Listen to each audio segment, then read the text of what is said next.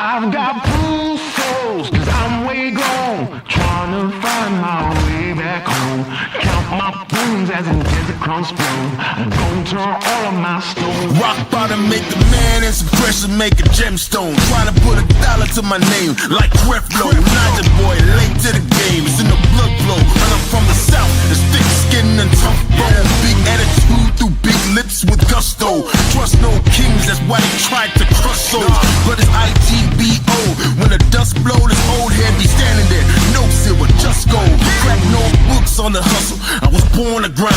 Yo, scared of your potential, I'm adorned with mine. 30 times around the sun, man, of course I shine. A legacy will not dwarf with time. And in my daughter's eyes, it's basic, I must not say quit. Every day sees a prison like a Rob St. Nick. Walk a fine line between tenacious and patient. I can't slip, I'm fighting clocks and they can't win.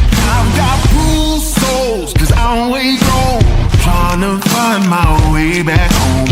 Count my bones as in desert crumbs flow. I'm gonna turn all of my stones. I've got bruised souls, cause I'm way gone, trying to find my way back home. Who that soldier in the mirror? Oh, oh. I'm gonna turn all of my stones. Impeccably I flow, hardest raps you know, breaking status quo, reaping what I sow, artistry like Van Gogh.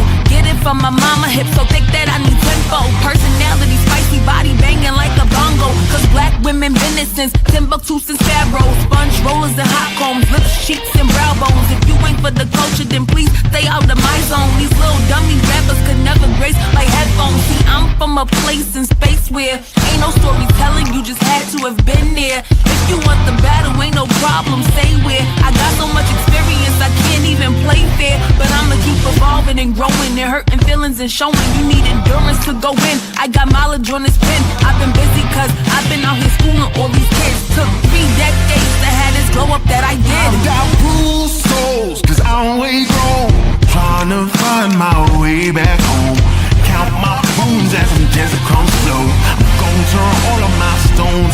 I've got bruised souls, cause I'm way gone, trying to find my way back home. Who that soldier in the mirror? Oh, oh. I'm gonna turn all of my stones. Turn all of my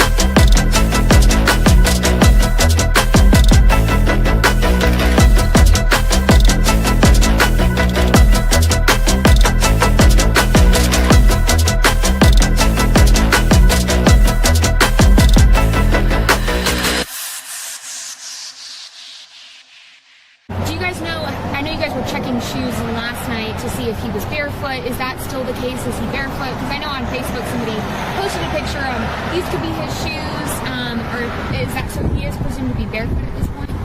What I can say is that his mom says all of his shoes are accounted for at the house. I'm not going to say that he's barefoot. All right.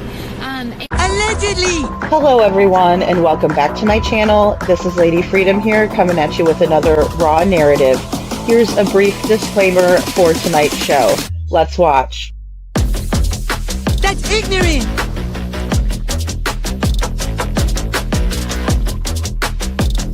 Allegedly, that's ignorant! Ignorant.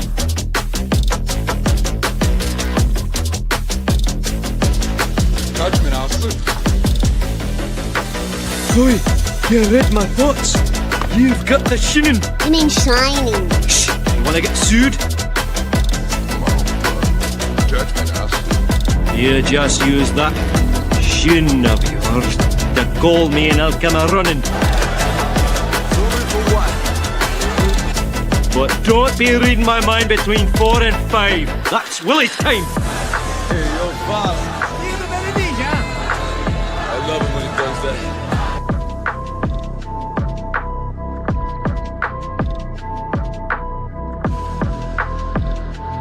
Let's watch.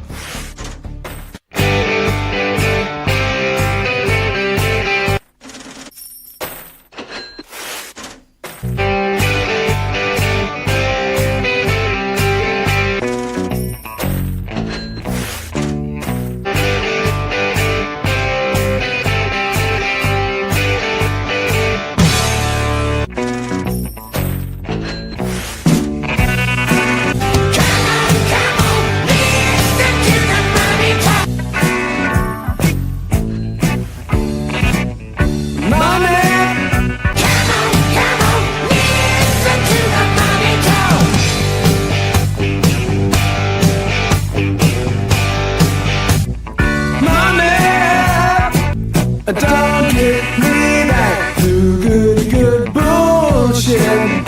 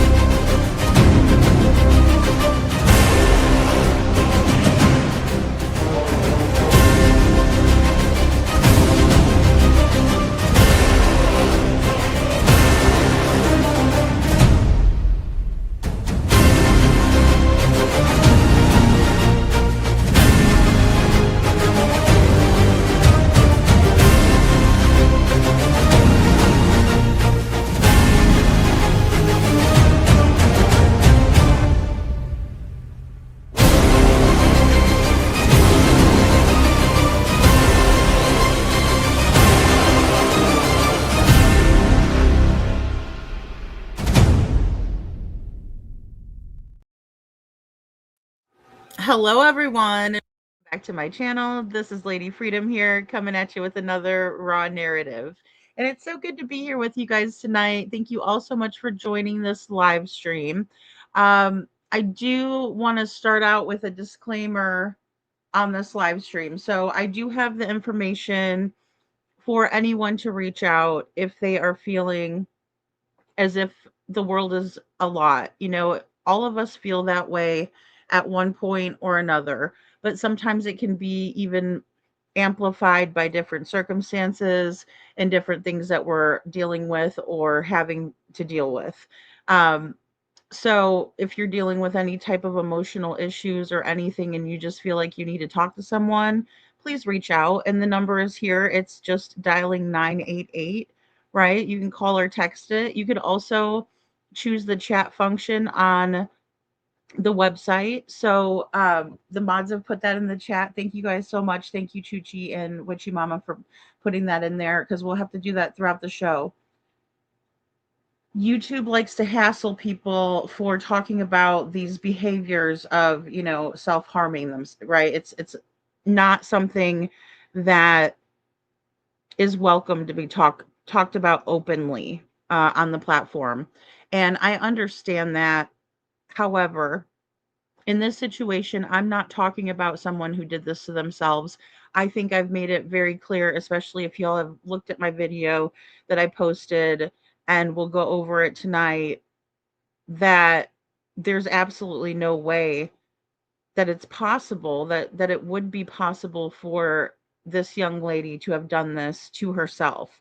But nevertheless, I do need to treat this topic as if we're talking about these behaviors, right? Because I'm going to be showing some of these behaviors. I'm going to be giving you examples of why I don't think that Juliana could have done this to herself. And so in order to do that, I have to be sensitive to people who are in a position where they took their own life.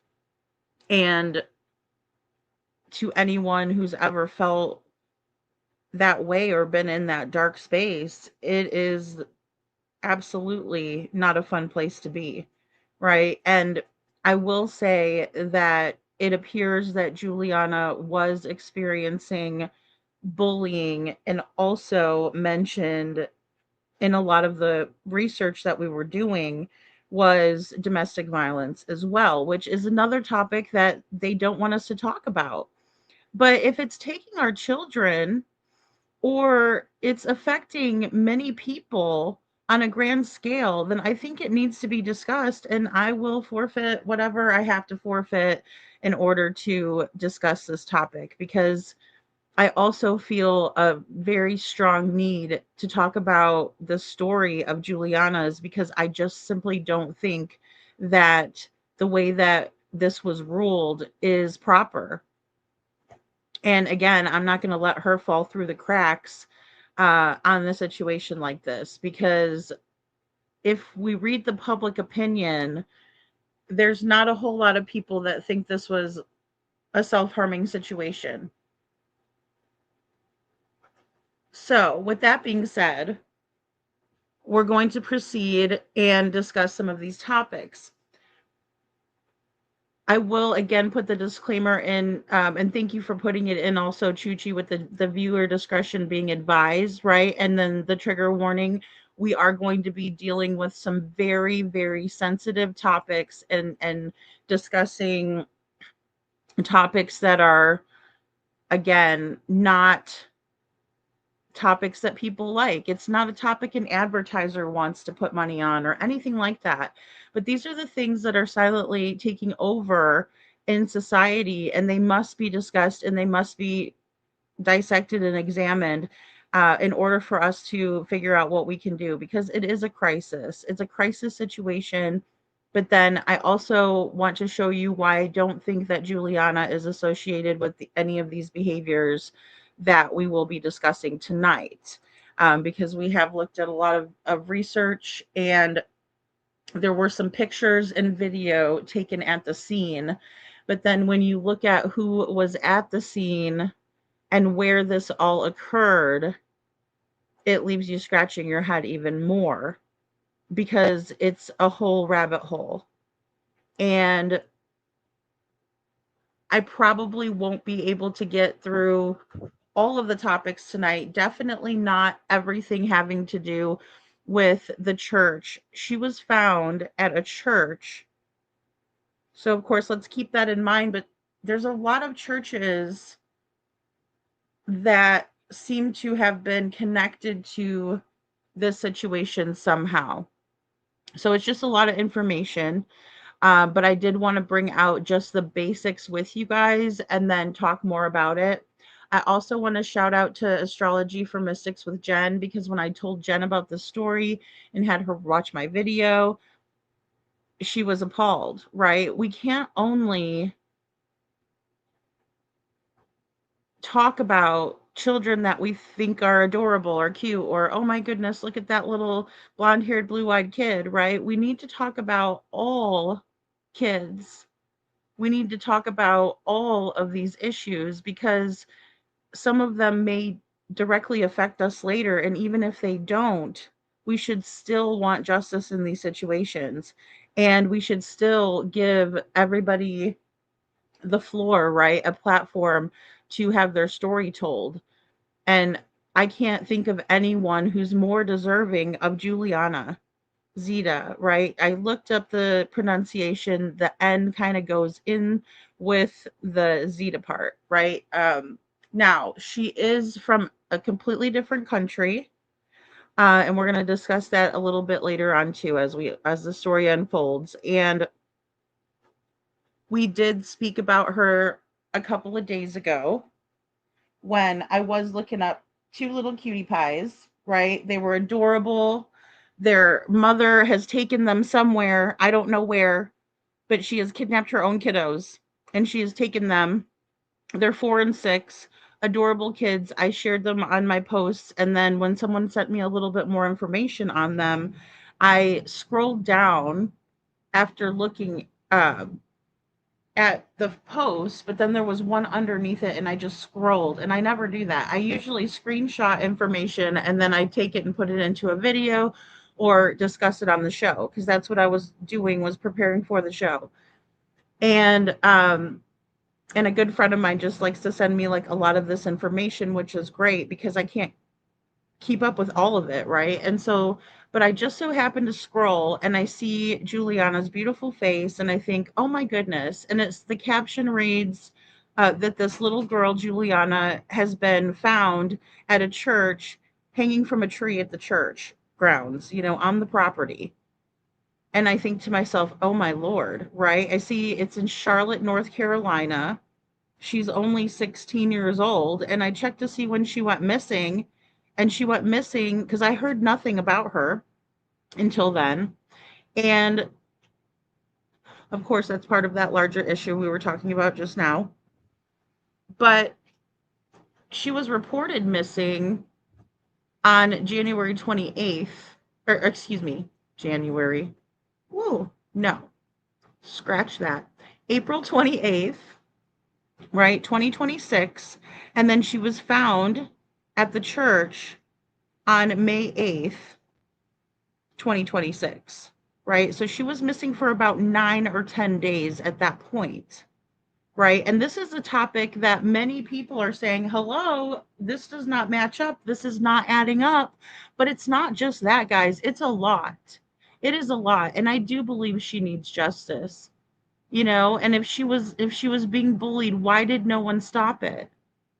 If she was having domestic violence issues, who were the issues with? Was it with her mother and father, or was it her mother and father having their own domestic disputes?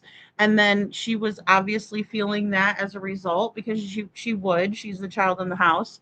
What is that? Why is there these elements that don't typically go together? I mean, yes, you will see maybe children going and bullying other kids because they're seeing their dad beat up on their mom, let's be honest. Or vice versa. Either way, it's very strange that a 16-year-old would be dealing with both of those. Then you think to yourself, did she have a boyfriend that was living with her? All of these things just raise more questions, and definitely raised my eyebrows. So Cinderella is here. Hey, good to see you, Cinderella. And thank you again, Witchy Mama and Chuchi. You guys are awesome. And Andrea is here. So good to see you, Andrea. And again, thank you so much, guys. And you can call, text. They also speak Spanish. I mean, guys, they have deaf and hard of hearing options. Chat it up, go in there, write them a message, tell them how you're feeling. It makes a world of difference. I've had to use a similar hotline, obviously, when I went through DV. So there were times where I was dealing with the after abuse effects and things like that, and I had to call in when it wasn't like an immediate emergency situation. And they're great about that. They understand the dynamics. It's not something that's new to them, and the people that you're calling are compassionate, loving people, and they're really just trying to help, and they're probably been called to do something like this, right? It's in their nature. So it's good people. I believe you'd be in good hands, better hands than just white knuckling it and burying it, right? Because it's tough. And Mama, so good to see you, Mama. Thank you for being here. Sorry about the late email. I did get some emails out today. Oh my gosh, what a mess I've been today.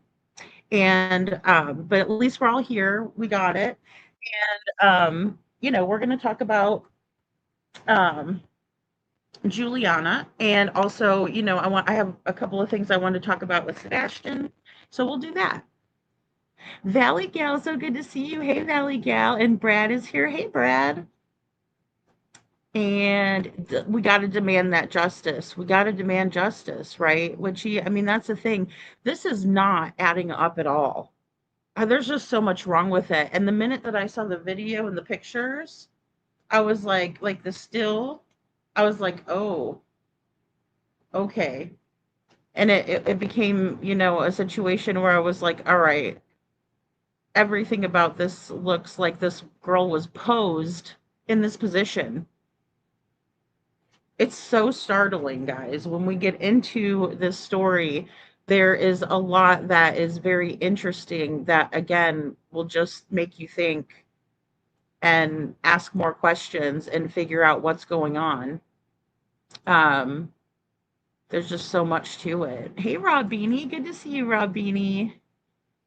Yeah, please reach out. Exactly, Brad. Thank you. It's so important, guys. It is so important. And again, I just wanted to make everybody aware that I really do not think that this is something that Juliana did to herself. But we do need to remember that people struggle.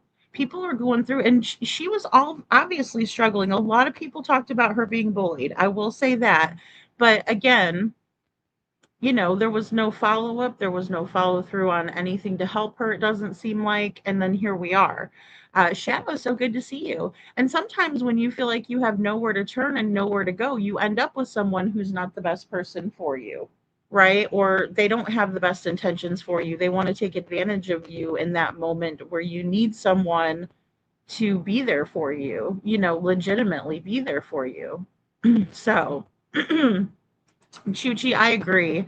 It's like I said, just me stumbling on her case was strange for me because, like I said, I wanted to kind of talk about the little ones that the mom took, and it's hard to pick which ones, but I just had a feeling Juliana kind of needed some more people to talk about her case. Jen even said tonight, she's like, I can't find anything, and you and I were the same way until. So we started digging some more, and then Jen was sending me some more stuff. But it's not easy or readily available is what I'm trying to say. It's out there. There's bits and pieces, but it's an absolute rabbit hole where you're picking up crumbs, right? And then you're going down a little bit more, and there's another crumb. So it should never be that way, especially if we're talking about a true situation where someone harmed themselves. Now, if we're talking about a situation where somebody took her out there and posed her, which it appears that someone did, then that's a whole nother ballgame. And again, I'm just speculating. I'm no one. I'm not law enforcement. I just play one on YouTube. No, I'm just kidding. But it's just one of those things where, anybody could look at this and figure it out. Logistically speaking, it wouldn't work, especially when we look at that picture. And that picture is her telling us, right, Chuchi? It's like something isn't right here. Michelle, so good to see you. Thank you for being here. Raw Beanie, I don't know. So I found one post that looked like it was like radical MAGA people might be doing this. And then also I've been following the Chud the Builder guy case. Like, he's weird. He's a very weird guy, right? And somebody had put a comment out about that, so I put that in with all of this. But the affiliations with the churches, it raises more red flags for me. But I can't ever discount that. And then I think maybe also they were making it look like maybe that's kind of what happened, because if you think about history with the way that African American people had to deal with that type of treatment and were found like that many times. I mean, there was someone that even made the comment like people don't do that to themselves knowing the history, right? They just don't do it. That's another big red flag, right? But whoever did this may have been trying to pass it off like that, or it could be found out that this was something like that, because who would ever be so disrespectful than someone who is racist? So, well, it's definitely something to explore and talk about, and she was only 16 years old, Rabini, only 16. And Detroit, good to see you, Detroit. Thank you for being here. It is so incredibly sad. It is. And she had her whole life ahead of her, right? She looked very professional in the photo. We did find out where the photo was taken. It was taken at another church, which we had speculated on and figured as much, but we really didn't have anything solid. But because of someone's post, Chuchi was able to go look up and find that church, and we matched it up, right? Because we were trying to match up. Was she at a school that day? Where was she, right? So we've been really doing our due diligence here and, trying to figure out what's happened, because again, there's not a lot of information out there. So hello, my PTSD. So good to see you. Hi, Libra Loyal. Good to see you. And Mufasa needs to be questioned, aka Kenneth. Okay, so Kenneth is interesting, right? Because we found some stuff on Kenneth, right? Which is the guy who found Juliana, and he did not report Juliana. He videoed him and the people from the church that he alerted of the situation, them walking up on her and saying a lot of stuff, right? And I'll show you guys. He does go by Mufasa. His dog's name is Cosmo, and again, real name Kenneth.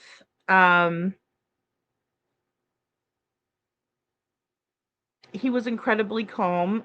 One of our friends said this, Lisa King, in the chat, in the comments. And I'm like, oh, wow. Very interesting. Because we said the same thing, right, Chuchi? We were like, they're also calm. Like, why is everybody calm? And nobody's like, oh my gosh. So Brad says, I remember the case of Caitlin Nicole Davis, who ended her life because of online bullying. Yeah, and there's so many that happens to, because people can be relentless. And, I think a lot of it too, Brad, is it's not like, I'm not sure how old you are, but like, it's not like when we were in school when we could go home and disconnect from everything, right? Like if we're getting bullied at school, then school's over and we're able to go home and kind of breathe and stuff if we come from a good family and stuff like that. But with online and phones and everything being right there, it's probably extremely difficult to get away from it, right? Yes, there's a block button, but it does get overwhelming. And I suggest using that block button. Don't let anybody treat you bad. Everybody is worthy. Everybody is worth loving and being treated with respect. And I also had a conversation with our guest for tomorrow night, Jennifer Aaron, because we're going to finish up some conversations surrounding her book. And I just have to say that knowing that you're worthy and telling yourself that, right, reassuring yourself of it can help a lot with that negative crap that people put in your heads. And they're lying to you. They're just trying to make you as miserable as they are. Really, a lot of it comes down to that. Some people are just so mean. They really are. So I love rabbit holes too, Rabini, but sometimes it's like, oh my gosh, I can't believe I've been up. Like, that's what we do. We stayed up all night. I went and checked on and people in the Discord and stuff like that. But I was really trying to promote this a lot too because, more than I do regular shows because of the lack of exposure. It's yeah. So no, it was not her service dog. That was another thing we talked about because some people were saying that there was a service dog there. It wasn't her dog, and I'll show you guys. I know it was confusing, but there wasn't there, and I don't even think that guy is a service. Oh, Andrea, do you know who Chud is? Do you know? Because I didn't know who this guy was until a friend of mine shared it, and I was like, "Oh my gosh," And we've been talking about maybe talking, doing a show about Chud because he's such a chode, But and because there's some court stuff coming up, and he's kind of in the true crime realm now. I won't give it all away, but I thought it was interesting that someone in the comments of her obituary mentions, and he's very passionate about the subject. And so I was like, oh, this is interesting. Chud the Pegger. Oh my goodness. He's a weirdo. And I'll tell you, long story short, this guy likes to go around saying, racially charged, ignorant things to people on the streets, like in downtown Nashville and areas like, heavily associated with people. And he just likes to act a fool and cause trouble and drama. And, he bit off more than he can chew. And now he's in some trouble. So yeah, I know. I just exactly. Well, I wonder about the nickname too, which he says, goes by Mufasa. Does he view himself as a kind king? That kind of does, especially for, people who know about the Lion King movie. It would suggest it would suggest that a lot. He didn't call himself that I think it was 2017. I got a clip of the news. It's funny that he was on the news in 2017 but never on the news talking about this young lady that he found in such a condition. I mean, it's wild. It's wild. Yes, and also associated with churches, right, Chuchi? um, yeah. Okay, Brad. So you're kind of yeah. See, I'm an 80s, so you probably had a lot more technology than I at certain points. Um, because I was in my 20s when I saw the first touchscreen iPhone, and I'm like, what is that? My boss had it, and she's like, cool, isn't it? You just scroll, and she's showing me. I'm like, oh my gosh, touching thing, just everything, touchscreen. I'm like, wow, that's cool. Um, oh, you do too, Marion. I'm sorry, I had to read that twice. You absolutely deserve every ounce of respect. Every single person does. You have to be respectful to get it, but in the same way, you deserve everything, every bit of love and respect. So please don't say those things about yourself, Marion. And if somebody's telling you that, don't listen to them. They're ignorant. Yeah, yeah. We were yes, exactly. Exactly. Chuchi, I fell asleep on you and then I woke up to like three texts or so, something like that. Um, but yes. Yes. We were up and looking into things and see exactly. Thank you, Andrea. He is a freaking weirdo. He is. He is so weird. And anybody that would go into a public space like that and act that way, yeah, yeah, he did. Yeah, he did. He did do it. So, if you guys have ever seen 8 Mile, he's like Cheddar Bob. Oh my god, what a jerk. You're right, he's a jerk. Hey, hello, Crazy Bird. Good to see you. Oh, okay. Well, thank you for being here. We have a good show for you. He was exposed for wearing a fairy costume and getting pegged by a local in Nashville. Oh, snap. Oh my gosh. No shame. This guy's shameless. Oh my gosh. a pew pew someone else too. Yeah.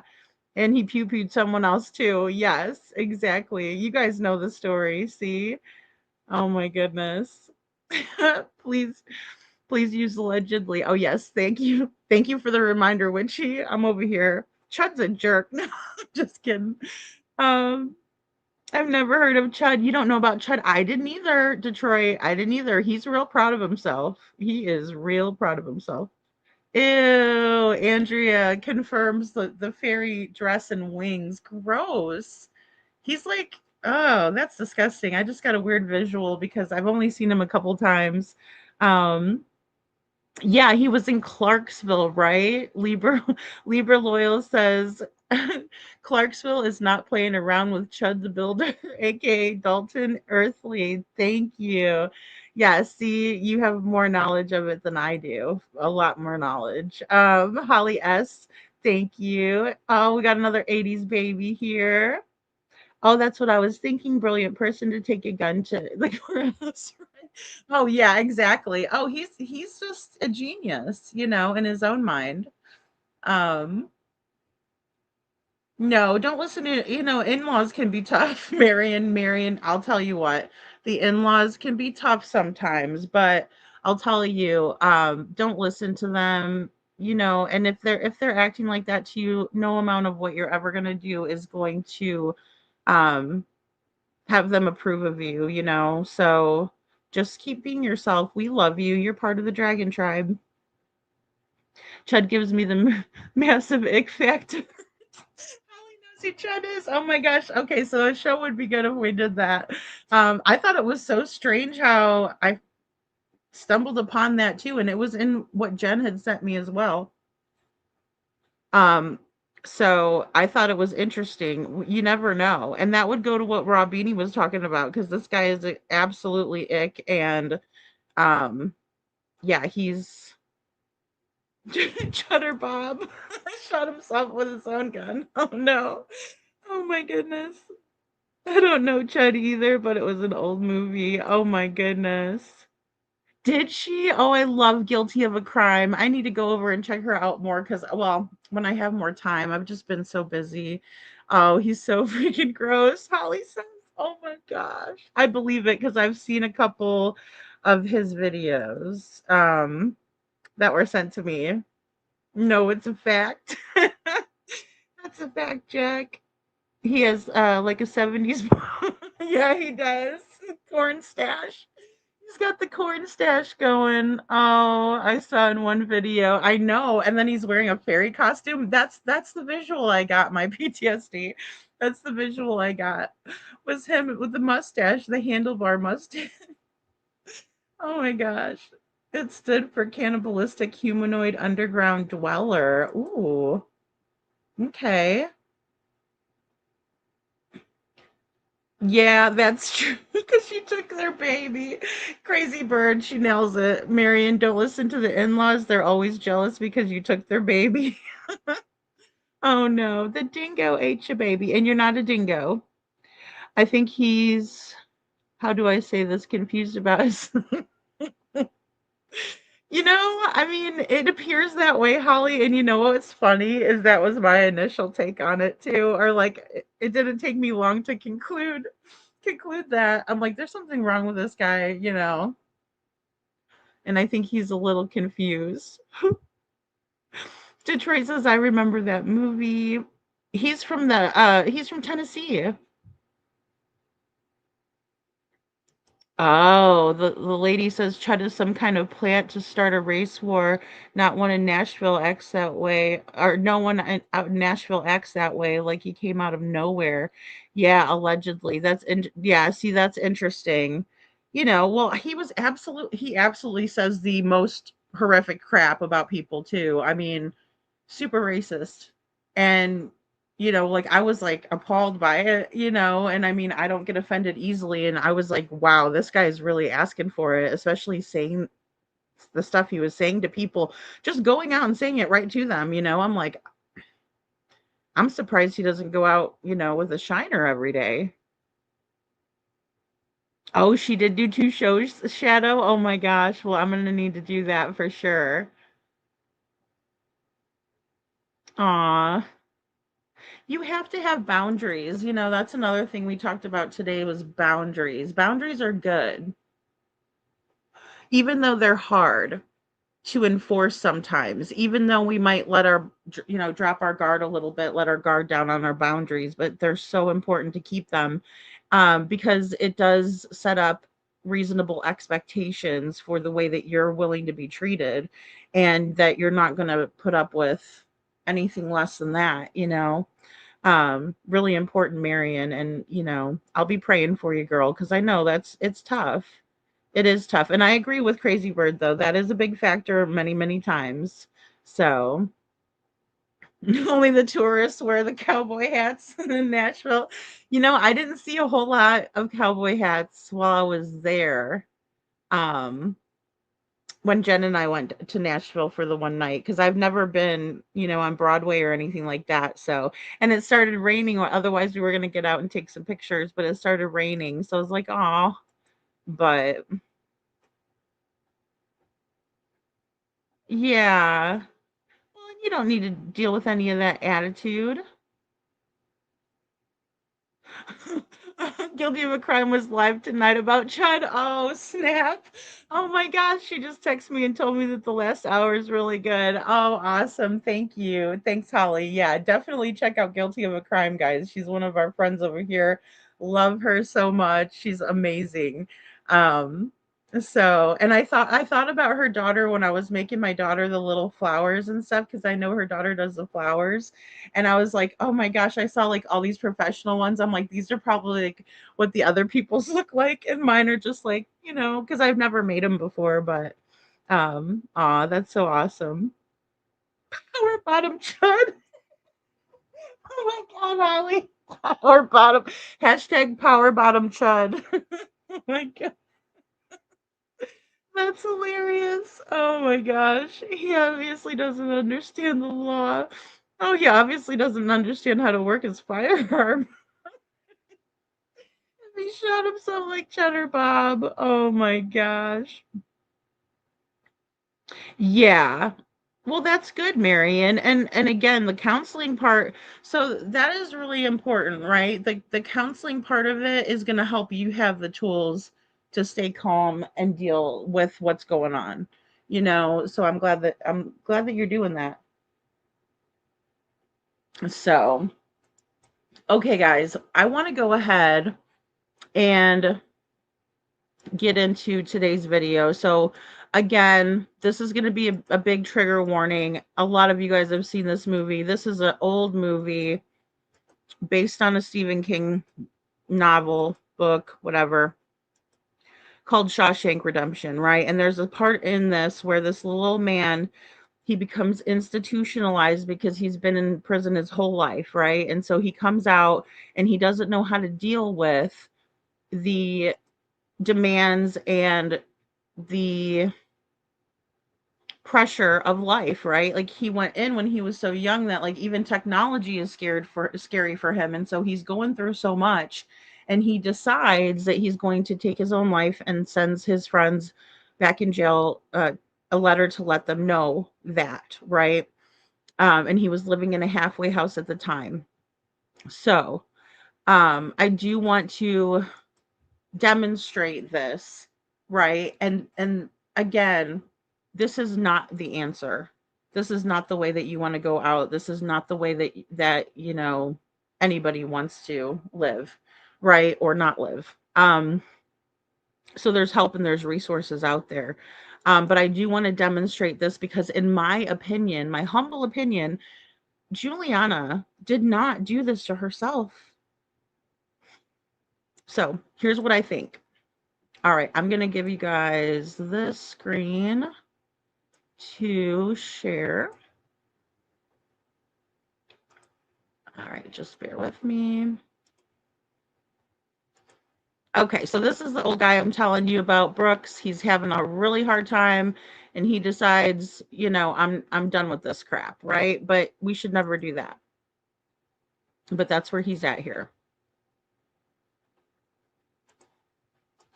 Okay, and I'm just going to go ahead and talk through this. So he gets up here, right? Because I don't think Juliana, again, Zeta, did this to herself. Because look, this little guy, he gets up on this chair and then he's going to get up and he's going to walk up to the table, right? So he's got this table that he's going to stand on and also use as leverage. Like he's going to end up kicking this table out from underneath of himself. And that's how he's able to accomplish this horrific act. Right. And I'm sorry, I should have probably put the pointers down here, but you see this beam is attached. It's not going anywhere. It can hold his weight. You would need a sturdy place that you could actually get to and arrange this rope, right, in order to carry this out.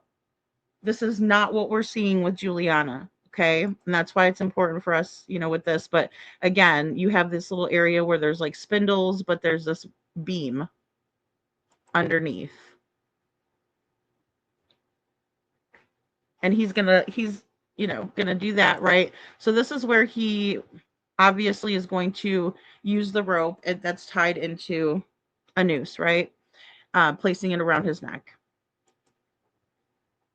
And then he's going to kick the table out, right? Which then he has no way out, right? Because he has nothing to stand on. And unfortunately, see, that's what keeps him there, right? Horrific, terrible, terrible thing. Please don't ever do that. So now we have Juliana's crime scene. Photo of the discovery where Juliana Zeta was found hanging from the tree. Now, we do see something here. But if we look at this tree, there's a couple of things about the tree. The main branches are large, but there's nothing that could suggest that she would be able to get up tall enough, right, to be able to do this herself. Also, if we see the branches that are coming up, they're not sturdy branches. They're these little tiny ones. This tree is not really a big developed tree or anything like that. Anything like that at all. I do wish we were able to see maybe her feet, because I believe that they are near the ground. We also have the chair that she supposedly brought over, but if you look at it, it almost looked like a baby chair to me, like a little person's chair, right? Like a toddler. But it does appear that it's big enough for like an adult to sit in it. But the legs are not long at all. And again, if we're going by what we just watched, this chair should have been kicked over, right? Because she's using it as leverage in order to achieve this. And it wasn't used as leverage. Otherwise, it would have been found in a different position, in my opinion. But we also have this area up here, right? And again, this rope that doesn't even look sturdy enough. And I'll go ahead and put the sound on here. Yeah, it's right down there. Where? Right there in front of you.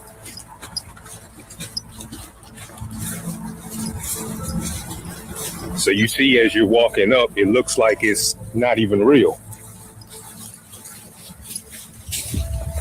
Oh shit, Lexi.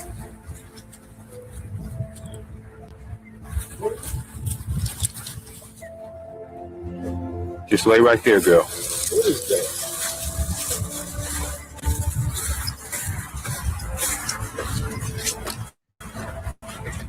Oh, that ain't a real person. I can tell you, that's not a real person. So you got flies and maggots coming out of it? There's flies. That's what I thought at first myself. Okay, guys, and this is very disturbing conversation that we're about to have again. But if we're looking at this, and I agree, Detroit, yeah, it's super suspicious that when we hear that there are maggots and flies present on the body, right, on Juliana, we Google how long it takes, right, for that to occur. It said anywhere between 8 and 24 hours. Of course, the temperature and the environment is always going to be a factor when we're talking about decomposition. But we also know that we can tell how long and where a body has been because of, I don't want to call them an insect, but bugs that will accumulate on and around the body. Excuse me, depending on how long this person has been there or how long this person has been deceased. Now, we don't know what stages these bugs were in, right? Like the larva stage or what have you, where they're hatching open. However, we can hear the eyewitnesses saying that they are seeing these bugs present. And I find it interesting that this man is saying, oh, she looks like a doll. I thought she was a doll at first. Because in my opinion, if he is looking at her as if she, or when he saw her, he thought she was a doll, then that means that her body must have been in pristine condition for him to think like that, in my opinion, right? So she wasn't heavy into decomp at that time that they're coming to view what he has discovered. And I say that very loosely because I don't know what has happened here. We're just kind of following the clues. It looks like her feet are on the ground, in my opinion. I really do believe that. And you'll see it more so in the video too, my PTSD. Notice, but I also say notice the chair was not used because it's, it would have been tipped over. And then also, where did she get the chair? All of these questions arise from this one photo. So why did the medical examiner not have any of these same questions? Also, was there ligature marks around her neck that would indicate that she did this? Again, it is something that is not a pretty situation. Also, where was the blood pooling at? What of lividity, right? When someone passes away, whatever position they're in, that's where we're going to see some pooling of the blood, right? Because your blood stops running through your system and then it pools into one spot, depending on where you're lying, or in this case, she appears to be posed in this position, in my opinion. Witchy, I don't know, because I'm going to show you guys the original missing poster, and I've not seen any other missing posters other than this one. And it is a handwritten poster of a picture that looks very, very, very young, like around 6, 7, or at the max 8 years old, in my opinion. A serious question, was it tied like a professional noose? If so, she probably didn't do that. That's a good question. I'm not sure. See, and they also, you can't really tell, because this is about the best picture we have because they did blur it out. But yeah, you can't tell at all, and then right there, but that's a great question. Yeah.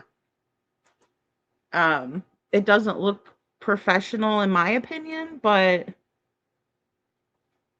or could she have jumped off the chair? Well, Andrea, that's a good question. If the branches were more sturdy, I would say that could be an option. Yeah, absolutely. If the branches were sturdier to hold her, because I think even if I was to guess like that she's about 95 pounds, right, give or take, because she's little, it would still have to bear that dead weight, and that's even heavier, right? And especially on a limb and things like that, or on this tree particularly, I just don't think it would have it would bear her weight, even with her being so small. That's another great point, Chuchi. No buzzards. No buzzards. So my best guess would have been someone put her there overnight and they found her the next morning. So Right, no ladder. And I don't think she's tall enough to step up on the chair, because if we look, let's say her feet are at the ground because we can see them, right? And then she hops up onto the chair. That's about this much more room that she would get off of standing on this chair. And she wouldn't be able to reach up that high. Now, she might be able to maybe toss it over, but again, it's not as easy as you would think to do that. And she would have to really tie it good for it not to falter on her, in my opinion. I would think they would have dusted the chair for fingerprints, absolutely. But I don't know, because it almost seems like they didn't do any type of investigation. And I could be wrong. But they have not come out and publicly spoken at all or done a press conference. The church where this all transpired, or the property where it happened, no one has made a statement. The parents have not come out and made a statement at all. Which could be a result of maybe them thinking they might be deported back to where they originally are from, which is the Republic of Congo. So, and that's in Africa. If she was too close to the tree, she wouldn't look like a doll. Yeah, that's a really good point, Witchy. Yeah, absolutely. She would have scratches and cuts from bumping the tree. I agree. I agree. That's a very good point. Yeah. And she's just so stationary there, you know? How long was she there? I wonder if she was already dead before she was hung. I think she was. I do. Especially because there's an eyewitness that's going to speak here in a minute talking about, oh, she wasn't there yesterday, right? So it doesn't seem like there would be enough time for those types of bugs to be present. He must have got drunk the night before and didn't feel like doing his job. Seen chair and rope and said, yeah, well, I mean, this is what I'm wondering, Crazy Bird. I'm hoping that's not the case, but it does appear that that could be exactly what happened here. Just, no big deal, and then go on. And that's another big red flag too, Chuchi. Yeah. Yeah, because she went missing. She was reported missing on April 28th. Her parents said that she was missing from their home, and then she wasn't found until May 8th. So at least 9 days later. Not counting the day she was found, you know. Hello, KJ Matt. Good to see you. So I'm going to go. Oh, no ME report that we can find yet. No. And I'd like to know if the rope burns were in a V or straight. Oh, that's a very good question, Robini. Yeah, absolutely. Absolutely.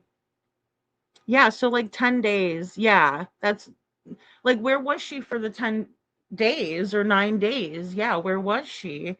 This is way enough time for bugs, buzzards, and decomp, especially in the heat. Exactly, Witchy. The heat is a big factor. Yeah, she wasn't out there that long. No, because she looked like a doll to them. She didn't look real, she looked as if she was a doll. And then in my opinion, she was obviously well preserved if she had been gone longer than the assumed time, but yeah, really really brings in a lot of questions, you know? Yeah. Yeah, aw. Oh my goodness. Oh, that's so sad, Detroit. Yeah. If someone's laying on the ground, they might think it's a Halloween prop or something until they get closer. That's very true. Yeah. Yeah. Oh my goodness. So, well, it makes you wonder, doesn't it? I mean, Crazy Bird, that's the thing, because the way it appears that she was posed and everything like that is definitely not something we would expect. Um, Ooh, that's a good question. What was the weather in North Carolina? Yeah, it depends on how humid and hot it was. It's in Charlotte, North Carolina, Libra.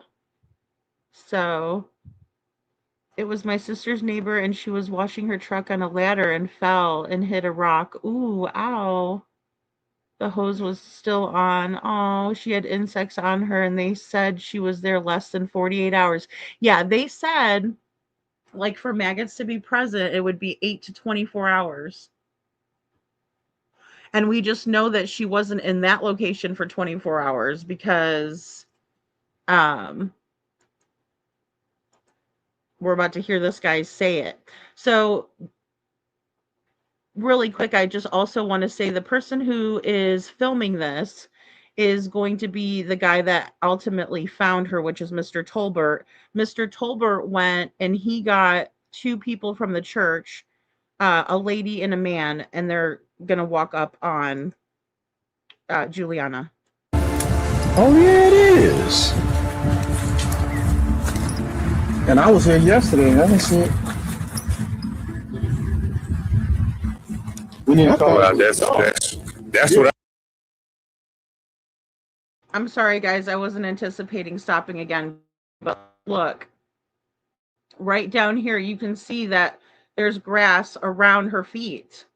And she appears to be wearing all black pants and some sort of a black sweatshirt, because I don't see any of her, skin coming out. I thought too. 911. Somebody down 911. Okay, I wanted to talk to y'all about it first. This y'all property and all that. It is. This house is prayer. Yeah, who hanged himself on a church? Somebody. I thought it was a doll at first. Somebody, playing a practical joke. No. You go. Appreciate you, bro. Thank you. You said thank you. Thank you, sir. Okay, guys, and here are really current pictures of Juliana. So the Charlotte, North Carolina community is grieving the heartbreaking loss of 16-year-old Juliana Zeta, whose life was tragically cut short on May 8th, 2026. Juliana was found deceased in the woods near the United House of Prayer church property on West Sugar Creek in an event officially ruled as a suicide, right? The discovery made by the passerby walking a dog has left family and friends, and the broader community shocked and devastated, right? So this part is a little bit strange because as we go through some of this that I'm going to be reading, it's not always going to mesh well, right, with the original story. So because there's locals that have chimed in and been like, you guys don't understand. This isn't somewhere where somebody's just going to be walking their dog by, right? This is on a whole ass property with a mansion, the whole 9 yards. And I'm going to show you guys a photo of that as well. So I'm not sure about this because, again, it's saying the woods near United House of Prayer, but really it was on the United House of Prayer property, especially if we're listening to Mr. Tolbert, who alerted the people who own the property first. And who thinks to do something like that? Why wouldn't you just automatically call 911? That's a huge red flag in my opinion. So Juliana has been reported missing since April of 2026, prompting her family and local authorities to search diligently for her. Despite their efforts, the outcome was tragically fatal. Her family, who has roots in Africa, have shared that Juliana faced mistreatment and bullying at school, experiences they believe contributed significantly to her state of despair. They describe her as a bright and talented young girl whose potential was cut short by circumstances that could have been addressed with care and support. And I would have to agree. But where was she for all of that time? How was she surviving for 10 days by herself? Did she pack a bag? What has happened here? And did she leave them a note of any sort? Was there any indication that she was going to run away because of what she was dealing with? Now, it says her death has raised urgent conversations about youth mental health, bullying, and the pressures faced by teenagers today. Reports indicate that Juliana had a history of suicidal ideation and that she had researched methods online highlighting concerns about how vulnerable youth may access harmful information. Okay, but here's the thing in true crime. We always have to side eye a lot of this information because obviously we don't know who in fact made these searches and anybody could have made them, right? I don't know if the police have looked through her phone and they have, seen these things or if they've done any type of investigation at all. But this is what's been put out. So the circumstances surrounding her passing have sparked discussions about the role of community support, mental health resources, and guidance for adolescents navigating difficult experiences, which, we navigate different difficult experiences throughout our lives, right? If we live on the planet long enough, we're going to be traumatized at one point or another, in my opinion. If you haven't never been traumatized before, consider yourself very, very lucky, in my opinion. So, the United House of Prayer, while not directly affiliated with Juliana, has also been a part of a broader conversations regarding the influence of community environments and the importance of health guidance for young people. Community members are reflecting on how to better protect vulnerable teens, raise awareness of mental health issues, and create supportive spaces where youth feel safe, heard, and valued. Okay, that's all well and fine, and I agree with that 1,000%. I can't argue one bit of it.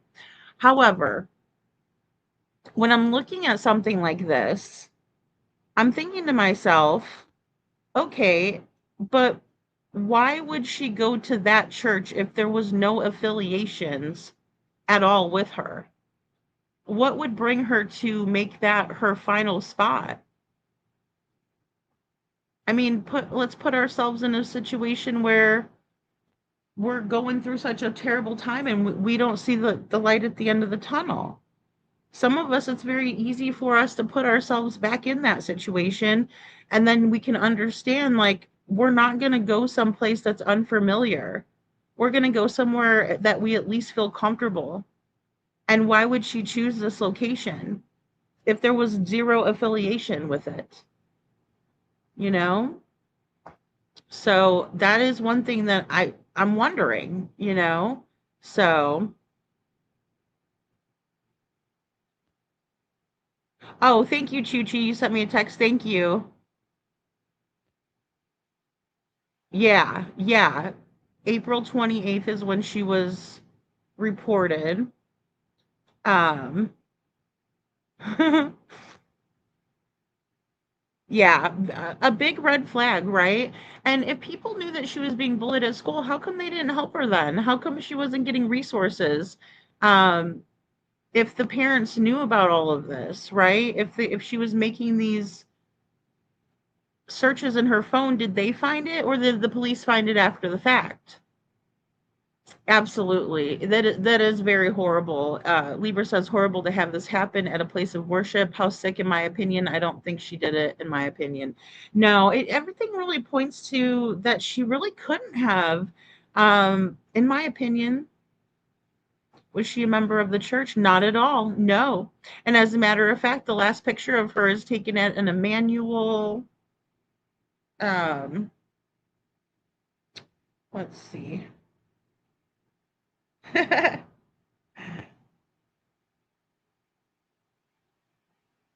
Okay, hold on. Let me see. Oh, thank you, Chuchi. Okay, so in terms of the weather, if we're looking at or we'll say late April heat wave, a significant heat wave arrived in the latter half of the month, with the temperatures reaching about 90 degrees by April 20th and continuing into the weekend. And then several rounds of showers and thunderstorms occurred, notably mid-month system following a dry period. Thank you, Chuchi. So that, if that puts that into perspective. And let me look to make sure of the church that she was standing next to. I just want to make sure I say it correctly. And that is going to be New Emmanuel Church, right down the street from House of Prayer. So that was the church. It appears that she did attend, but they're saying there's no affiliations with that. Not to the best of my knowledge. They said he was a volunteer, but then he was like, oh, I got to skedaddle on out of here really quick because I have court. So, that was interesting as well. Okay, guys, so moving on a little bit with this. And this is just something that was put out, that we were able to kind of Google. Now it says, as Charlotte mourns, friends, neighbors, and community members are coming together to support Juliana's family and honor her memory, her story serves as a stark reminder of the importance of listening to and caring for young people, intervening when warning signs appear, and advocating for greater mental health awareness and anti-bullying measures. Again, that's all well and fine. But what evidence do they have that she was actually able to carry this out? Because it doesn't appear to be a regular situation that we're used to seeing when this occurs. So, all right, here we go. And I'm just going to read this through again. Sorry, I put this one in a little bit longer, so in case people wanted to read it. Juliana Zeta's life, though tragically brief, is remembered for the promise and potential she carried. May her soul find peace, and may her story inspire meaningful change to protect other young lives from similar tragedies. And I would also like to see justice, in my opinion, for Juliana. It's so strange. It is so strange. Detroit, it is. It's very strange. Okay. So that was part of one of the articles that was written. This is another one. So, missing Charlotte teen Juliana Zeta found dead hanging from a tree on on House of Prayer property. Did you guys see this right here? This is Charlotte, North Carolina. This is by Gerald Jackson, published May 18th, 2026, right? And then he updated the article. But Gerald Jackson is telling us that the missing Charlotte teen, Juliana Zeta, was found dead hanging from the tree on House of Prayer property. Woo! Too many prayer properties around. So, what the hell? That's not what the last article just told us. They're saying that she was found back in the woods. She was back in the woods. Nobody, she's way back there. Raw Beanie, that's my face too. What is going on? Right? So again, the guy that found her, Mr. Tolbert, is saying, I contacted the property owners right away. Now, here we are hearing from Gerald Jackson, Charlotte, North Carolina News. He's saying it was also on the property, but someone's trying to rewrite the narrative. A 16-year-old Charlotte girl, Juliana Zeta, who had been reported missing, was later found dead on a property tied to the House of Prayer. He's side-eyeing the House of Prayer as well, which I think he really should be, and I think all of us should be. Hey, Star. All right, so the North Carolina Beat has learned that a 16-year-old girl who had reportedly been missing was found dead hanging from a tree on church property earlier this month. The teenager, identified as Juliana Zeta, was originally from Democratic Republic of the Congo and had been living in North Carolina before her tragic death. Over the weekend, the North Carolina beat received a tip regarding Zeta after reports surfaced that her family had been searching for her after she was reported missing on Tuesday, April 28th, 2026. Okay?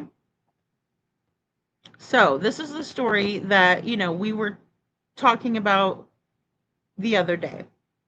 And this is more like what we were talking about than the first article, but I wanted to put out a couple of different little things about her. Now, again, guys, I can't tell how much she weighs or anything like that, how tall she really is, but she does look like she's probably about 5'2", probably 95 pounds. I mean, she's little, right? Like, this is a full shot of her, and, she just is a very small girl, so. And that's a good question. They named a couple of different, I remember seeing a screenshot of a couple of different locations that she's lived. So, which he asks, is that only North Carolina or previous states lived in also? Just asking. No, I think that's a great question. And yeah, according to this, they've always lived in North Carolina, but it seems like they've lived in different places in North Carolina. So, that sort of thing. Now, again, I don't know. I just don't think that tree that we saw would hold her, even though she is small and very thin and all of that. Okay, so now, during our investigation, the North Carolina beat spoke directly with Kenneth Tolbert, also known in the community as Mufasa, who says that he was the person who made the disturbing discovery. Tolbert told the North Carolina beat that he volunteers with Brothers Helping Brothers and regularly spends time helping people throughout the community alongside his service dog, Cosmo. According to Tolbert, on Friday, May 8th, 2026, he was in the area of 4100 West Sugar Creek Road near the grounds of the United House of Prayer for All People when something caught his attention. I'd say someone caught his attention, and someone is Juliana.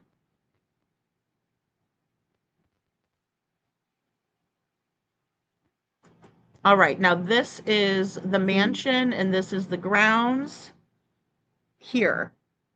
Okay. According to Tolbert, on Friday, May 8th, 2026, he was in the area of 4100 West Sugar Creek Road near the grounds of the United House of Prayer for All People when something caught his attention. Property of the United House of Prayer for All People located at 4100 West Sugar Creek Road, Charlotte, North Carolina. Okay. Guys, I want you to pay attention to these lion statues also, because we are going to talk more about them as we go along, because they seem to kind of be like a signature that is outside of these churches that are all affiliated, which I don't know if that's kind of like a mascot or what. I didn't see Cosmo rocking the service vest. I never saw him sporting that vest. So she is petite. That's a good word to use, Detroit. Thank you. Yeah, she's petite, right? And I just don't see. Oh, thank you. Oh, thank you very much. Okay, so Robini says Congo view suicide, the Democratic Republic of Congo and the Republic of Congo, suicide is heavily stigmatized. It is widely viewed through deep-seated religious and cultural and spiritual lenses, and it as a profound taboo and unnatural, a bad death, and an offense against the ancestors and God. And, that's how many religions see something like that. Thank you, Robini, for bringing that in. And now that's interesting also because seems to be strong in faith. And then again, people are like, why do that at the church? It raises so many red flags and questions. So yeah, see, Robin, I don't see why she did that at the church. Yeah, yeah. And why would somebody take her there also? So again, but this is the grounds, and it's got to be, you know, pretty big, and you can see that there's like woods behind it.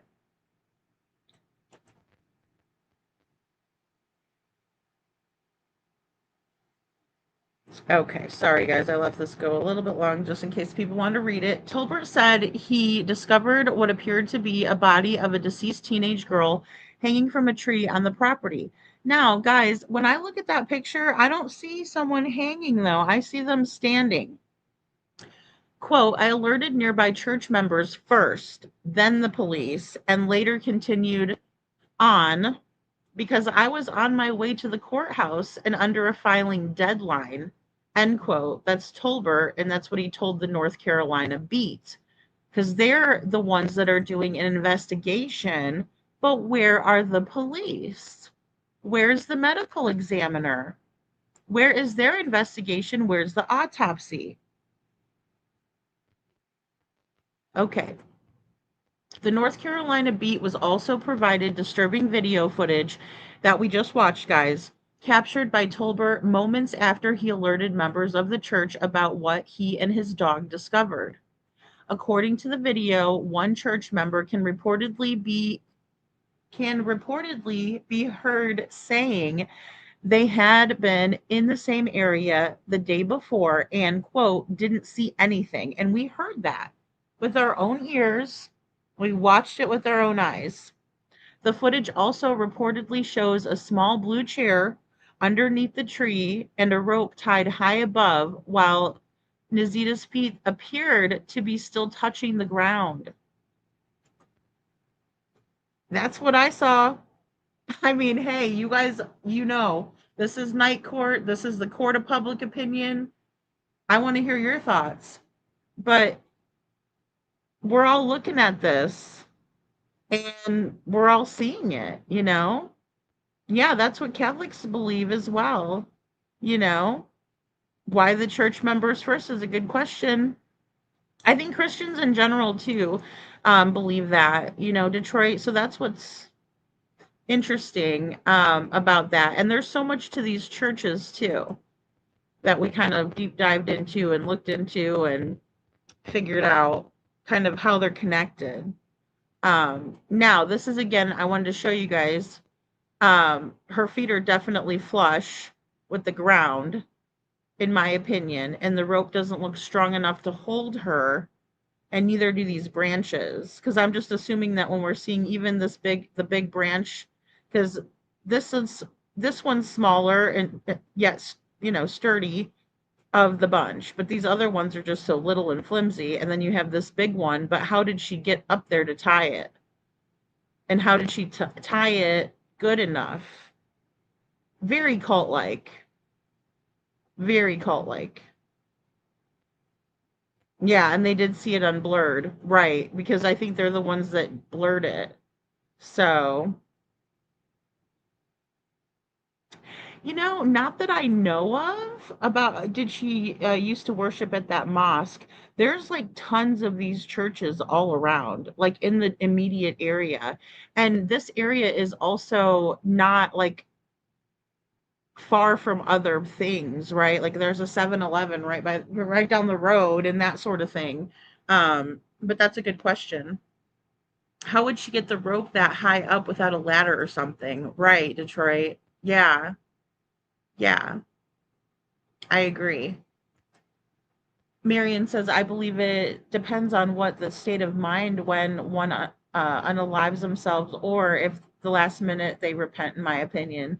Yeah, yeah. And, you know, I'm not here to judge anybody, guys, because I'm not walking in their shoes, you know. So, I mean, I'm pretty neutral when it comes to that. I understand that I have, you know, core values and beliefs, but I also don't ever like to shame anybody, especially when they're in such a situation where they just can't see the light. They can't see the way out. It's the worst place to be, you know?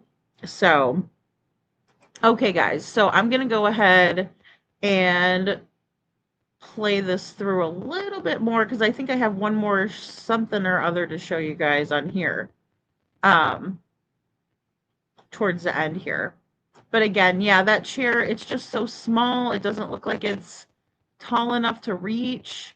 And I believe this scene was staged, right? And I think she was posed here. The chair wasn't used as leverage because it was placed there with her body, in my opinion, right? It looks placed. Everything looks like it's been staged in this photo, in my opinion, even down to any of that other stuff. And of course, justice for Juliana. So let me go ahead and grab this other info that we have here. And I have a lot more. I just have to get it all together and in order to show it to you guys. So just bear with me here. Let's get this going. Here I stand, I fall. All right, I put a pretty song with it, guys, but I'm not gonna. We won't listen through.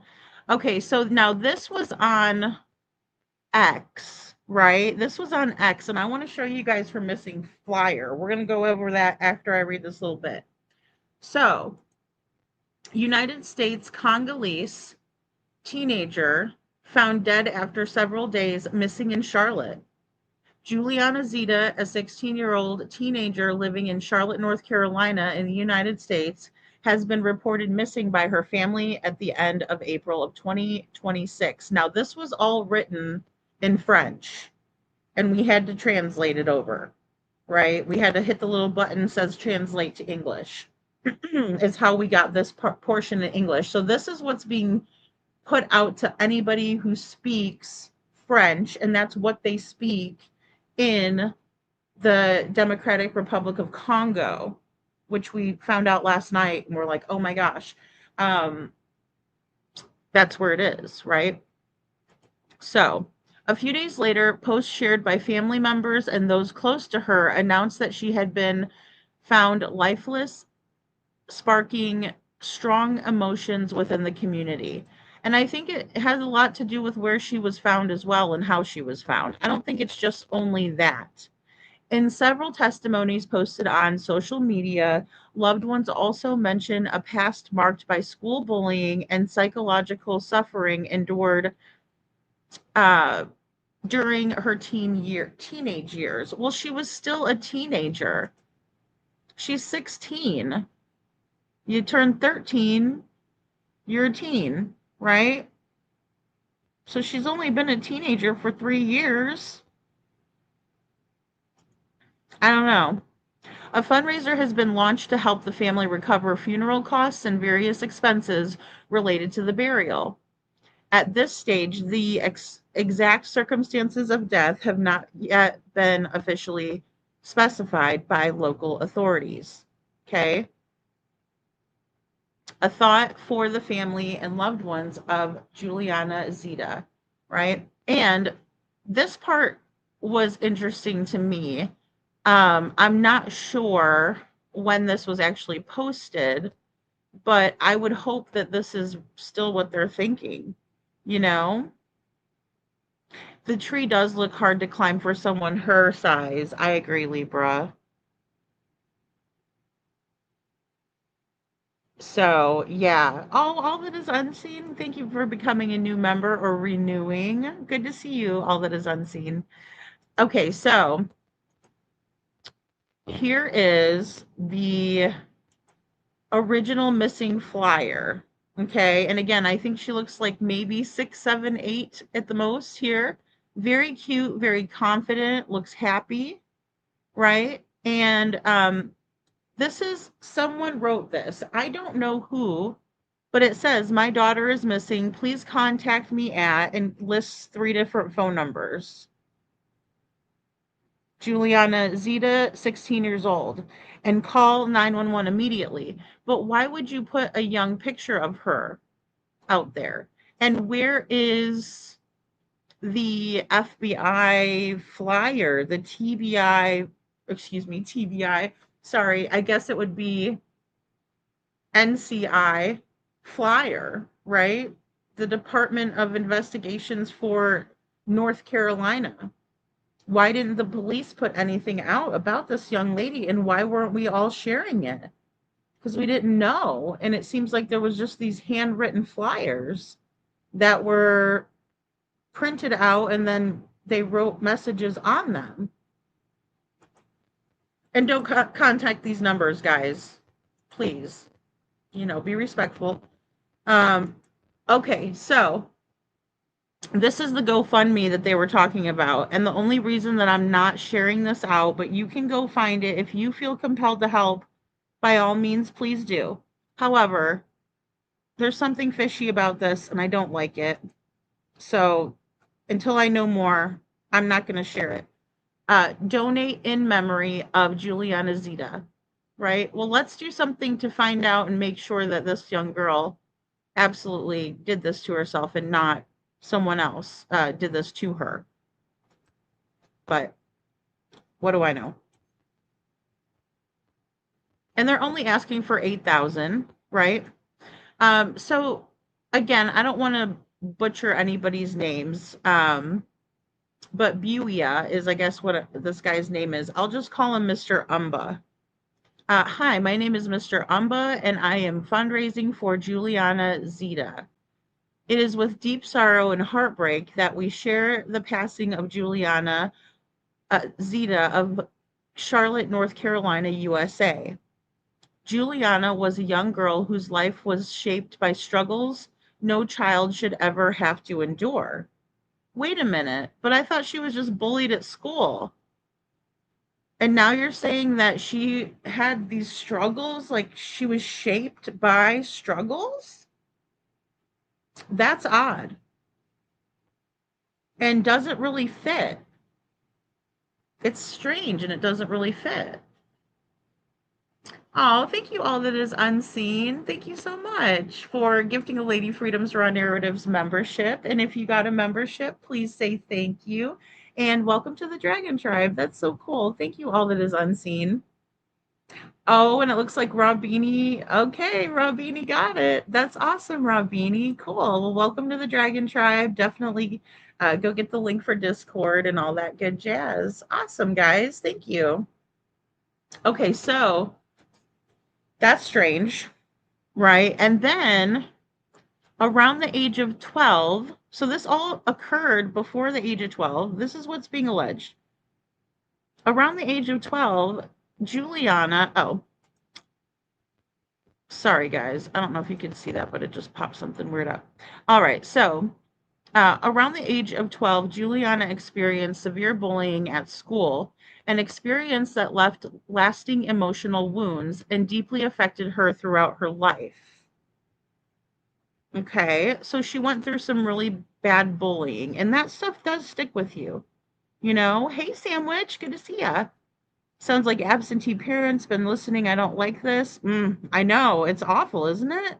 This was another story identical to the one, I don't remember.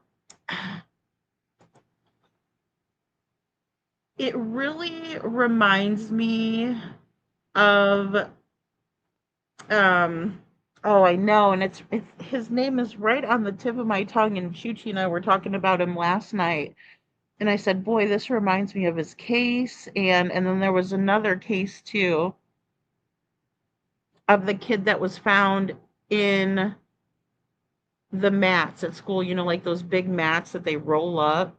He was rolled up inside of it. And I can't remember. Kendrick, was his name Kendrick? I'll have to look those up, but there's a couple cases out there that are reminiscent of this one. But they're talking about how this, I just feel like I'm being fed a narrative that isn't quite true here. Now, please forgive me if I'm wrong. Correct me if I'm wrong. If somebody knows Juliana personally or her family or however, if you want to reach out to me, please feel free to. But at first glance, it really appears that we're being told like, oh yeah, she was just so bullied and it just affected her so badly. But we have pictures of her where she's smiling with this big, beautiful smile. So things couldn't have been that hard. She was having a good day the one day, right? She's having a good day another day.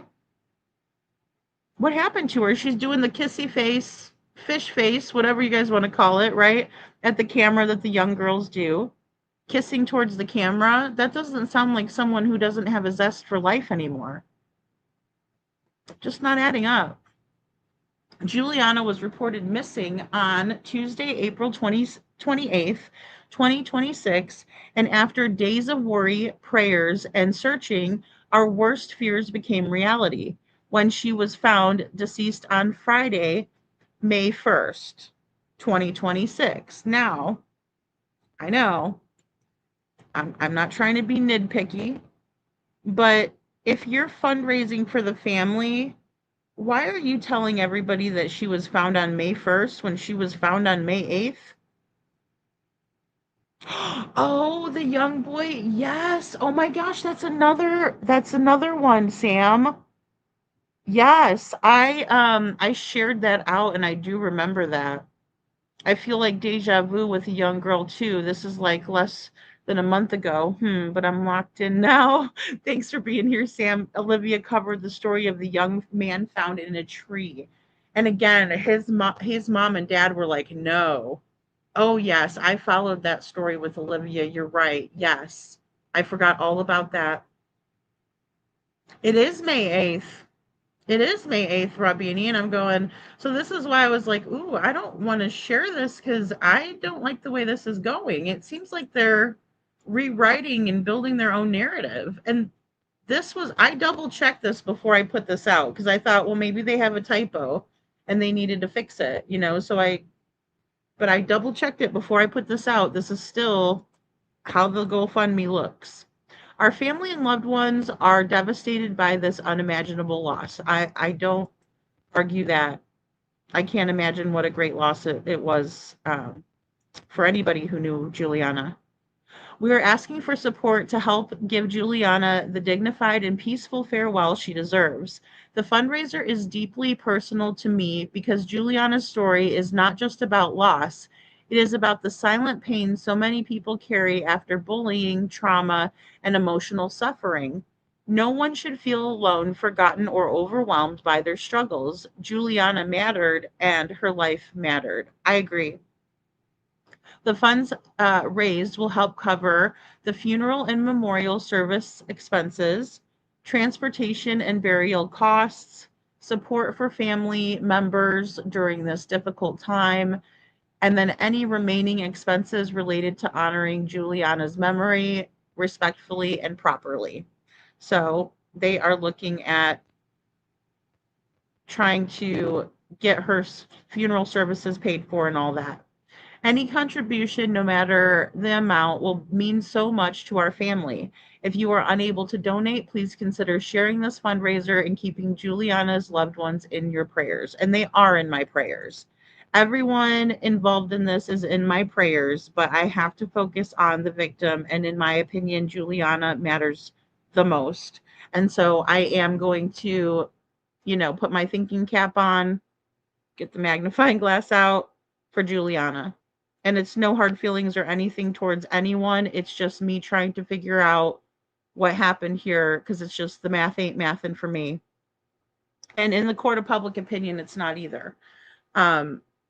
So we hope Juliana will be remembered not for the pain she endured, but for the life she lived and the love she gave to those around her. So why is it that you're only writing this small little portion about her? Because you've told us nothing about Juliana, what her favorite color was, what kind of music she liked to listen to, what types of talents did she like to, did she like to draw? Did she like to paint? Did she like to sing? Did she dance? You're telling us zero. You're telling us a narrative that you want us to believe that she was so bullied and so emotionally distraught that she did this to herself, instead of telling us who she is and what kind of impact that she made on others, because I guarantee you it was a great impact. But we're not hearing anything about that. We're not hearing about the type of person that Juliana is, and that's a shame. Thank you for your kindness and compassion and support during this heartbreaking time. My heart does go out to her family and her friends. All right. So this is the organizer, right?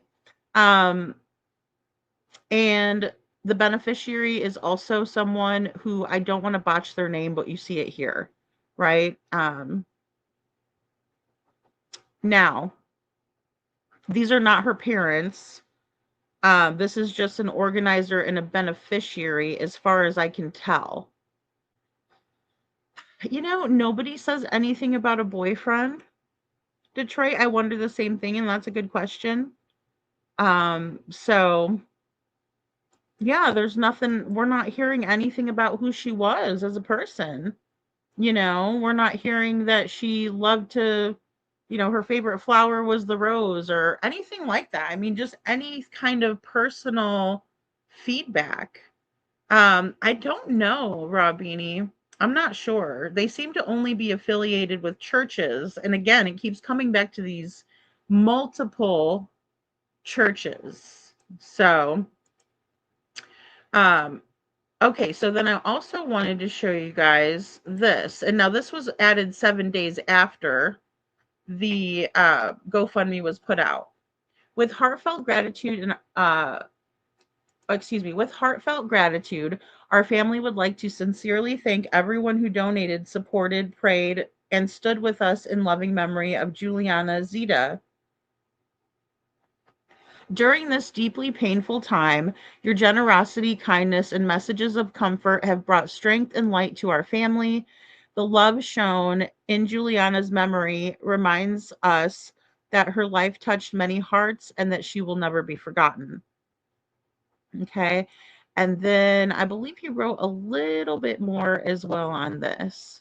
Thank you for honoring her memory and for helping us through this unimaginable loss.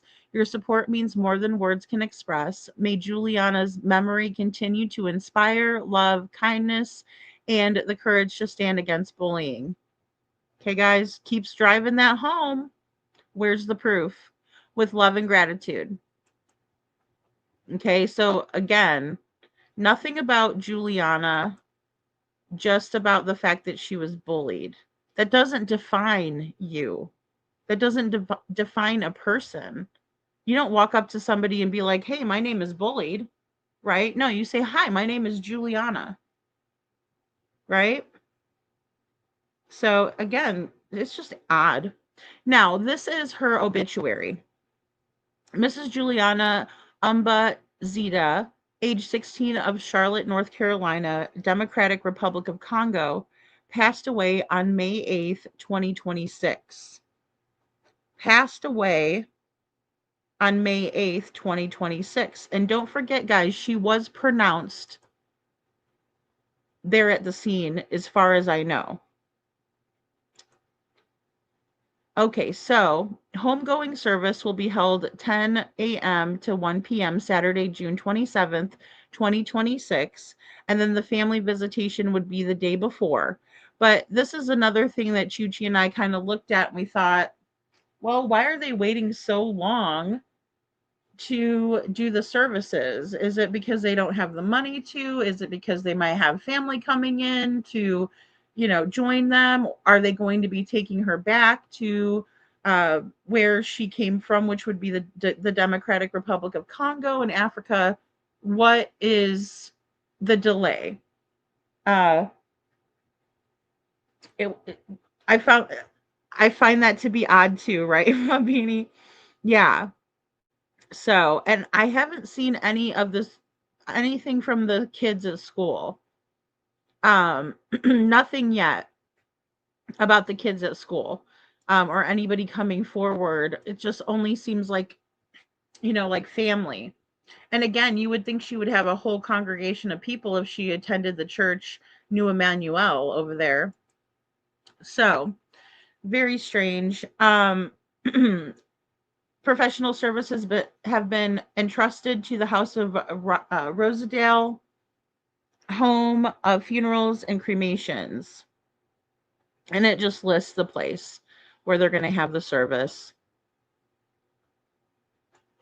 All right. So again, here's the upcoming events, the family viewing, and then they're going to have what they call in their religion is a homegoing. And you'll see that a lot as we talk about this case. Okay, so House of Rosedale. This is what I found, which is very strange. And then also Jen had sent it to me too. So this is where we're going to get into the Chud the Builder discussion a little more. So activist AJ 3 days ago says on her obituary, you didn't die in vain, sweet Juliana. The entire world knows that you did not go missing for weeks just to randomly hang yourself from a church tree. Prayers for your family from the Rolla, Wake Forest, Durham, and Atlanta, Georgia communities. Rest peacefully, sweet angel. No one deserves this brutality. God sees all, and he will have the last word. Boom. All I have to say. And then here's where this is the same post. I just kind of made it a little bit bigger so we can focus on it. The MAGA zealots responsible for dimming your light will be brought to justice. Local and distant change makers will see to that. Chud, earthly, thought he was invincible too. Many condolences to your beautiful family, near and far, Matthew 18:6. So I thought it was interesting that they bring this in because I'm thinking that they're thinking that it's racially charged, although I couldn't find any evidence of that. Then again, this Chud the Builder guy, earthly guy, he has had a huge impact. I mean, I was even surprised how many people knew about it here. So, oh, thank you, all that is unseen. So that's interesting, right? I mean, it's strange. So it's really, and they can't get their facts straight. It's really interesting how we can't get any of this. And I don't know about the autopsy, Detroit. That's one thing I'm not sure about. I just don't know. Because it appears that they just kind of went to the scene. Oh, looks like this happened, and that's what we're going to, stick with. So, but I did think this was interesting because there's a lot of hate that is spewed by this earthly guy, Chud, and I think that it kind of spills over into society, and you can see how it affects people and how upsetting it is to people. Yeah, so this person is from Georgia who is writing the post, Sam. I know. And he's talking about like the different areas in Georgia. Yeah, that's where Kendrick was from too. Okay, I was hoping I had the name right. I need to make sure I get his last name. But that's one story. It's hard not. And Sam says, where is the bully? Exactly. Right. She was found on May 8th and pronounced that day around 12, I think it was 40 or 30 something. So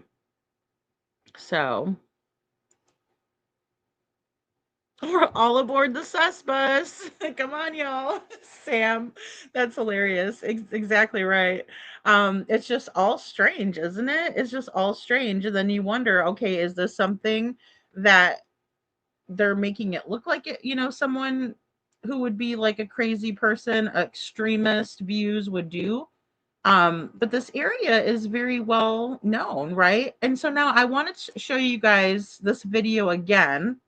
And I hate to be repetitive, but I do want you guys to watch again, especially if there's some more people coming in. This video taken by Mr. Kenneth Tolbert, and this was May 8th, 2026. So we'll just go ahead and I'll just play this through real quick without comments. Yeah, it's right down there. Where? Right there in front of you.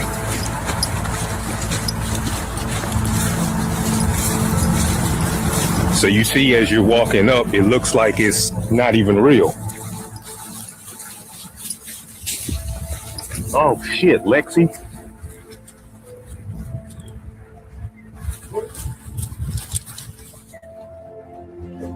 Just lay right there, girl. What is that?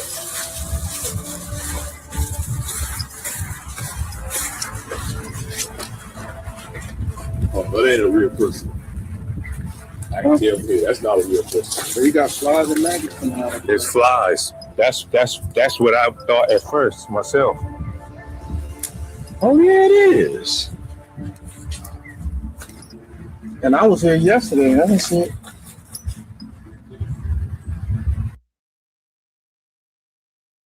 Okay, guys, I wanted to stop here because, again, you can kind of see the outline of her pants.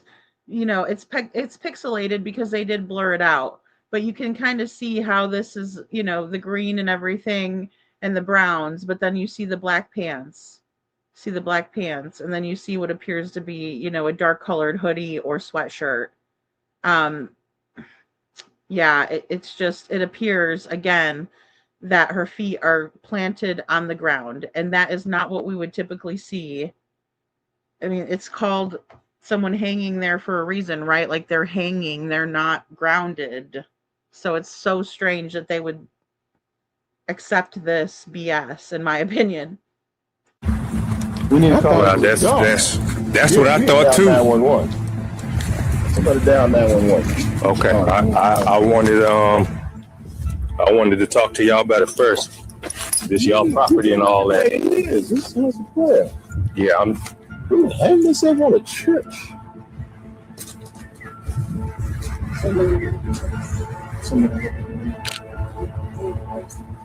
I thought it was a doll at first. Somebody, you know, create a practical joke. No. Here you go. Appreciate you, man. Thank you. Yes, thank you. Okay, guys. So, just really quick, I wanted to verify this or read this out really quick for the timeline purposes. So, back in 2016, there was a carjacking and shootings, and this guy was an armed carjacker, right? And he was going around wreaking havoc all around Charlotte, and then he ended up in Catawba County. And oddly enough, there is Kenneth Tolbert right in the middle of all of this. So I thought this was interesting, and I wanted to bring it in because this is the man that just took that video, right, that found Juliana. So we're going to watch him. And for some reason, he doesn't want to speak to the news or be on camera, but he's okay to do it now. So I find that to be interesting as well. New details coming in on a shooting and carjacking that led police on a multi-county chase. That chase went on for more than 50 miles. It started in Charlotte and eventually ended in Catawba County. Now, this timeline goes back to around 7 o'clock last night. That's according to a police report that we just obtained. 5 people saying that someone with a shotgun fired at them, then shot up their car. Now, they're all okay, but we do understand there were 3 more shootings before this was all over. The last one in Catawba County, and it ended with one of those suspects in custody and another one in a hospital fighting for his life. I thought I was going to die today. I thought I was at least going to be in the hospital today. I was in fear for my life. Kenneth Tolbert. All right. Kenneth Tolbert says he thinks he was going to be in fear for his life. He thought he was going to, you know, that this was going to be the last day for him, right? Curtains for Mr. Kenneth. But not so fast. You know, he was the one that was on the scene, but yet he's not willing to discuss any of his findings with anyone because he dipped off the scene and went to the courthouse because he had some filings to file and they were under deadline. Right? So very interesting that he would be involved in another incident like this. I know that this is back in 2016. I was in fear for my life. Kenneth Tolbert, so like 10 years before. Tolbert found himself staring down the barrel of a gun held by a man he says he knew wasn't afraid to use it. I just saw them shooting at random people. The AR-15, one of them had a 45 caliber gun, and you know, I heard all the shots. And Tolbert says he and his boss stopped on W.T. Harris when they saw this red truck on fire. I had a bad feeling. I told my boss, man, just keep going, man. His intuition, spot on. Points a pistol at me, makes me get out the car. The truck. Investigators say that truck was the second vehicle these crooks tried to steal this morning. An earlier attempt ended with them shooting a driver and a passenger of this truck. Their injuries, though, were minor. Police have been looking for these men overnight after a shooting in Steel Creek and Independence area. They spotted their red truck but lost it. Then they say the truck was involved in a hit and run and eventually crashed here on W.T. Harris. After getting Tolbert's truck, police say these criminals were ready to make a getaway again. But this time, CMPD was on their tail.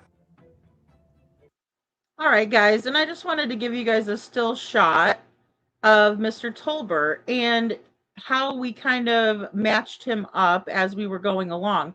Now, one distinguishing factor in all of us is our ears, and this guy has got Vulcan ears, and I don't know if you guys know what a Vulcan is, but you know, Star Trek.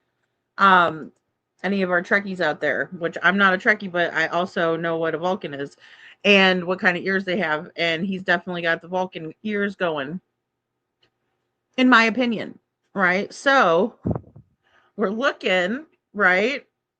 And he seems like a busybody, right? And then, so he's right in the mix of things. And sorry, let's go here. And then we look at Mugshot's zone, right? And we can match the ears. Okay. We can match the ears. He definitely resembles Mr. Tolbert, maybe a little bit on the Amish side. Yeah, 10 years prior was this big carjacking incident with an armed assailant. But then we look at Mr. Tolbert's history, and this is Mr. Kenneth Wayne Tolbert. And then we looked to see, you know, what was going on, what was the charges. So, although I don't agree with this, because this couldn't equal this, in my opinion, maybe at that time period, but I couldn't really match that up. But he was arrested by Charlotte Mecklenburg Police Department, right? So he's absolutely from the area and has been living in the area for a very long time. And what we see here is the charges. So Charlotte Mecklenburg Police Department arrested him for assault on a female, bond, $500 unsecured bond, and then a second charge, also assault on a female, $500 unsecured bond, right? And that was 10/9/21. So just 5 years ago, based on this information. Yes, in the Vulcan Star Wars. Did he use the Force? The elf, yes, they're very elvish. They're elvish. That's true. Not Elvis, elvish. Yeah. He is sus, Chuchi. He is. Yeah, and this is part of it, right? And then I wasn't sure about the second part, but it does appear that we were able to find some theft, robbery charges on Mr. Tolbert as well. So we looked up his LinkedIn account, right? And this is Mr. Tolbert's LinkedIn account, Kenneth Tolbert, minister at the Moorish Science Temple of America, 1928. So Charlotte, North Carolina, United States. He's got 10 connections. He's a minister at the Moorish Science Temple of America. Okay. He's not accepting messages at the moment.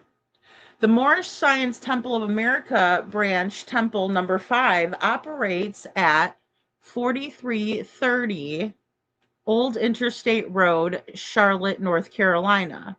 For direct spiritual guidance, general community inquiries, or to verify leadership and ministry in the Charlotte area, it's highly recommended to reach out directly to the official home office via the Moorish Science Temple of America contact or use Moorish Science Temple of America 1928 contact page. Okay. So I know, I don't know. I'm not sure. And it's very strange. And, I don't know if he was ultimately charged and convicted of this or if he was just, we know he was arrested for it, but was he convicted? Yeah. Rabini, it's strange, right? I know.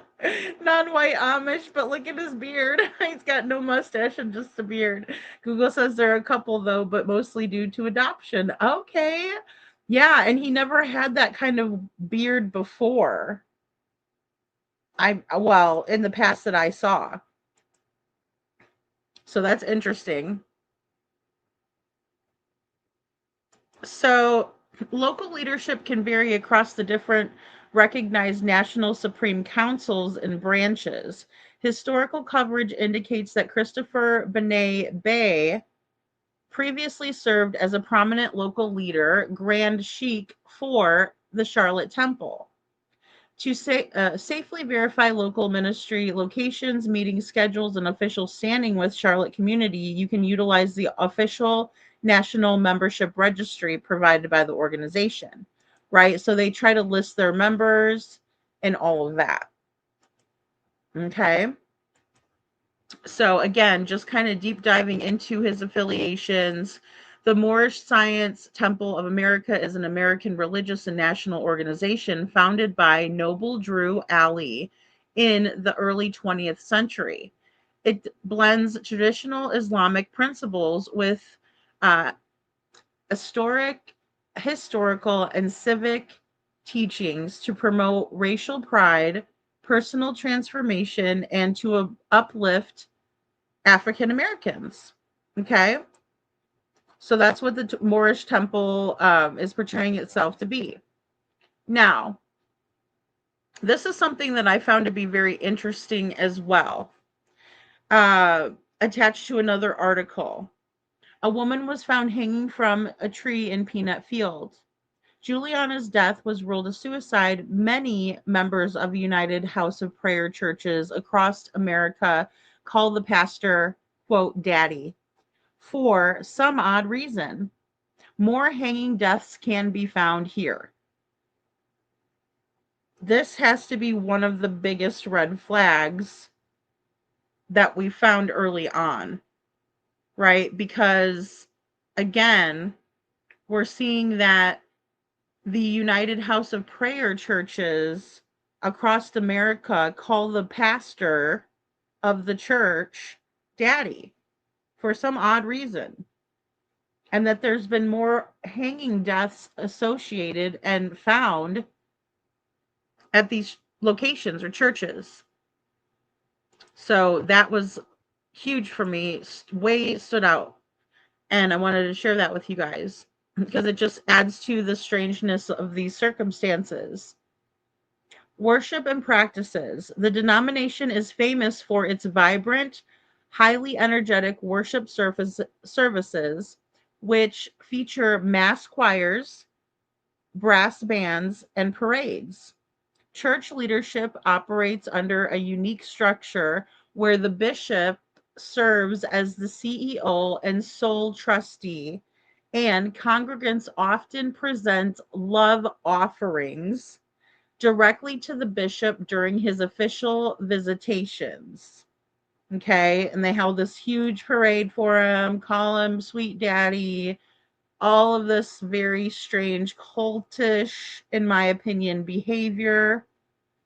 So I'm not calling the pastor Sweet Daddy. No, it seems very odd. And, when Chi and I were talking about this last night, I even said to her, I said, are the boys do the men and the boys of the church congregation call this man Sweet Daddy too? Or is it only the females that are required to address him as such? Because it was huge. It was a huge red flag, this. And it's off-putting to many people, right? It just is, and that's the court of public opinion. To find the local congregation or learn more about the church's services and histories, you can visit United House of Prayer official site. Detailed biographies of each sweet daddy, right? There's all these sweet daddies running the show, right? Because they are the pastors of all these churches. Different churches have their own sweet daddy throughout the church history are available on UHOP, right? United House of Prayer biographies page. Okay, so we're going to get a little bit into the sweet daddy business. All right, here's the lineage of sweet daddy. Rob beanies. All that is unseen. Oh my goodness. Yeah, I was it's very off-putting. Detroit. Ew. Oh boy. And it's just it's awkward. You know what I mean? And you guys know how I am. I start giggling. I can't handle awkwardness. It makes me laugh. All right. So each successive leader of the church assumes the mantle of daddy or sweet daddy upon taking office. The current leader of the denomination is Bishop A.D. Cunningham. Okay, he's the bishop, current bishop. The complete line of leaders includes Bishop Charles Manuel, Sweet Daddy Grace, the charismatic founder of the church, born in Cape Verde, who built the first house of prayer in Massachusetts. Okay, so the very first charismatic founder of this church, right, UHOP, we'll call it, was Bishop Charles Manuel Sweet Daddy, okay, in Massachusetts. Bishop Walter Sweet Daddy McCullough served as the leader from 1960 until his passing in 1991. Then his successor is Bishop S.C. Madison, and he led the church from 1991 until he passed away in 2008. Okay, so this is our beginning lineage, and this all started in 1919, right? Earliest 20th century. That's what they're telling us, and this is the lineage. Oh, they do. They sound like fiddlers on the roof, diddlers on the roof, Robbie and E, for sure. I mean, it's very odd and off-putting. And when I hear charismatic, I always think the worst. I know that's supposed to be like a nice compliment, but again, it just shows that they can fool people, and I don't like that. I don't like charismatic. Okay, so now fast forward. So after 2008, Bishop C.M., another sweet daddy, they're all sweet daddies, right? Bailey presided from 2008 until his passing in 2023. So this new bishop just came in and was elected. Elected by whom? I don't know. If they have a board or how they handle this. Bishop A.D. Cunningham elected as the national leader on October 13th, 2023. Okay, so current sweet daddy, Bishop A.D. Cunningham. And I'm going to show you guys his picture. So worship and practices. The denomination is famous for its vibrant, high energetic worship services, which feature these big mass choirs, brass bands, and parades. The church leader operates under a unique structure where the bishop serves as a CEO and sole trustee, and congregants often present love offerings directly to the bishop when he visits. Now, this is, again, where I wanted to put this in here again, because the love offerings is what I don't understand. Are they bringing him cinnamon rolls? Or are they expected to do something more to show their love and affection? Because when we think about, the David Koresh handbook or something like that, we see these officials making others worship them instead of the Lord, right? And that's always a huge red flag for me, because then they come up with these grand ideas that they should be with all of these young girls and, blah blah blah blah blah.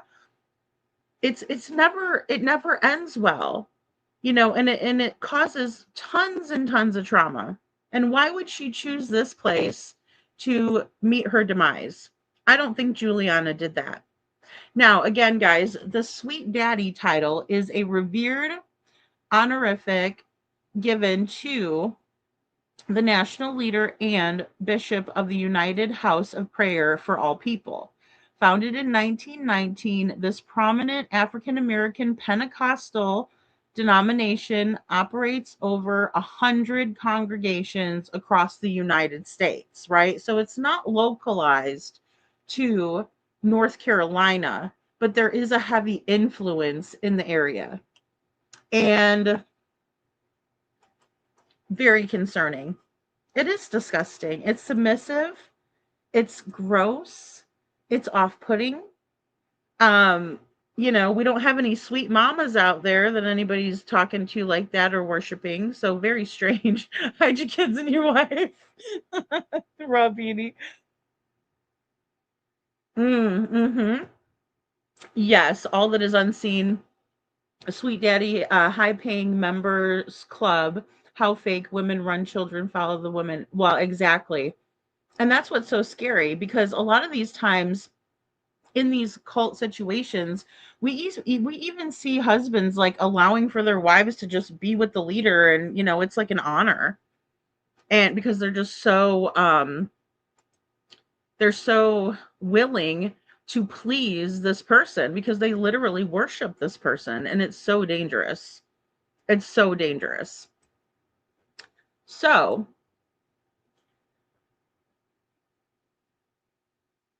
this is the current Big Daddy, or I always want to call him Big Daddy, the current Sweet Daddy, right? United House of Prayer for All People announces election of Bishop A.D. Cunningham as the national leader, right? And he's very well put together. He's wearing gold.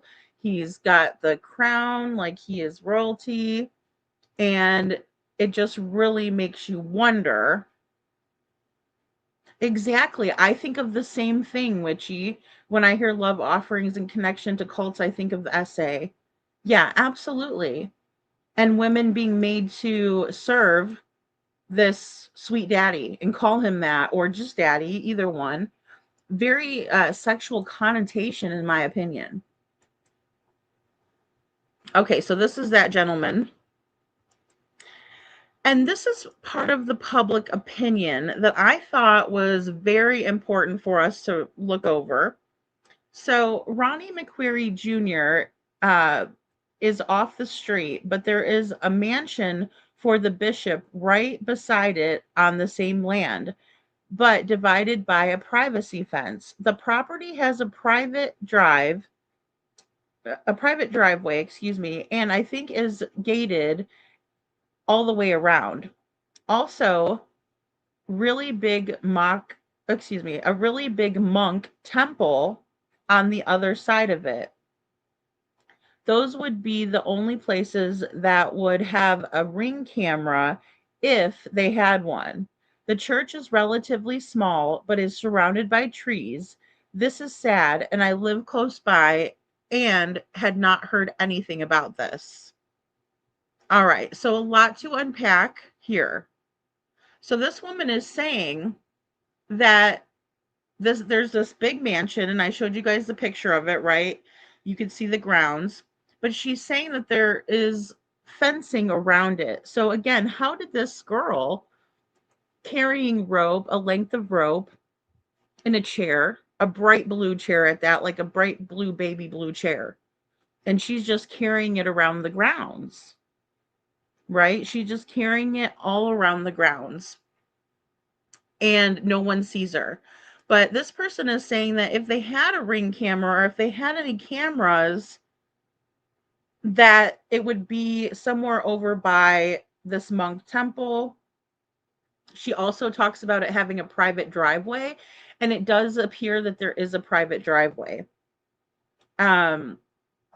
She's saying the church is pretty small, but it's surrounded by trees. So is that where she was found? I'm wondering. We really don't know the exact location, or that hasn't been released as far as I know.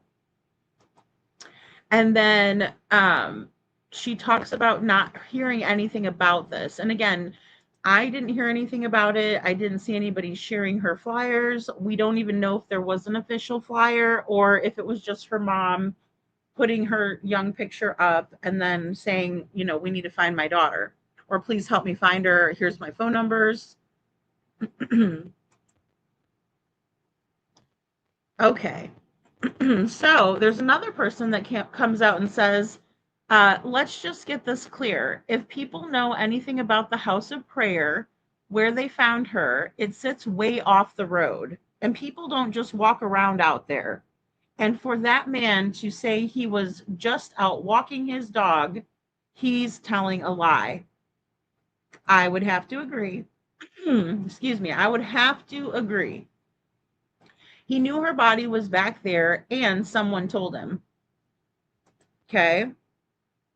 How could you miss that? In my opinion, it was in an area where it wasn't heavily, you know, I mean, it was wooded, but it wasn't like heavily wooded, in my opinion. She was basically out in the open by any standards. No, we don't know that, Rabini. Rabini says, do we know if her parents are in North Carolina or was she there with this group? No, well, we do know, well, I'll just say this. We do know that she was living with her biological parents, as far as I know, and went missing from their home. And they're saying she had no affiliations with any of these groups, that she only attended New Emmanuel. So, but I think this is very interesting what this guy is saying too, because again, he's the one that is saying, like, you know, this is off the beaten path. It's not right there.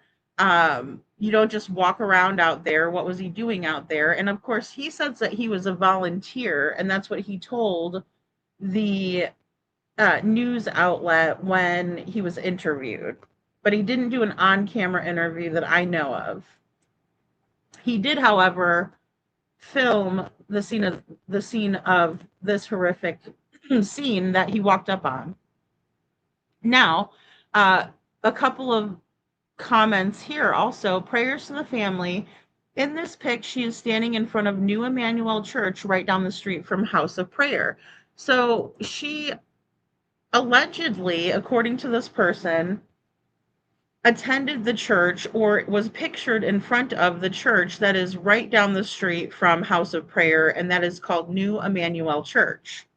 So the best of my knowledge, she attended that church at least once, or at least was pictured outside of it. And another person says the police should be able to check if someone's phone pinged there late at night, right? Whose phone pinged in that area, and did her phone ever ping in any of the areas? We still don't know where her phone is, or if it was taken in and downloaded or anything like that. We just don't know. So I think those are both good comments. And again, the public is very much charged up and saying there's no way that this little girl, this Juliana, 16 years old, did this to herself. All right. Now, this lady says, I don't think many people realize that the U-Hop mentioned, right, is surrounded by a lot of wooded area. Anyone can walk on the property at any given time when service is not being held.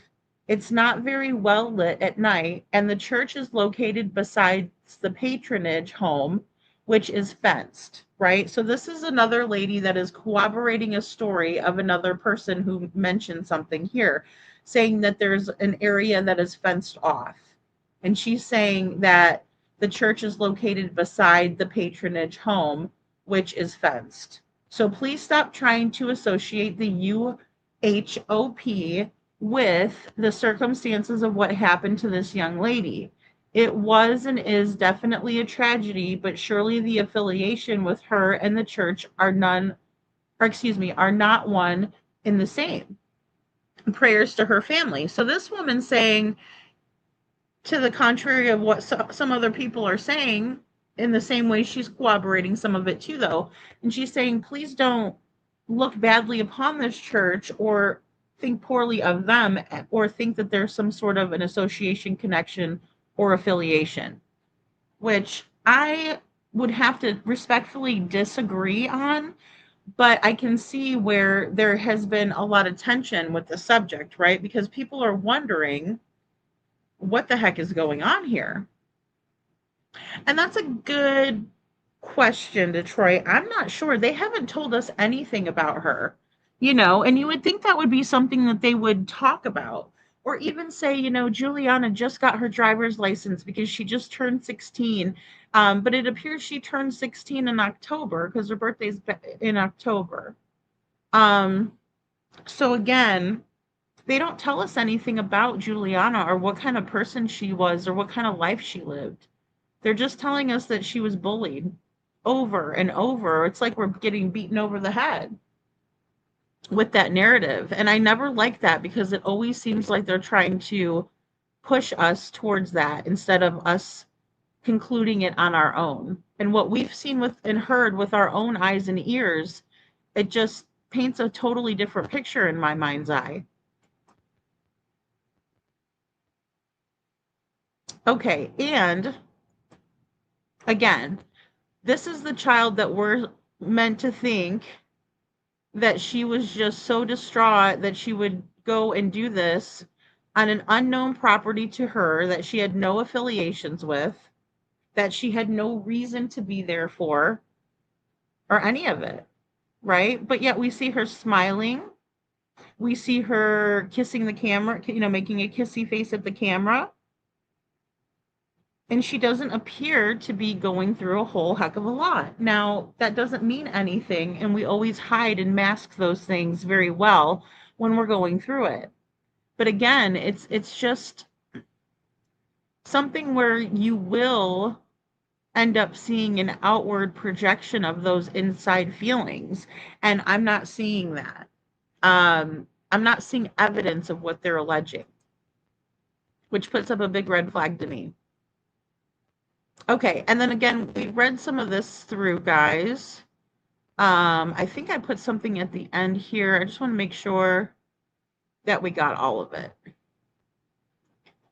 that I read through. Okay, no, this is just the ending part. But again, here's another thing that I wanted to show you guys. This is the property. Oh, hold on. Sorry, I thought I hit the pause. Okay, so this is the property where she was found. And again, you can't really tell where there's fencing or anything, but it does appear to have like a big private drive, right? And there is woods in the background and there's trees around and things like that. But it just doesn't appear to me that it's highly private. So I almost have to agree with some of what that woman said about someone being able to get onto the property fairly easily. Then again, I do have to also agree with the gentleman who talks about how it's odd. It's very odd and bizarre that that man was just walking his dog back on this property also. Like, what was he doing back there?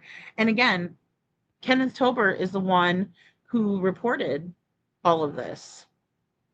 So, yeah, I don't know what kinds of forensics or testing was done on the rope.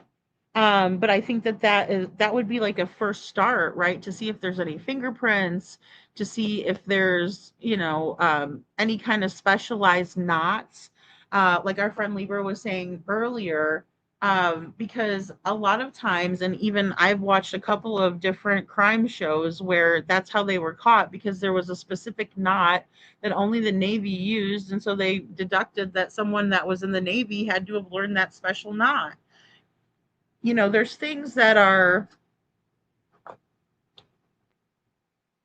going to help us solve it, those little clues that can really help us solve what happened. Um, was there any fingerprints at all? Because we talk about that too.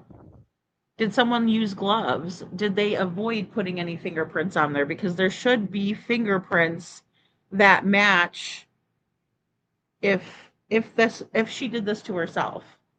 So if LE said she unalived herself, are they going to investigate further?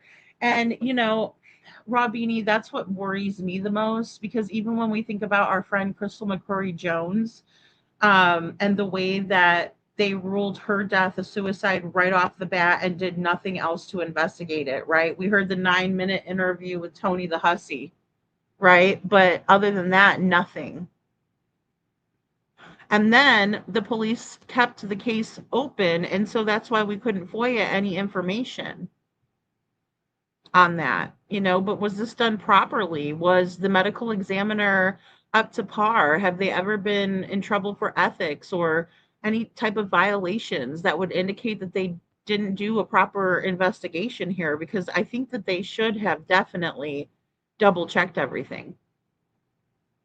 And Witchy Mama says, United House of Prayer for All People has historically faced severe abuse and control accusations under the umbrella of different offshoot ministries. Wow. The most significant recent event involves a $26 million federal indictment of the House of Prayer Christian Church, HOPCC, and House of Prayer Bible Seminary. Oh, wow.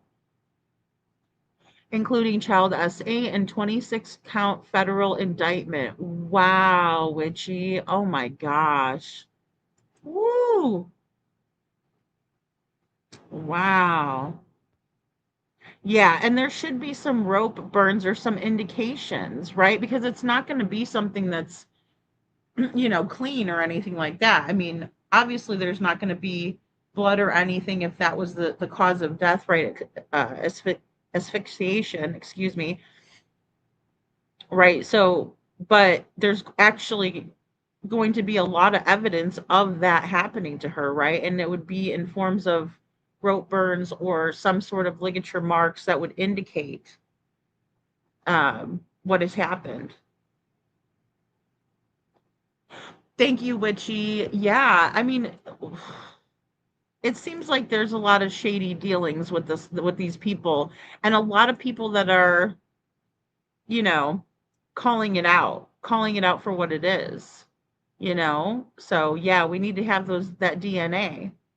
Was there anything foreign left behind at the scene that would indicate that she was posed and placed there? Because what makes me believe she was the condition she was left in.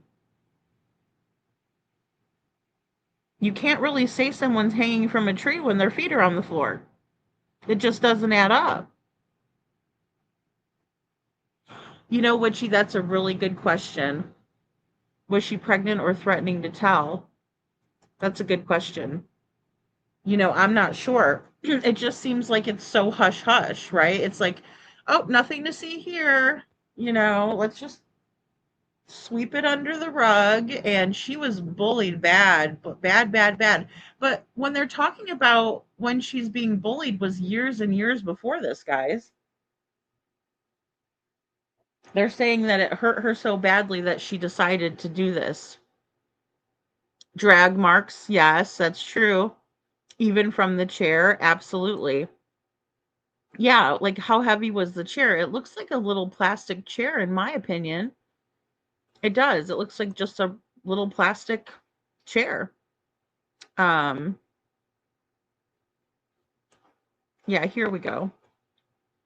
It doesn't look like it's metal and painted or anything like that. And it definitely looks like a smaller little chair with, short legs on it. Almost like a little stepping stool, So, yeah, and it definitely could be a cover-up, Chuchi, for some kind of activities that were going on. Maybe she decided one day that she was having a horrible time of it at home and she ran away. But there's no indication and no one talks about that. They just say she went missing from her home. Her parents have never alleged that she ran away, right? I.e., she packed a bag and or anything like that, but it does appear that she was wearing, you know, she's fully clothed here. So is that what she left in? Did she go missing in a pair of black pants? Because that was never indicated. And again, all they indicated to us, they didn't even tell us how tall she is or give her a description, right? They just straight up gave us this flyer to begin with of a picture of her when she's very young, doesn't give any of her description, what she was last seen wearing, what belongings she had with her, her phone, her, let me just go back to Haley Busby. Busby's parents, I remember talking about her leaving with this pink backpack, that she packed a bag and she left with this guy, right? We didn't know that at the time that she was with that guy, but we knew that she packed a bag. And that would indicate that she meant to leave. Now, we don't know anything about Juliana or what she was wearing when she was last seen. So I think that's very interesting as well.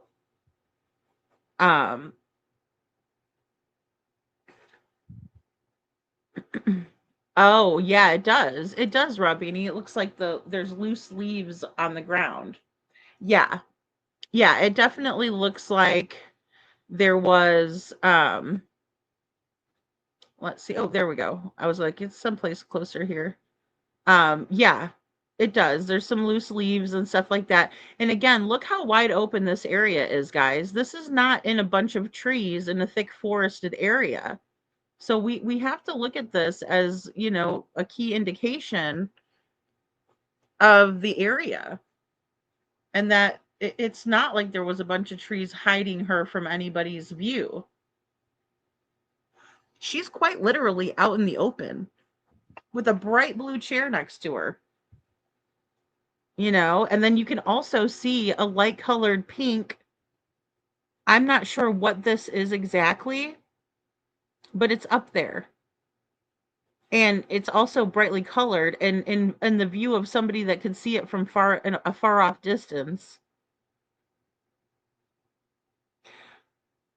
Well, you want what call is gonna say, oh yes, please look more into our fenced in the nefarious activities. Well, exactly. Just saying, I hate that women and children take the brunt of harm from these things. I agree, Robini, and that's the thing too. And most of it is just so like predatory, right? Like they want to be this big leader and this, in its power and control, and it has nothing to do with anything. And these young girls and women and things like that, they buy it hook, line, and sinker, and then or they're forced into doing it. And it's very sad because they're they don't ever know what true real love is, because it's all about these nasty nefarious activities, as you're saying.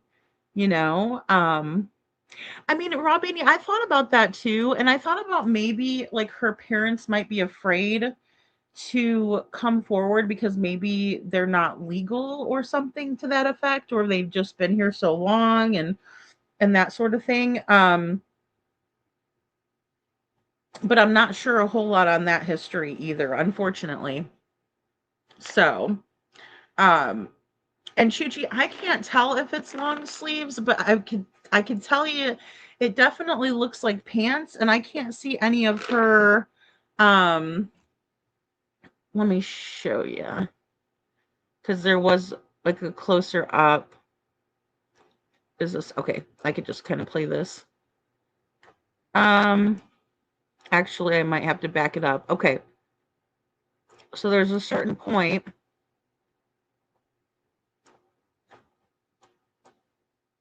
where you can almost see her face. Sorry, I might have to back it up a little bit more. Okay. So this is where they're walking up on the scene.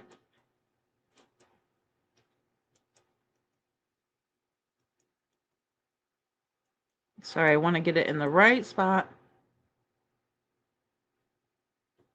Because I can see the pants, but up top is harder to see.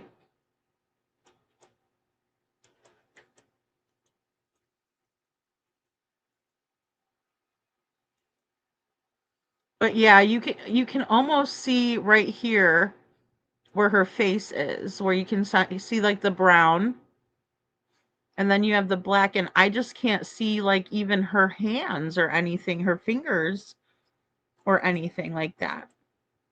But it does appear right here is her face. And maybe like a navy blue hoodie or sweatshirt. Now, again, we have to remember that overnight it could get chilly, right? Like even if the daytime time temperature or the high temperature is, 80 degrees, throughout the night it'll drop down a little bit, and that happens here in Florida, so I'm guessing that could be that too. And again, are these clothes that she would have packed herself? Are these clothes that were missing from her house? Right? Is that her sweatshirt? Can it be identified? We're not sure. But I think, yeah, if it was during the day, it's strange that she's wearing dark colors if it's hot outside. Absolutely. Raw Beanie, that's a good question. I think they reported it to LE, but I don't know because law enforcement didn't even come out with a flyer or an Amber Alert or anything to my knowledge. Handwritten, no reward. You would think a church would be up a nice would put up a nice flyer that is typed. I would think so too. Yeah, and I would think that people would get together on that as well in the community, because it seems like they had people getting together, but I don't know if it was only in their own circle of people either. So, but yeah, those are great points too. The white circle. The white circle.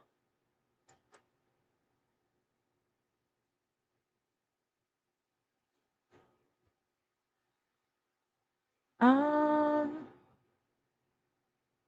maybe the logo. Maybe this right here is her hand. It's hard to tell on this side because the brown tree bark and everything up close. And again, you can't tell what kind of shoes she's wearing also. Yeah, it definitely is culty and definitely trafficking vibes. Um, you know, also in some of the research too, I was looking at, and there's a very high rate of trafficking that comes out of, that area in Africa as well. And that's not to disparage anyone or anything. It's just part of the research, and that's what, I came upon. So it is regular clothes or school uniform. Oh, okay. I don't know.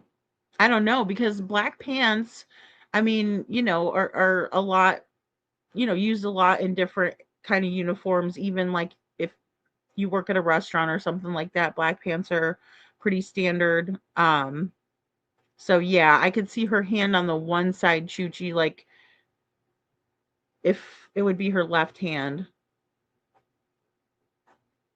I am curious about that too. Witchy says I'm curious about defensive wounds on her hands and arms. Right. And again, I just don't see with her, you know, getting on top of this, it's only going to give her about maybe 2 inches, if that. And it's way higher than, that'd put her at about right here. If she's standing on this chair, the highest it's going to put her is here. That's as much, that's me being generous, and No. Mm-mm. Oh, around her feet on the...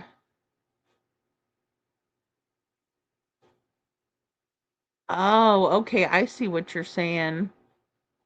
I'm guessing she's wearing like beige or tan shoes. So maybe that's... Yeah, because I mean, it appears like, it kind of goes downhill a little bit. It seems like it's, down a little bit. So yeah, like right here would have been her shoes. Um, it looks like she's standing, right, Cinderella? I just think she was posed there.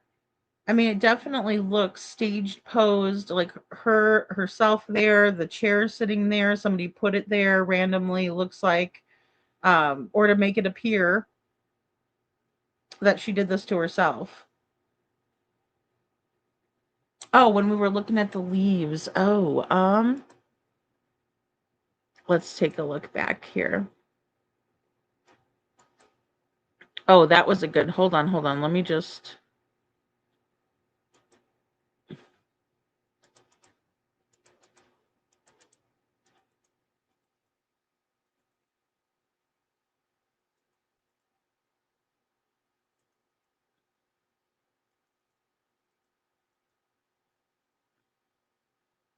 See, I can't tell what her shoes are. Sorry, I wanted to see if I could see what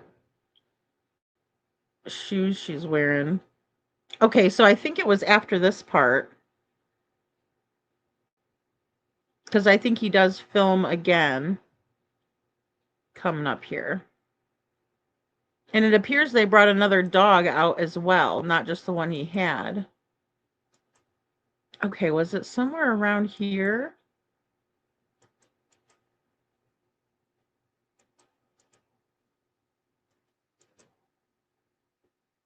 All right, this is where you can kind of see her shoulders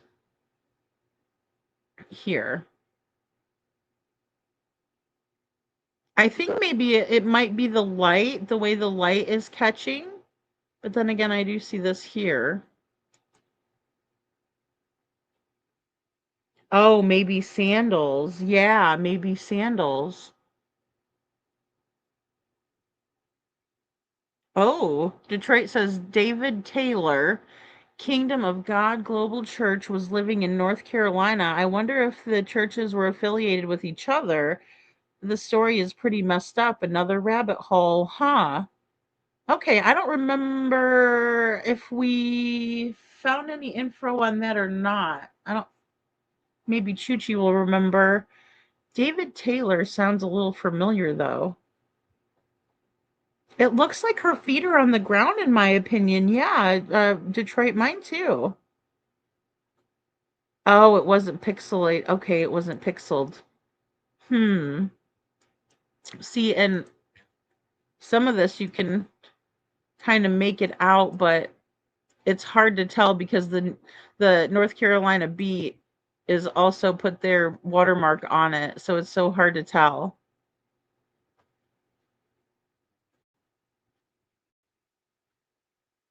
Okay, so let me back it up a little bit.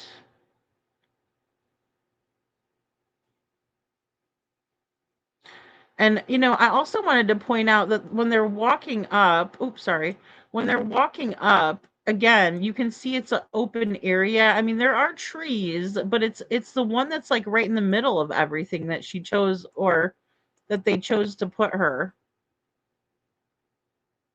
at. And they just walk straight up to it.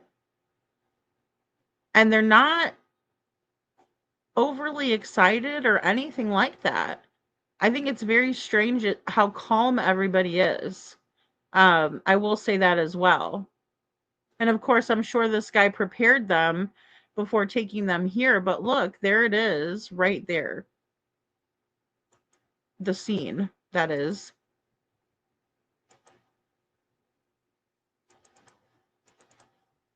Okay, sorry. I just figured we might be able to see a little bit more. But you can see the chair right there. I mean, and then it's open. I mean, yes, there's trees around it, but from that indictment, federal authorities unsealed a 26-count indictment arresting 8 church leaders, including founder Ronnie Dennis. The sweeping federal action dubbed Operation False Prophet. Ooh, details horrific systematic abuse and exploitation. Oh, wow.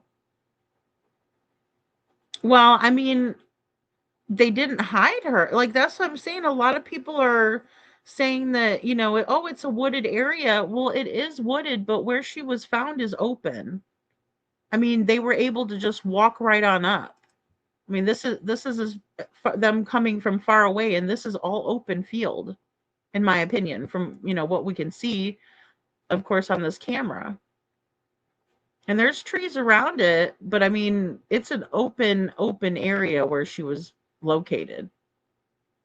And not hard to find, not like, oh, I don't remember exactly because there's so many trees, but no, they're walking straight from an open field up to where she's at. And again, even in the close-up shot, you can tell that there's not a whole lot around of it. This is all open. This is all open. So, yeah, they didn't do or whoever, and again, even if she did do this to herself, it's very difficult to believe that she would not be seen where she is, from where she is. And we can also see that there's a building right behind her. I mean, right behind her in view of where she is, where this chair is. Right there, guys. So how did no one see her or anything for that matter? And then again, there's a little bridge that goes over here, as if people just walk around the property over there, the congregation, the church. Oh, is that what you were talking about, Rob Beanie? The white, this part right here? Now I kind of saw it. Oh, it might be the light shining through the trees again, though. Like right here is,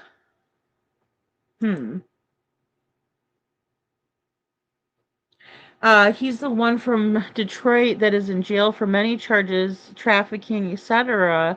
Was hiding in North Carolina. Oh, okay.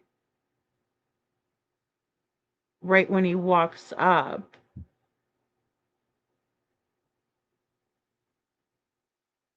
Oh, he did? Josh covered this too? Oh, how fantastic. That's great. We need the big guys to cover it, the bigger channels, At her feet. Okay.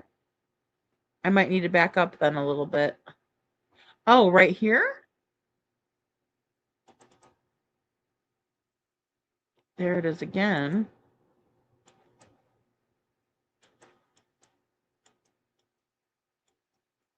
I hope I'm not missing it. I keep missing it, I think.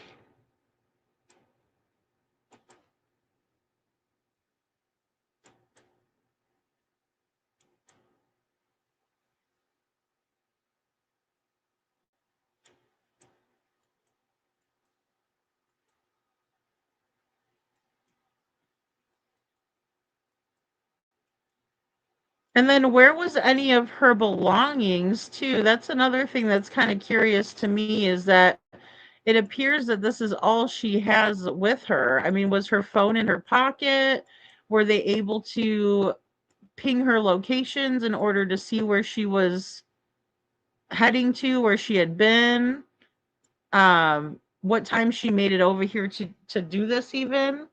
There's just so many questions. There's way more questions than answers. And again, I could see where her outline is here. And her pants.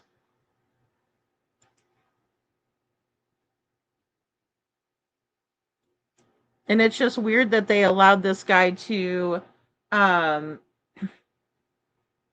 it's, in my opinion, it's strange that they just allowed him to report this and then leave and never be spoken to afterwards. I wonder if the police really went and asked him the hard questions, so to speak, because it doesn't appear that this is adding up at all.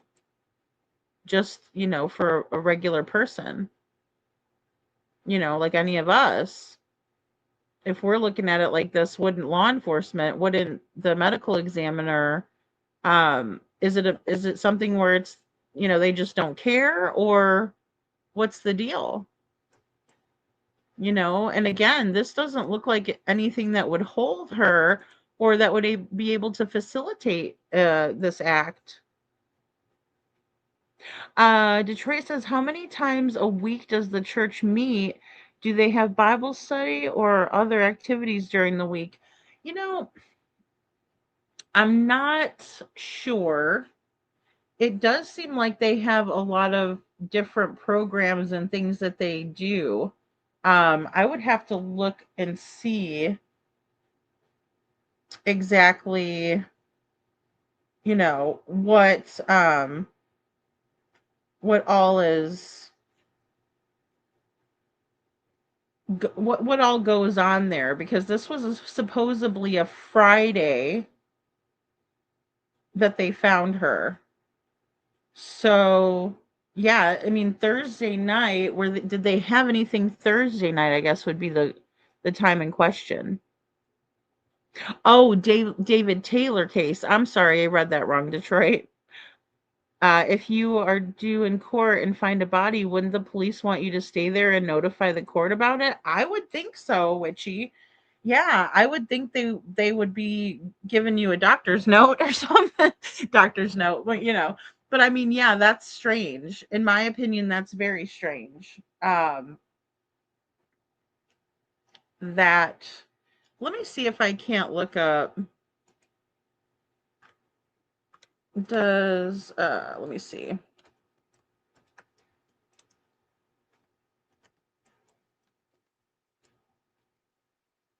And I'll just say, do they worship on Thursday night? Oh, okay. So according to this, let me just take this down for a sec. So I just typed in, does UHOP worship on Thursday? Yes, UHOP United House of Prayer for All People holds a youth and adult night on Thursdays. According to the official UHOP service schedule, Thursday evening service is specifically designated as the youth/young adult night. This service is part of the church's weekly programming, which also includes Monday praise service at 7:30 p.m., mountain prayer at 8 p.m., and then general gospel service at 8:20 p.m. And then Tuesday is pastor's night, which is also known as Sweet Daddy night. And then we have Wednesday off. Thursday is youth/adult night. Saturday is saints repair night. And then it looks like Sunday, they don't have anything at night. If you are attending in person, it's best to check your local congregation's page or contact them directly to confirm the exact time and any special arrangements, as service times can vary by location. Oh.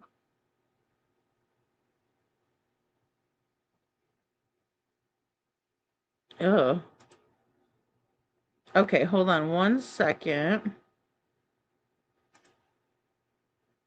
Let me go to this and then share this spot here. Okay, so this looks like if I clicked on uhop.org, and it says Sunday, they do Sunday school from 9 a.m. And then morning worship is at 11. Youth and adult services is at 5, and then general gospel services at 7:30. So they have a packed schedule for Sunday. And then Monday through Saturday is all going to be that praise service, mountain prayer, and then gospel worship is every day, 8:20 p.m. And then, except for Sundays when they do it at 7:30 p.m. And then they have House Cabinet meetings beginning at 7 p.m.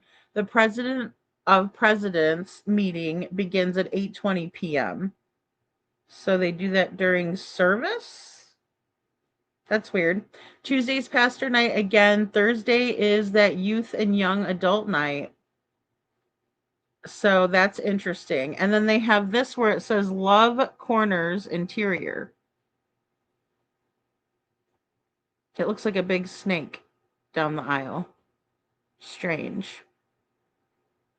All right. The United House of Prayer for All People is a national organization with congregations across the continental U.S. All houses are united with the common purpose, creed, and history. Okay. In the fall of 2001, the United House of Prayer of Atlanta was declared Atlanta's Love Corner. Okay, so this is Atlanta's Love Corner. Gotcha.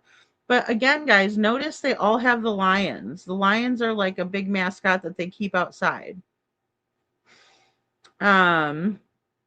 They have Apostle M. Johnson Jr., other helpful information provided. So schedule of services, directions to Atlanta. This is all about Atlanta.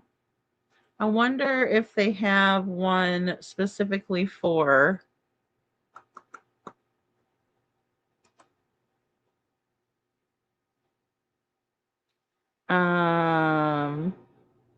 North Carolina. Okay, no. See, and here's another sweet daddy.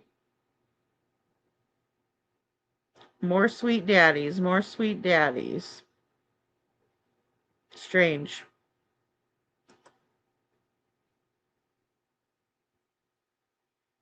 Yeah, that's what I was thinking, Robini, until I saw the other schedule, and then I'm like, hold on. Let me see if I can't find the one for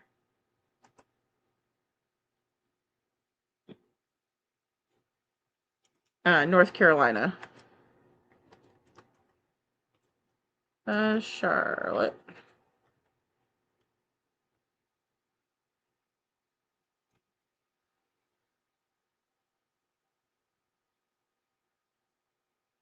All right.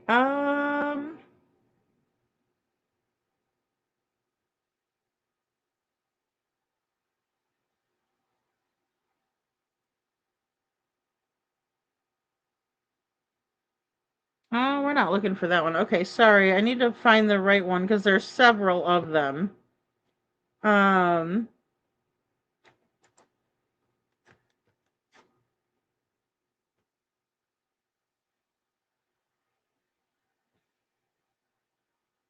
All right. Oh, here we go. Okay, I found it here.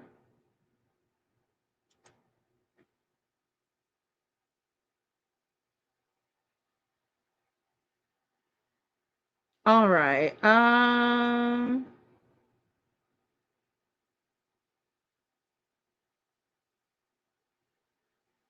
All right. So that's a little bit different. Sorry guys, I'm just looking here. These times apply to Charlotte location. All are welcome to attend. They still use social distancing, but I think one of their sweet daddies passed away from COVID, and maybe that's it. You know, so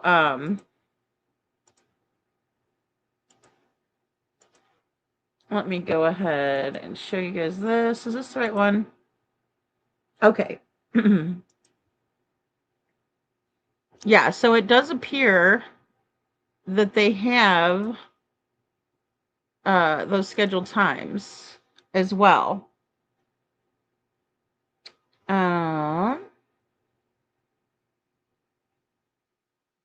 yeah, they had service at 7:30 that night, according to this.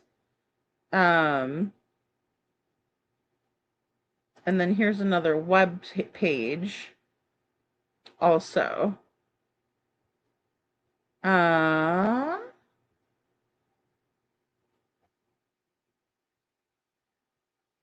But on on those specific grounds, excuse me, it also makes you wonder if they had anything going on in that vicinity. Um, so, and yeah, I believe I found, but see, this looks a little bit different. This is another one. Hold on, I'll remove this and add this.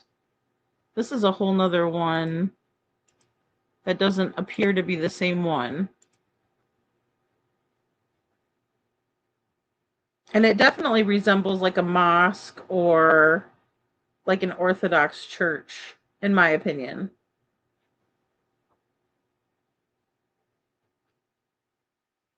And then these are all the daddies of the past.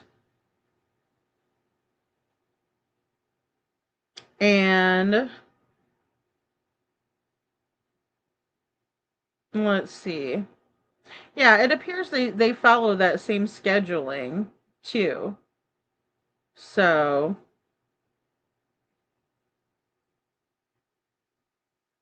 okay. They have policy and protocols, but why didn't they follow it when they found a young lady on their property like that? So that's interesting, in my opinion. But here's their website again.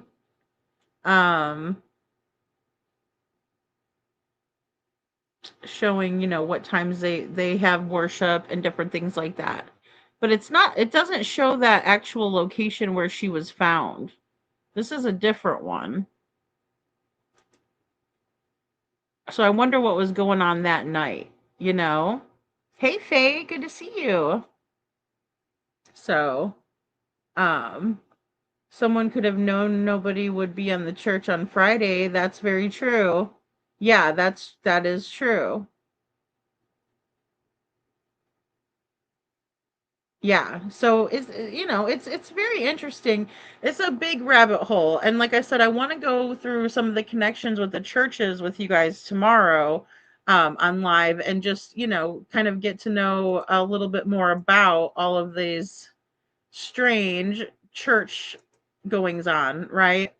Um, because it does appear, and I'll have a little bit more time to do some research and find out if what they had going on that Thursday night, because I'm very curious about that, to know who all was on the premises, who all could have seen something, that may know something, so hey Faye. I don't know about the families, why they're not wanting to speak out or talk publicly, or why they haven't pled. I'm still interested to know when they reported this, and did they report it to law enforcement, or did they just start putting out flyers and searching for them searching for her, Juliana, independently, because that's a big indicator too. I mean, were they hiding something? Was there some deeper affiliations between their church and this big church? Which he says, so at some point after service on Thursday, she appeared. Sunset was between 8:09 and 8:21 p.m. on Thursday night. If it was dark, excuse me, if it was dark when they left, she could have been missed if it's not lit up. Yeah, and I can see that too. That's a good point. I mean, people are saying it's not very well lit at night. That's what some of the locals have said. So, Faces is not an Orthodox church. It's a weird church. It's definitely weird. It is definitely weird.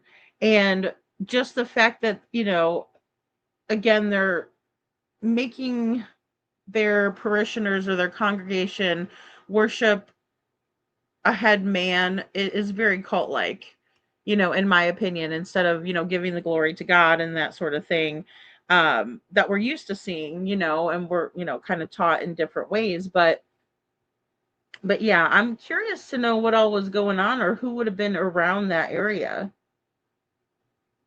And also, are there people that live, on that property regularly? Like, do they have access all the time, or how does that work? So, Faye says, I'm Orthodox and our churches are not like this. Yeah, and I mean, they're more closely related, or they claim they're more related with Pentecostal. But like I said, there's so much that goes into that. I knew we wouldn't be able to go over all of it tonight. And then again, we're seeing these connections between shady dealings and goings on with people, that are affiliated. So, very interesting, and not like anything that I've ever known about, even like to the level of Pentecostal. It doesn't seem like it fits in there either, really, you know. So it's interesting. It's very interesting. And then there's also been some reviews that have come out from people who have attended the church. It does appear that they still practice the social distancing and different things like that, which was a major gripe for the person who attended this church. Um, they didn't appreciate having to mask up and that sort of thing, which is understandable. Everybody has their own, ways of thinking on that. Um, right. Yeah. Yeah. I didn't realize how many churches were actually in that particular area of Charlotte, but then also how many had affiliations. So I'll have to look into that, Detroit, and see if David Taylor was affiliated with any of their churches. And they did find him in North Carolina, so that is interesting. Um, yeah, and that's how they're kind of running these churches, I think. And it's just, hammering away service after service after service, and this service for that, and and I'm not saying that church programs or services are a bad thing. I'm not. But it just makes me wonder, especially when we know that there's been all of this going on in the church, you know?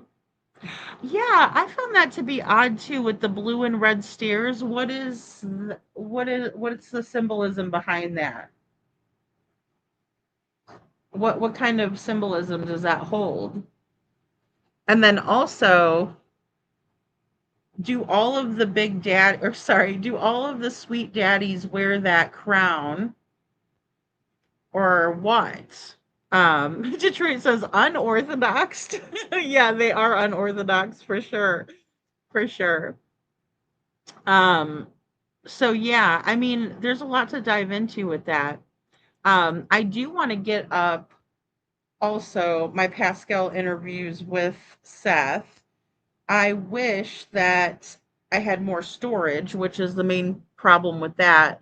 And I don't know how I'm going to want to put it out either, because I do want to make them a little bit smaller as well. And again, YouTube doesn't like a lot of this stuff. I don't like to water it down though, because again, to me, it's not helpful when we just sweep it under the rug and act like it's not there. I think it needs to be met head on. And I think that until we can identify the key problems and the root causes and issues, then we're never going to be able to actually move forward and find solutions, especially if we're going down the wrong rabbit holes and that sort of thing. So, 3506. Okay, 35. Oh. Oh crap, in which video? I still have the other ones pulled up too. Yeah, it is. I mean, that's the symbolism I can see in it. Detroit is like Yeah, it's like an entrance for royalty. Yeah, it does have that royal blue.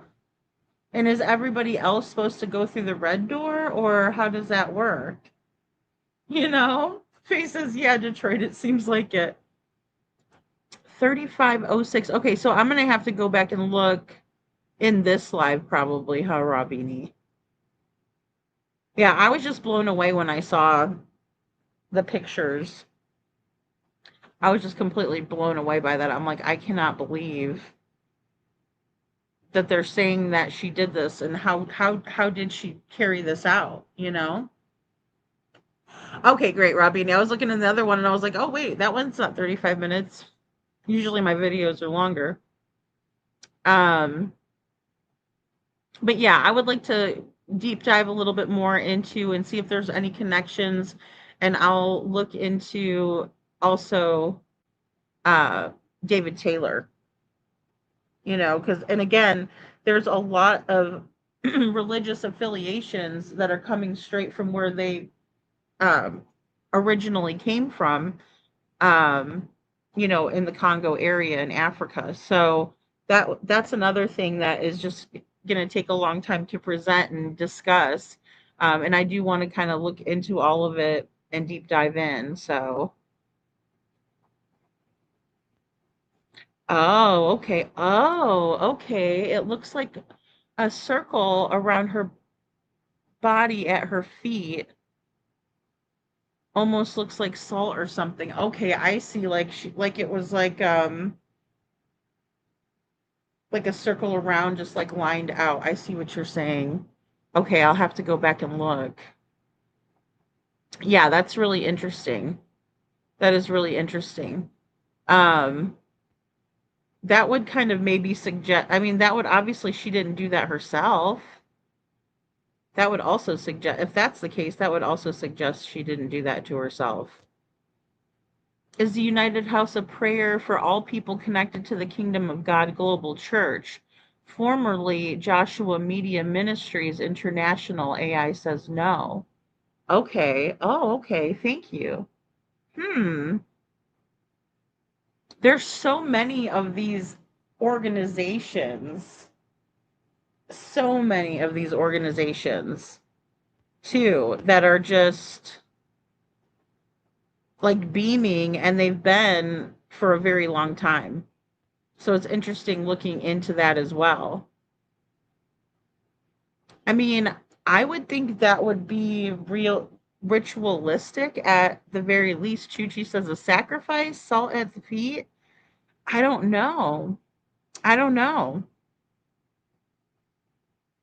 I feel good that all Greeks are Orthodox. It's crazy that everyone can build a church and lure people in the name of God, in my opinion. It is, Faye. And, you know, they're always doing strange things, right? They're just always doing these things that are that, like they'll say, well, we're a Christian church, but then they're not doing things that align with Christian values. And, you know, and I have been to Greek Orthodox Church. Actually, I've been several times because my best friend growing up was Greek. And so I've been to a lot of baptisms and different things at the church, weddings, and the whole nine yards. Um, you know, and I do find it very interesting, especially because these religions are newer compared to like Catholicism or Orthodox teachings, different things like that. But they claim to have been derived from Christianity. And again, that Pentecostal piece seems to be, but then again, you also have Islamic teachings and you have a lot of mosques in the area and all, you know, it doesn't seem like there would be affiliations. But then again, if money is involved, then there's your affiliation. There's the reason, right? And a lot of times that's where it leads us back to every time is money. And then again, also, if they're doing some trafficking activity, that can also bring in those affiliations as well.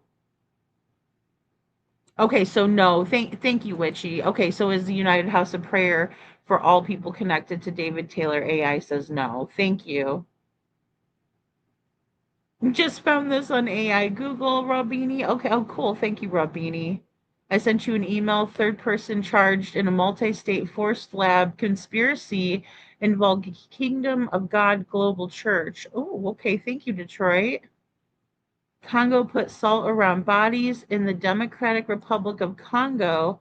At the Republic of Congo, putting salt around a body is occasionally practiced in some traditional communities. Oh, around a deceased person.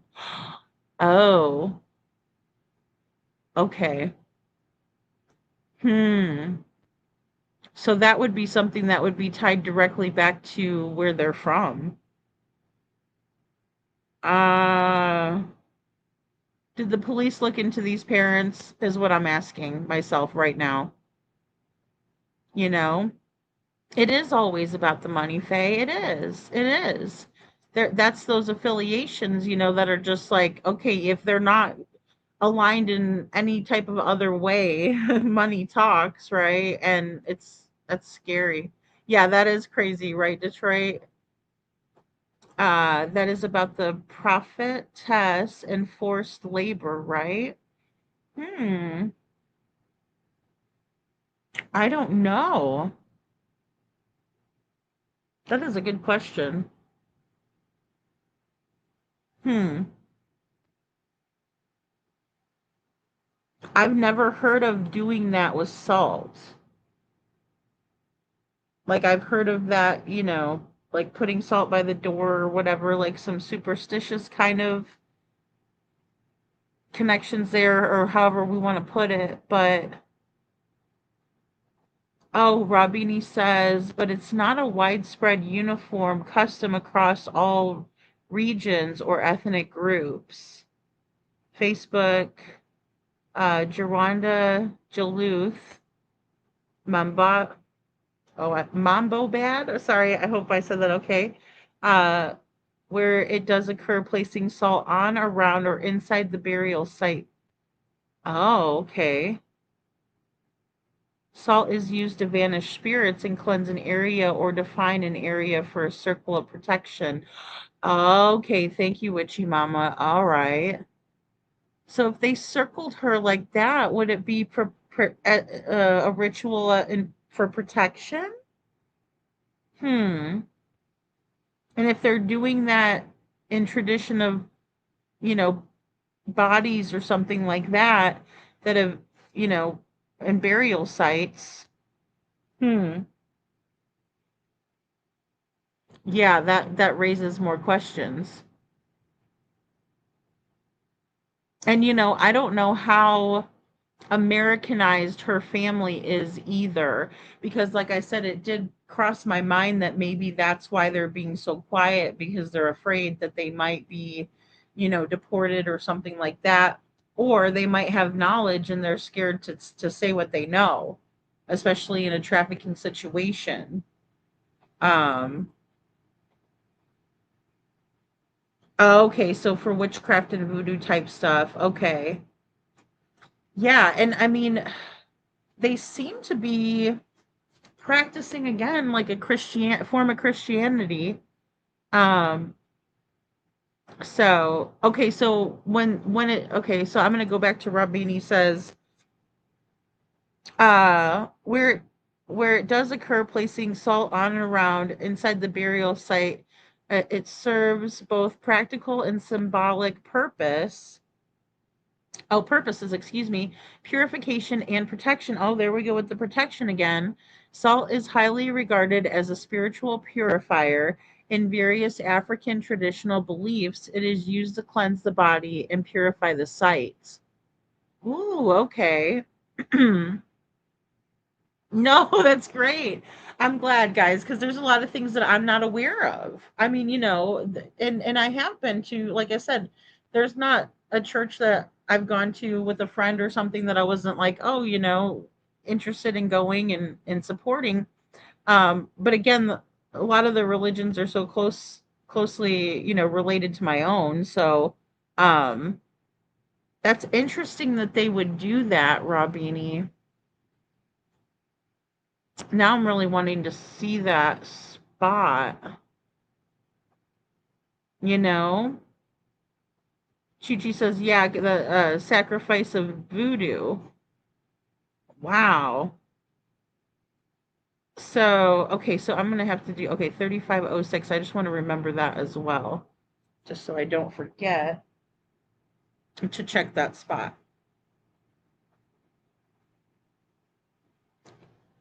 3506.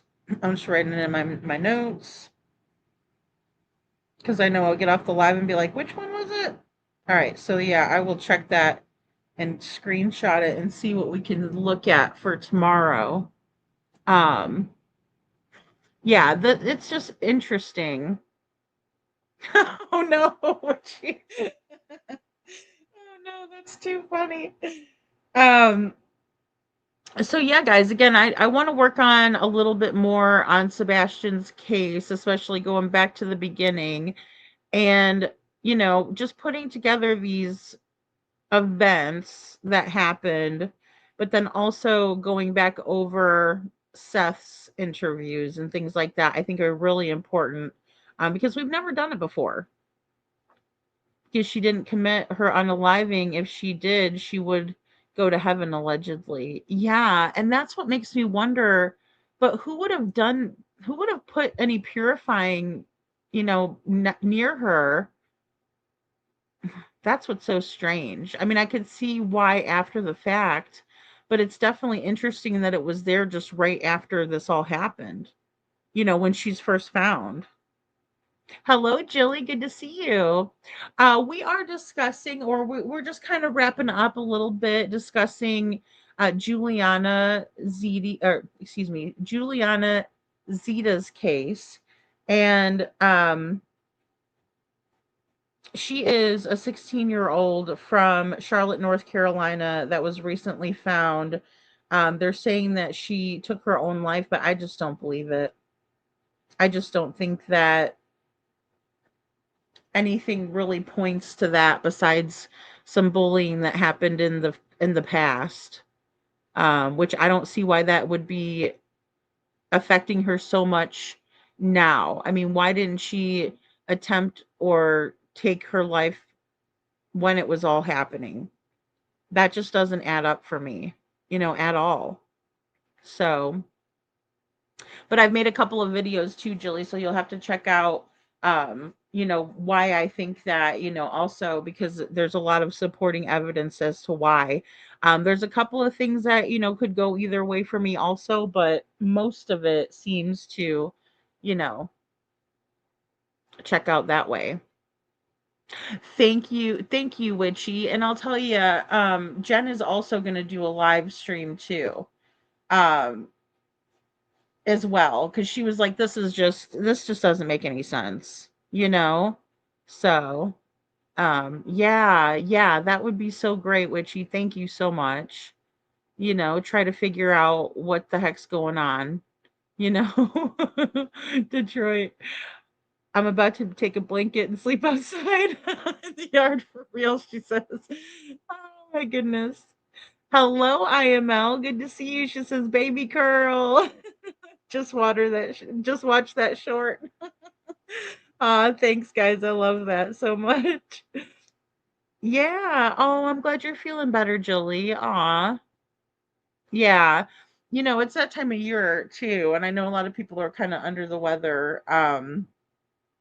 Oh, thank you. Thank you so much, Robini. I'll check my email too, guys, when I get off of here.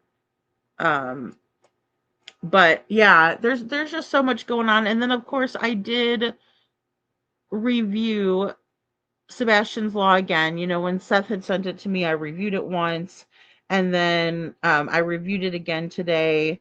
So I'm definitely working on getting a good understanding of it, even though it's very straightforward. And I think it's going to help a lot of people. Understanding how that all works out is just, something that I want to make sure I have a good understanding of it so I can present it all to you guys too. So, I'm going to be working on that as well. Um, I'm trying to think if there was anything else too besides, just sharing Sebastian's flyer. So, you can go on the FBI website and grab Sebastian's missing flyer right from there and print it out. Because that's really, really important. Good night, Chuchi. That's really, really important. And that's one thing that I know that Seth wants us to be doing is sharing that flyer out, digital. If we can print it out, put it in our area. Thank you, Witchy. That's right. Witchy says yes, you matter. If you would like to chat or get help, we care. Check it out here at the Suicide and Crisis Hotline. And then it's 9988, guys. And I know for a fact there's wonderful people that work at these types of places that do want to help and they do care. And some of them have gone through similar situations and they're just there to help, and it's so important. And again, I just don't think that she did this to herself. I really don't. I really don't. And we'll try to see how this unfolds, and how we can help spread more awareness. Oh my goodness, really? Oh, Faye. Oh, well, sending love, hugs, and prayers your way and, to give to them later too. Oh, 52. Oh, from cancer. That is so young. Oh my goodness. I'm so sorry, Faye. And someone else that just passed away way too young is Kyle Busch. And I'm not a huge race car fan, guys, or NASCAR fan. But I definitely know who Kyle Busch is. And very sad circumstances. We're still figuring out. I suppose they released the 911 call today, so we might be talking about that as well because I find that to be interesting. Yeah, absolutely, guys. And I know, and I'm also trying to figure out how we can help, right? How we can help spread that awareness, how we can help with, pushing that through because awareness is key, and then also the public pressure. When politicians think that the majority wants something, they tend to, make it happen more than when they don't think anybody cares about a certain topic, and I know everybody cares. Oh, thank you, Jilly. Love you too. And thank you so much for being here. That's what I read too, that he was coughing up blood and then they did the 911 and I didn't hear the call because I was kind of busy with other stuff. And but yeah, I mean, my heart goes out to his family. And just so young, Jilly. I'm like, oh my gosh. And I was thinking when I heard it, I'm like, isn't he my age? And he is. He's younger than me by 2 years. And I was like, oh my gosh. You know? So I don't know if it was some sort of underlying illness that maybe he didn't know about. And a lot of times guys don't like to go to the doctor and get checked out. And maybe that was part of it. I was thinking, I just don't know, you know? Oh, her daughter's 4 months pregnant. Oh, Faye, I'm so sorry. Oh, yeah, I've heard just very minimal, but I did hear what Witchy's talking about, and I know his wife was on TV, and I'm like, oh wow, is that his wife? She's really pretty, and I know they have little kids, so, um, yeah, it's interesting, very, very interesting. But I will say, moving forward, I think it's just again making sure we just keep Sebastian's name out there. Um, I did hear from a good source that Katie and Chris are still in the area. That is one thing that I kind of wanted to update a little bit, but that, again, it's hearsay. But I do not think they're out of the area. I mean, yeah, does Chris work out of town times? Yes. And he uses his fifth wheel still and all that. But as far as I know, they're still in the area. So I do think that that's safe to say, um, you know, for what it's worth. But I think the bigger picture here is hopefully getting to, you know, maybe some clarity on whether those culverts have, excuse me, the basins have been checked and different things like that. I'm still kind of working on that behind the scenes. But there's just, I don't know that they're going to tell us or if they'll just go do it, so I'm wondering, you know, exactly. Where's Sebastian? They can kiss my grits. Where's Sebastian? Exactly. I know. I wish we could get some answers to Robini, and thank you for sharing the flyer again. Um, I wish they would too. And I have mixed feelings on it. I mean, I'd be lying if I said that I trust law enforcement because I don't. But then again, I do think that they know more and they're doing, at least they're taking direction or help from other areas, which I was glad to hear about that, you know? So I was glad to hear about that. But yeah, guys, and thank you, Detroit, for those green hearts. But yeah, guys, we're just going to keep on trucking along here. And then again, let me know your thoughts in the comments, what you guys think. It is another distraction. It is. It is. And, I mean, I don't know what it would really do, even if, say they did move, to Timbuktu. Like, how would that translate anyway? Like what's the significance? We still need to know what they did to Sebastian or where he is, right? Or what happened to him. Because we just don't know, you know? So that's another big thing, Um, yeah, Chuchi, I don't know if she's got any siblings or anybody. It doesn't name anyone in her obituary. That's what's strange also. Yeah, there you go, Detroit with Jinx. Yeah, they didn't mention anybody, but they also didn't even mention anything about her besides her, we'll just say very little.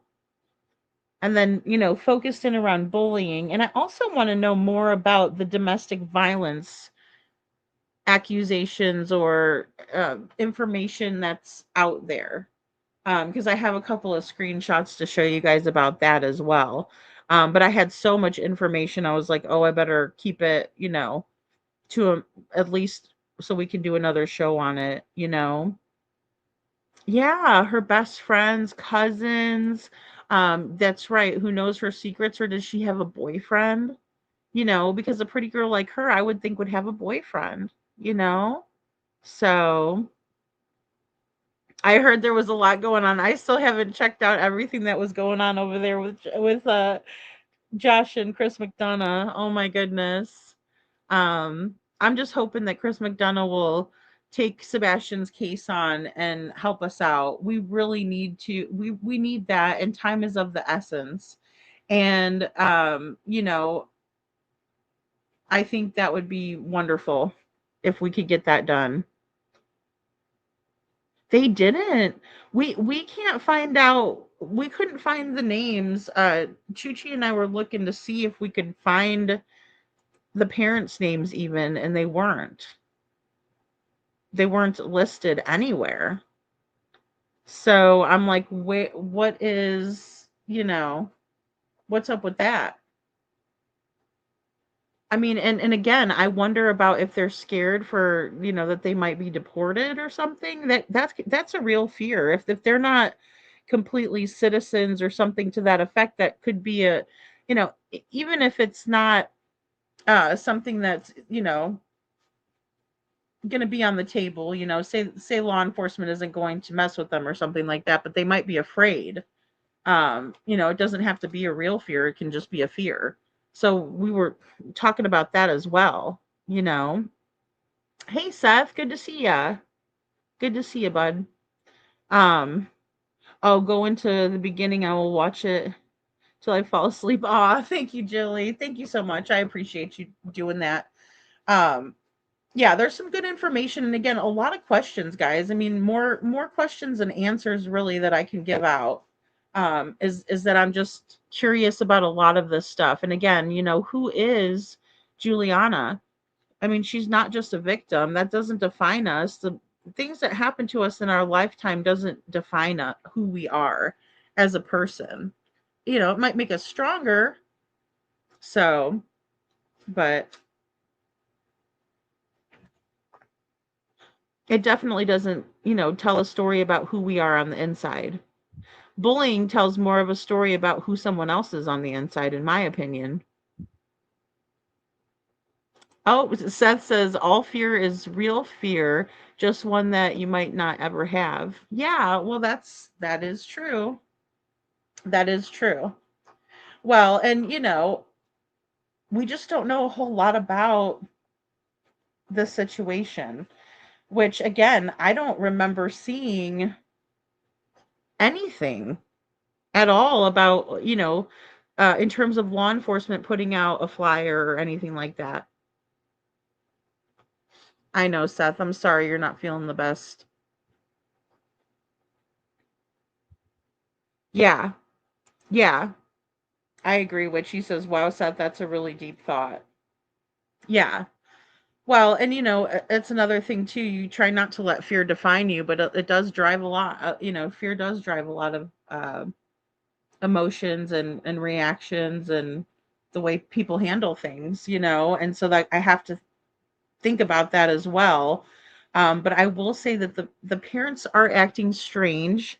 I don't like that they put the young picture out. Reminds me of some other people we know. Um, and so, when we see that, it is a red flag.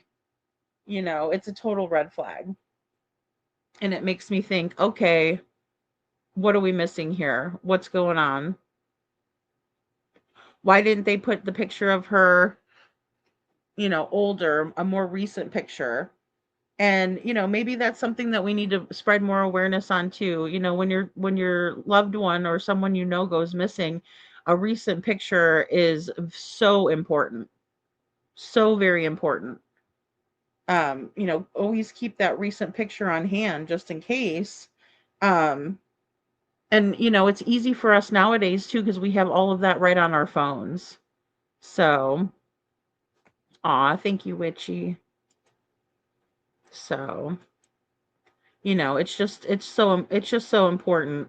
And then again, there's just not a lot out there, but I'm hoping more will come. And again, the more people that we include in on this, that's why I'm so grateful for Jen for covering it. And I know that Chuchi reached out to a couple creators as well about covering this case because we do need the awareness.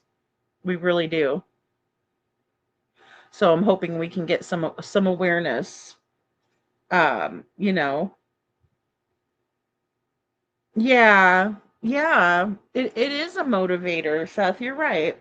Fear had driven me to do several things I have done to find Sebastian. Yeah, and I bet there's a ton of things that cause great fear in that situation. Um, which he says I don't doubt that, Seth, at all. Mm. Just too much anymore. I know. And we need to find him. We need to figure out and put ourselves in their shoes. What would they do, right? What could have caused this? And I think we have a lot of those root causes that we've identified. I really do. I feel like we have a lot of good indications on what was going on. Maybe if we don't have it specifically, but we can kind of surmise because of the events that were happening and things were not getting better, they were getting worse when it comes to Sebastian. Um, it's not like, I mean, it was only the calm before the storm and the cycle repeating itself, in my opinion. And that's concerning, and it causes a lot of fear. It causes a lot of worry and uncertainty, not knowing. So we just got to figure out where we need to look. And I think that's one of the greatest pressure points or pain points in this, is that we just don't know. I mean, even if we think about, okay, the 3 a.m. lights, some car was there in the neighborhood. People have said the car was there and then they left out, but we don't know if they went left or right. We don't know where they went from there. Um, any of that. We don't know any of that. So, and then a lot of us question whether Sebastian made it home at all. So that's another thing that's a very pressing issue.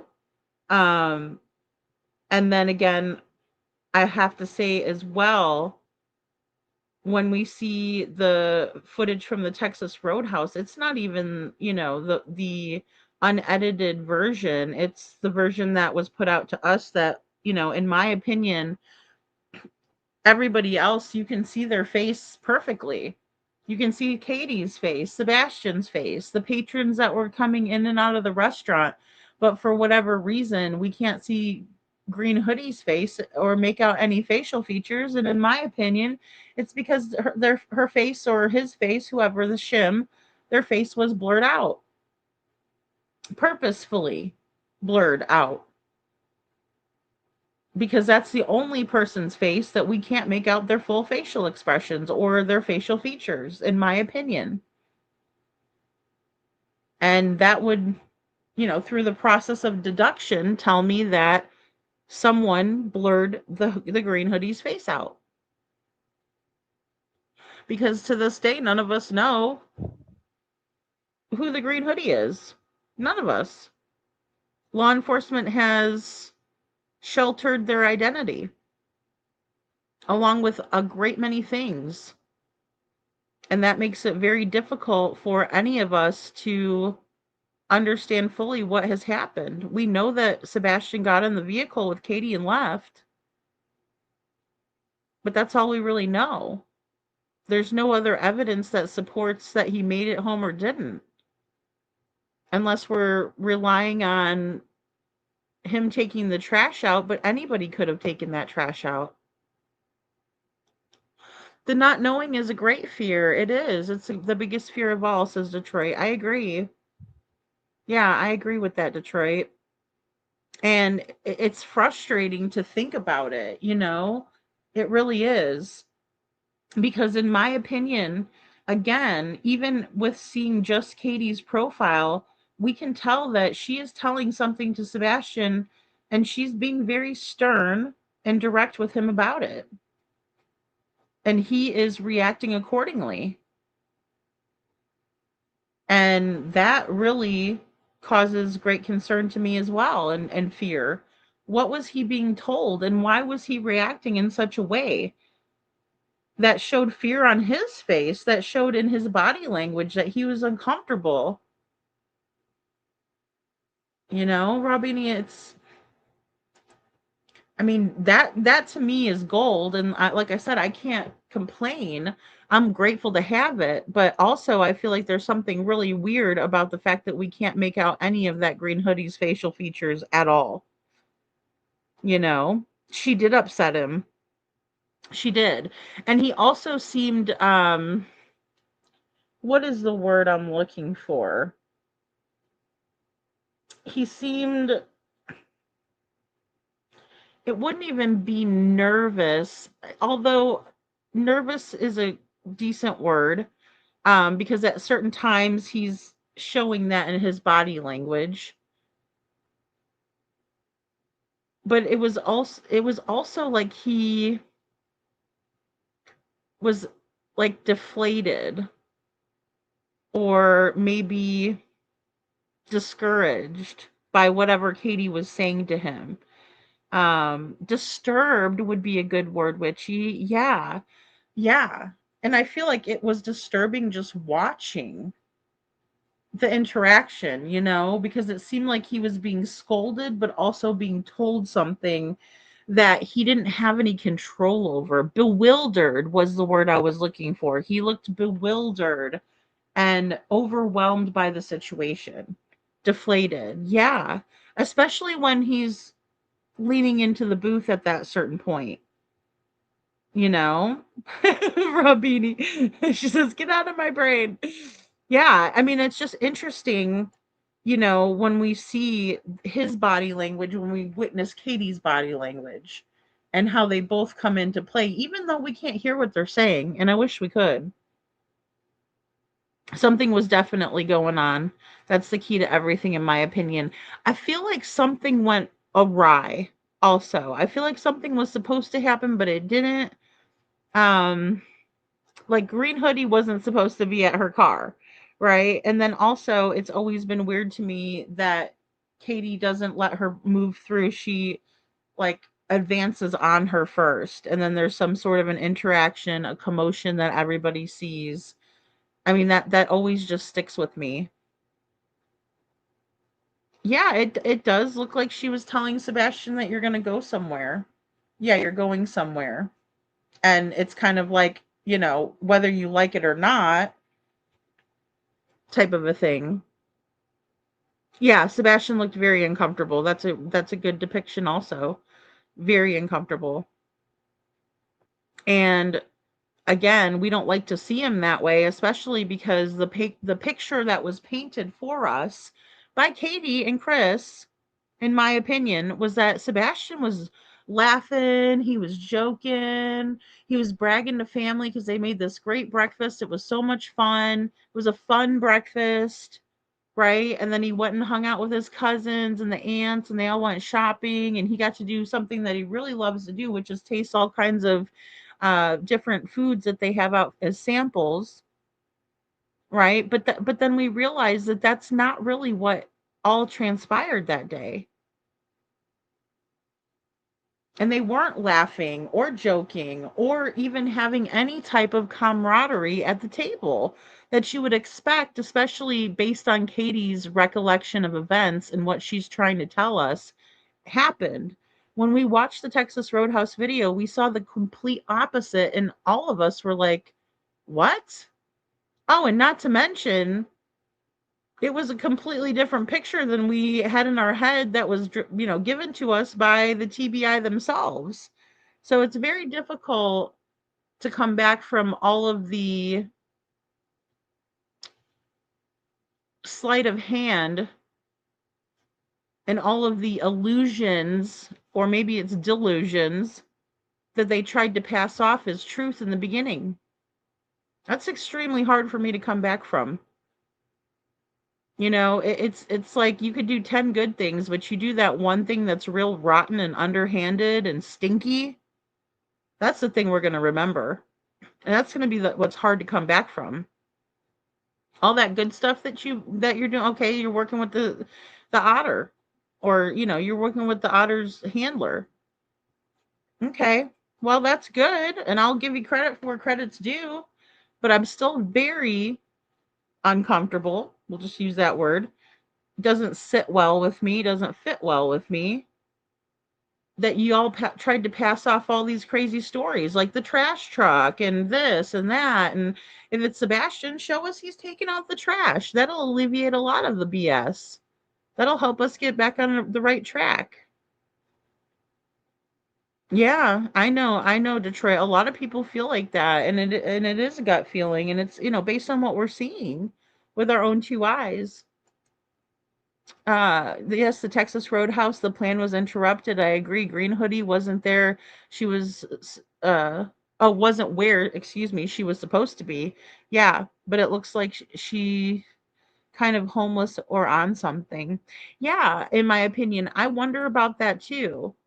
I know that they were saying, you know, they wanted to protect her because her identity, because they didn't want people coming after her and that sort of thing, but they don't seem to give a crap about anybody coming after anybody else anyway. Like all of a sudden the Green Hoodie is the magic, you know, character in the story that's left unscathed. Are you fucking kidding me? Sorry.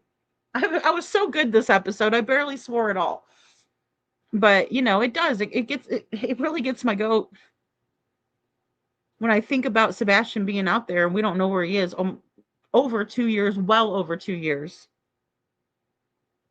And they're still playing games. It's time to put the big boy boots on, you know? Robbie, I did so good. I did so good. That's all a lie. Sebastian told Seth they didn't like him. Right. Well, and that's another thing too. Everything that they've told us has been contradicted in one way or another, whether we figured it out on our own or whether they, you know, ruined it themselves. And they did a lot of ruining it themselves. They're definitely liars. Definitely liars. Oh yeah, they can't tell the truth if they tried. They've made so many lies up that they just can't even tell the truth anymore. They're too busy covering for all the lies, you know? And Katie leaving town, that's a huge red flag. Yeah, where's that proof, CP? Exactly, exactly. I tried watching Mob Crew, but sometimes I don't get like where he's going or he drags it out. No hate. Yeah, well, my thing is that, you know, don't tell us you're gonna, you know, reveal the green hoodie's identity and then never do it. You know, I mean, that's where I'll get lost real quick and I won't watch anymore because I'm not gonna hang on every word. Just give it to me straight. You know what I mean? And I'm very straightforward of a person, so the hokey pokey doesn't bode well for me, and I don't get down with that because it's just too much. And honestly, I don't have time. If people are putting out good content and they actually do have receipts and they're coming forward and showing me something legit, then I'm all down for giving my time towards that. But if they're not and they're just gonna draw things out and milk it, so to speak, that's where I lose a lot of respect because Sebastian deserves better than that. He really does. And yes, I said it. Oh, maybe she signed an NDA also. Well, I never thought of that, would she? But that very well could be. Why did KP run to take the footage? What was she afraid we'll see? Her second phone allegedly. Yeah, well, I think she was worried about the whole thing, Faye. I really do, because in hindsight, it being perfect, right? Looking back on it, she wanted us to believe they were having this great day, and Sebastian was so happy, and she was so happy, and we were just having the best day. But we've come to find out they were not having the best day. That's why they used this fake ass picture of them having a decent day, right? Or they were having a good time at one point at the Texas Roadhouse because that's the picture that they put out for us. But they never wanted us to have in our mind's eye Katie treating Sebastian like she is in the corner picture right under the one that they tried to push off on us as truth. Look at Sebastian's face. Does he look like he's having a good time? Because if I take those two pictures side by side, yeah, they're one, it's right below it, but it's plain to see that that's not the case. It's very plain to see. And why are you looking around like that, Katie? What are you sneaking about? Nobody looks around like that looking for a waitress. When you're looking for a waitress, you're looking above the booths to try to flag your waitress down because you need a refill on your drink or you want more rolls. You don't look around ominously, sneakily. But you're caught red-handed, Katie. In my opinion. Yeah, I for a while was wondering about that. But then again, it just doesn't add up for me. And also the fact that you cannot see her face. They blurred it, in my opinion. And if at night, wants to, verify anything or, correct me if I'm wrong, that they're welcome to. In my opinion, from every single screenshot I've tried to take, slowing the video down, the green hoodie's face is blurred, and they did something to that logo, because I can't find that logo anywhere, and neither can anybody else. And if you can, more power to you. You're better than me. You win, checkmate. But until then, hell no. They did something to screw that up where you can't make out the logo, in my opinion. So they give us the clues, but they hide the meat and potatoes. And again, I don't like that either. Sebastian deserves better. When I saw that the very first interview, I was thinking they did something with that child. My gut was like, something is really wrong here, and that's why I'm still here and I will never give up. Well, and that's what motivates me too. Detroit, and just Seth needs his son back, and I know that pulls on all of our heartstrings, and Sebastian needs to be back where he feels comfortable and, with his dad, with his family. He doesn't deserve to be out there. Nobody does, and I agree. It does. It's a big motivator because none of us even thought it would make it this far. I mean, even stupid ass Chris. I appreciate Chris's work, and that some folks need hand holding to understand, but my goodness, I just can't hear the same two sentences for 2 hours and learn nothing. Yeah.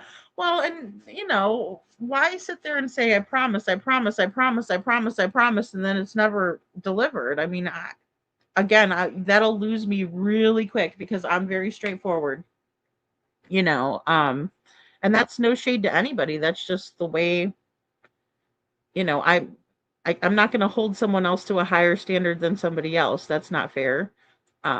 We're all humans. We're all capable of making mistakes and doing wonderful things, so nobody's better than anybody else. And I don't like the arrogance, and I won't even put up with it. I'll be like, peace out. I was wondering, like with Mob, like I missed the clue. So it's just not just me. No, it's not. Because people be like, you got to go over and watch, or he's on or something. And I'm like, oh God, and it's just because it's been nothing. It's been nothing burger after nothing burger after nothing burger. And if you don't agree, then you're attacked. And I don't get down with that either. That'll lose me so quick because I've already been there, done that multiple times in Sebastian's case. And there's no reason for it. It's about Sebastian. It's about finding him, not seeing how much money we can make off of not seeing how many people we can dupe off of, the situation or convince. I'm not here to convince you guys of anything. I tell the narrative the way I see it, and then I welcome you guys to tell me your thoughts and opinions on it. Not everybody is going to do that, and everybody's different. And I'm not saying it's bad or good or anything. I'm not saying I'm doing it the best way. But that's just how I like to do it, because I like to leave it open for you guys. I don't want you guys, saying, oh yeah, I agree, Lady Freedom. It's good to agree. Yes, it's more of a harmonious vibe, but it doesn't help when we're really trying to get down again to the meat and potatoes of a situation if everybody's just agreeable. It's much better if somebody comes even from the bushes and says, and they're brand new, none of us know, because we all know each other for the most part in here. But if they come out and say, you know what I see, and maybe they have the key, and if they never say it, or they never feel like it's safe for them to speak up and speak their mind, then we're losing crucial information that we're all missing. And that goes for anybody. Anybody could be the one to come in and say something that nobody else noticed. And if we shut everybody down and say, no, I don't like you because you don't think like me, that is not good for anybody, in any situation. Not just when it comes to this, but we're looking at critical thinking skills, and we're looking at people who might pay better attention to detail than someone else, or if you notice something. I don't want people to be afraid, even if goes against what I'm saying. Oh, okay, well, hey, look, you're actually right and I'm wrong. And, when you're arrogant and you think everybody's beneath you, you're never going to open your mind to any different possibility. You just want to be in an echo chamber. And that's the worst thing we can do, is be in that echo chamber, because it's that's where you're stuck. You're not moving forward in that. That is really sad. Yeah, I mean, the cemetery stuff really threw me off. I won't lie. And the way that I was like viciously attacked by his people, and I was a member. And that's another thing. Like, I was paying to be a part of that. You know what I mean? I'm like, look, it takes a long, hard look at yourself when you're being attacked by someone you're paying to attack you. No, I'm good. I am good. So, yeah, I mean, and it is anybody who is going to take a fair look at it is going to think that way, though, too. Detroit, that that they're not getting on with it. And I think that it really sucks, and I blame I will say that I blame law enforcement more than anyone. Not that I like to play the blame game, but if I'm looking at it and trying to figure out why this is happening or what's happened here, I truly believe that because of the lack of transparency and because law enforcement refuses to tell us the truth instead of lying their asses off at us, we're all forced to come up with our own conclusions. And it's not going to be based on anything law enforcement has told us because we don't trust them. And that's horrible. I would like to sit up here and say, guys, we should trust law enforcement. They're good guys. But it's very difficult for me to do that when I think they have every bit of footage that they need to put Chris and Katie where they belong, because they were the only ones, in my opinion, that were responsible for Sebastian at that time. It's their house. He's a minor child living with them. Katie is his biological mother, and Chris is his stepfoot. Okay? At the time, they're responsible. Katie being the last one with him and playing it off as a fairy story like she doesn't know where he went. He's just gone. I don't know why he walked out the door. We were so happy. Bull crap. You were happy. This shows to the contrary. We're seeing it. There's nowhere left to hide, Katie, because we can see it with our own two eyes. But law enforcement wants to come out and tell us that the lights are a trash truck. They want to tell us they're lights on the hill. They want to change their story a billion times. And then as a result, you have local neighbors and people in the neighborhood that are giving privileged footage to a YouTuber in Utah that has never come to see Tennessee or be there for any of these major events that support finding Sebastian. Where's the logic in that? And not only that, this person is saying that they've had this footage forever, since the beginning, and they haven't had a chance to go through all of it. And we're just sitting there, okay, no problem. No, that's a major issue. That is a major issue. And not only that, a lot of those neighbors allegedly gave all of their footage to Chris Proudfoot and Katie Proudfoot. Like, here you go. Now, why would they do that? Riddle me that, Batman. But Bobby, the neighbor, is adamant that there was a car in the neighborhood that pulled onto Kellen. She's adamant about it. And then she's given footage of her own. And then whoever, I can't even say exactly who it was, but whoever tried to pass it off. And because I had just been to the area, I could tell that test that they did was not a true test, because the houses weren't there when Sebastian went missing, and now there's these great big beautiful houses. So there's no way that you can do the exact same test as it was when Sebastian went missing. That's the huge disadvantage, because now, geographically speaking, or, you know, the topography, all of that has changed since Sebastian went missing. It's not the same area as it was then. It's been built up. The neighborhood's there. There's a whole playground. And all of that's there. Those big culverts, those are all covered up. So it's not the same area. And for them to pass it off as if they could do something like that, that was where I was big time lost. And the fact that I even questioned it was as if I was questioning God himself. And that's very dangerous, in my opinion. So, because none of us are God. And none of us are perfect. No, my PTSD, we're just basically talking about theories and what happened at the Texas Roadhouse.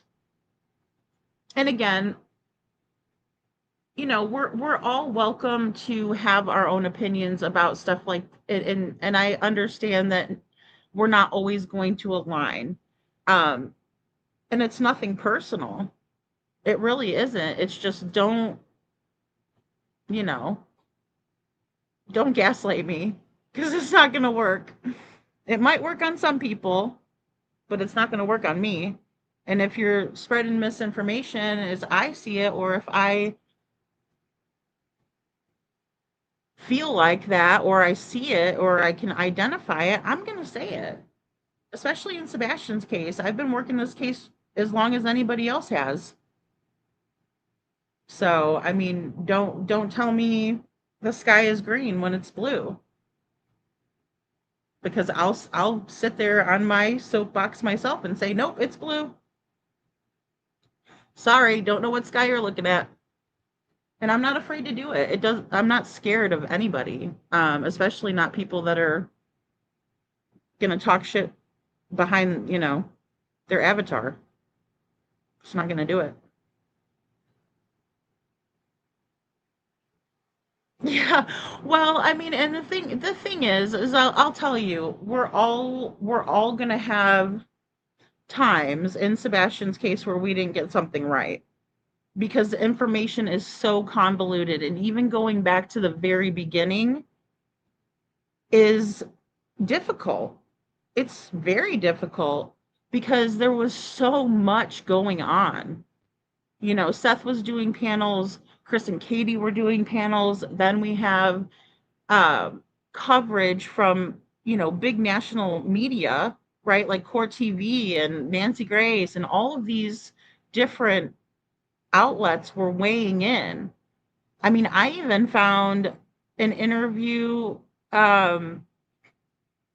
with Vinnie Politan when he didn't have any of the parents on. He was talking to Gray Pubes and what's his face? Trevor. I had totally forgot about it until okay.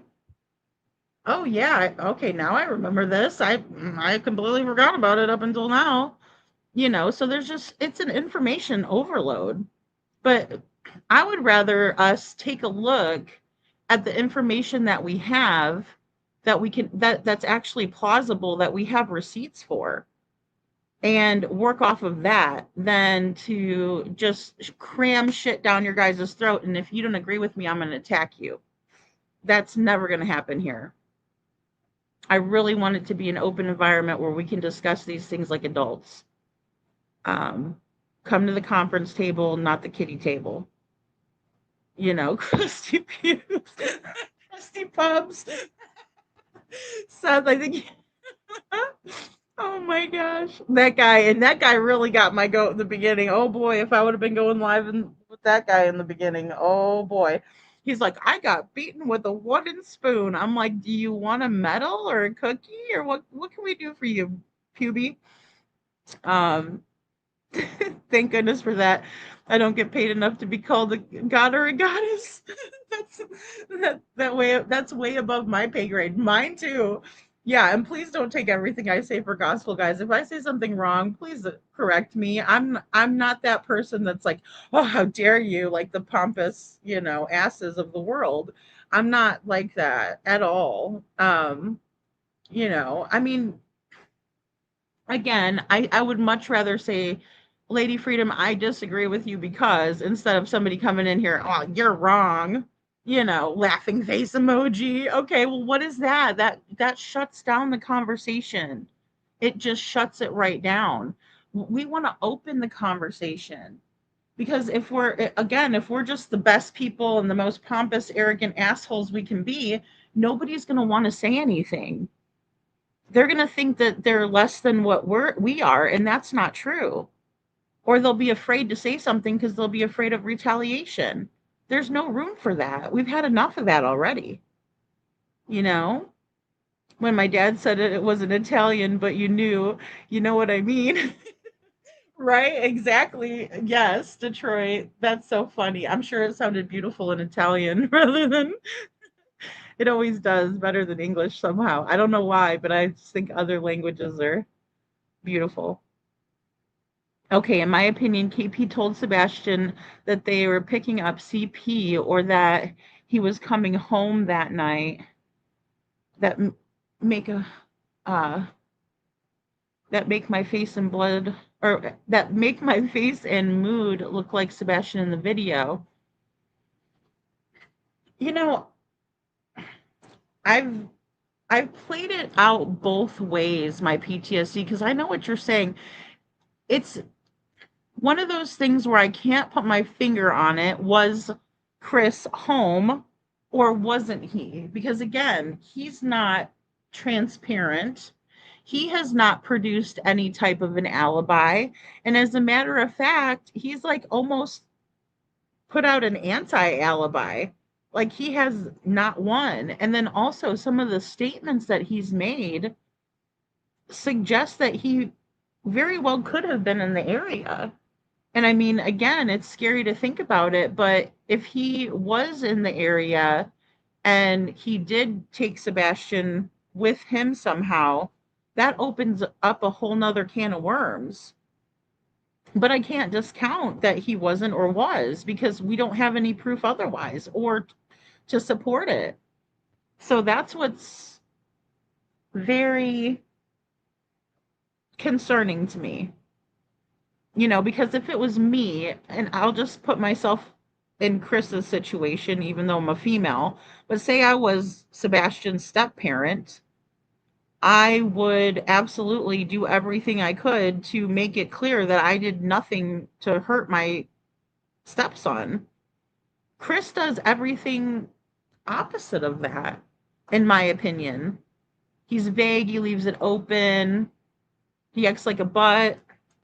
You like the kitty table, my PTSD. Well, I mean, it just I can't believe how many people are so closed-minded or just hateful, when there's a difference of opinion. It's like, calm down. Everybody's allowed to have their own brain and thoughts. It's not a reason to lose your shit. But people still do. And then they come for you like with pitchforks. IML, forget about it. CP and KP have no receipts is a problem. Right. And law enforcement has never come out and said, oh, Chris and Katie didn't have anything to do with it. They said they're cooperating, So, because Seth, you, Lady Freedom, I disagree with you because I said it. Okay, so that wasn't a typo, so everybody knows. I love when Seth comes in because he'll be like, you're wrong. I love that, But you give me supporting evidence. most of the time. You give me a supporting statement. I was sleeping is not a receipt. Right. Exactly. No, it's not. It's not a proper alibi by any means. Neither is I was in Memphis or Mississippi. He says Memphis. He gets real nervous about saying it too, unless you take their word for it, in my opinion.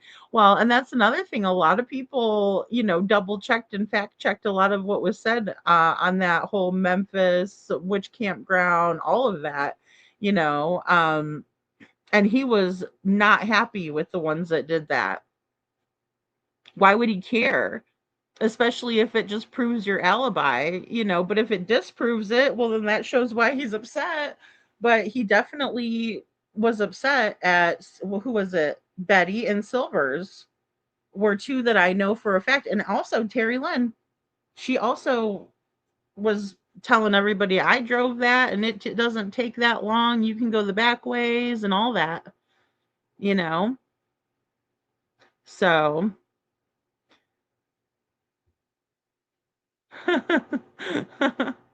aw, that's cute, Robini. Hey, KJ Mac. He wouldn't even state if his phone was sitting or moving around with him during his 2-hour call with Katie. Yeah, while he was out on the sofa reading, talking, sleeping, and saying, Bubba, did you fall out of the bed? Oh gosh, that was the craziest. When Katie said that, I was like, oh, hell no. That was like shooting up red flags and fireworks and everything when she said that. Bubba, did you fall out of the bed? No, ma'am. Oh, baloney. That's not what you said before, Katie. You know? So, in my opinion, CP was coming home every weekend, although CPS told him not to, allegedly. Yeah. And, listening to Seth saying that, most of the time when Sebastian was over with him on his weekend, Katie was going to visit Chris in Memphis, right, or wherever at his job, but she was traveling to see him. So that stood out to me too. So I mean, doesn't seem like they were wanting to spend much time away from each other, even though they were. And again, that would support him not being able to be around Sebastian, so to speak, right? So he stays away when Sebastian's around, you know. Professional butthead. That's funny. But Lady Freedom, you have to have a brain in order to form an actual thought, right? Well, you have to. Sometimes it just takes a little bit more brain power. No, just kidding. Oh my goodness. Oh my goodness, that's funny. Just because I sit on a throne at home doesn't mean I'm a king. At least my throne doesn't look like a portal to hell. Like some people, I know. Oh man, that was the bringer on the toilet. I think Terry Lynn is side boobing the crystal clear one. Oh no, Boppin. Sorry I said that wrong.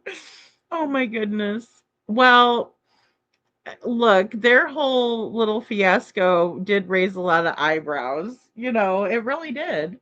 It really did. And then the flipping over and, being on all of that, it was definitely odd. All of that was odd. The whole thing was odd with Katie. I mean, she's never given, um, in my opinion, she's never taken any of this seriously. I mean, even when Holly Thompson asked her the first question of the interview, she laughed and looked at Chris and then, you know, did that little thing where she like laughs and shrugs and rolls her eyes and I mean, she's never, in my opinion, taken it seriously, and that's a big issue too. So that's what's tough. And then we have Chris that comes in and explains situations where only Katie would be knowledgeable because she was the one that was there and he wasn't, presumably, allegedly, So that's what's strange about that as well is because then we're sitting there thinking, okay, they've either rehearsed this, right? This is scripted. This is their story together collectively, even though he wasn't supposedly there, or he was supposedly there. And that's one thing that, again, is so difficult because we just can't get a definitive answer on things. And that's what breeds a lot of the speculation. And even, to Mob Crew's defense, thinking that they might have moved away or, because Katie did move away in the beginning. She just up and left with Chris. And then she tells Nancy Grace, well, my son could be anywhere. So we're looking everywhere. But where is the proof that you're doing that? And again, I'm not going to knock the billboards. The billboards are important. But it's just, you go that extra mile when you don't know. When you do know, you act a lot like Chris and Katie, in my opinion. So, yeah, they're still joking on panels. Don't even use their time to talk about Sebastian or advocate. Nothing, in my opinion. Yeah, and, I get, in a small way, if I'm looking at it, as an outsider looking in, which I am, if they think something is ridiculous or preposterous, maybe they would poke fun at it. Like, for example, with Katie in the work van in California. And they thought that was funny. And so they said, oh, hey, Queen, or they had Clue do it. They always do that. Or they have done it many times in the past. Where she's, oh, you guys got your beach towels. We're all going to California. And then Katie goes, get in the van. And she's doing that weird stuff that she does where she does that voice and the weird, all of a sudden she's got an accent and it's country and it's weird.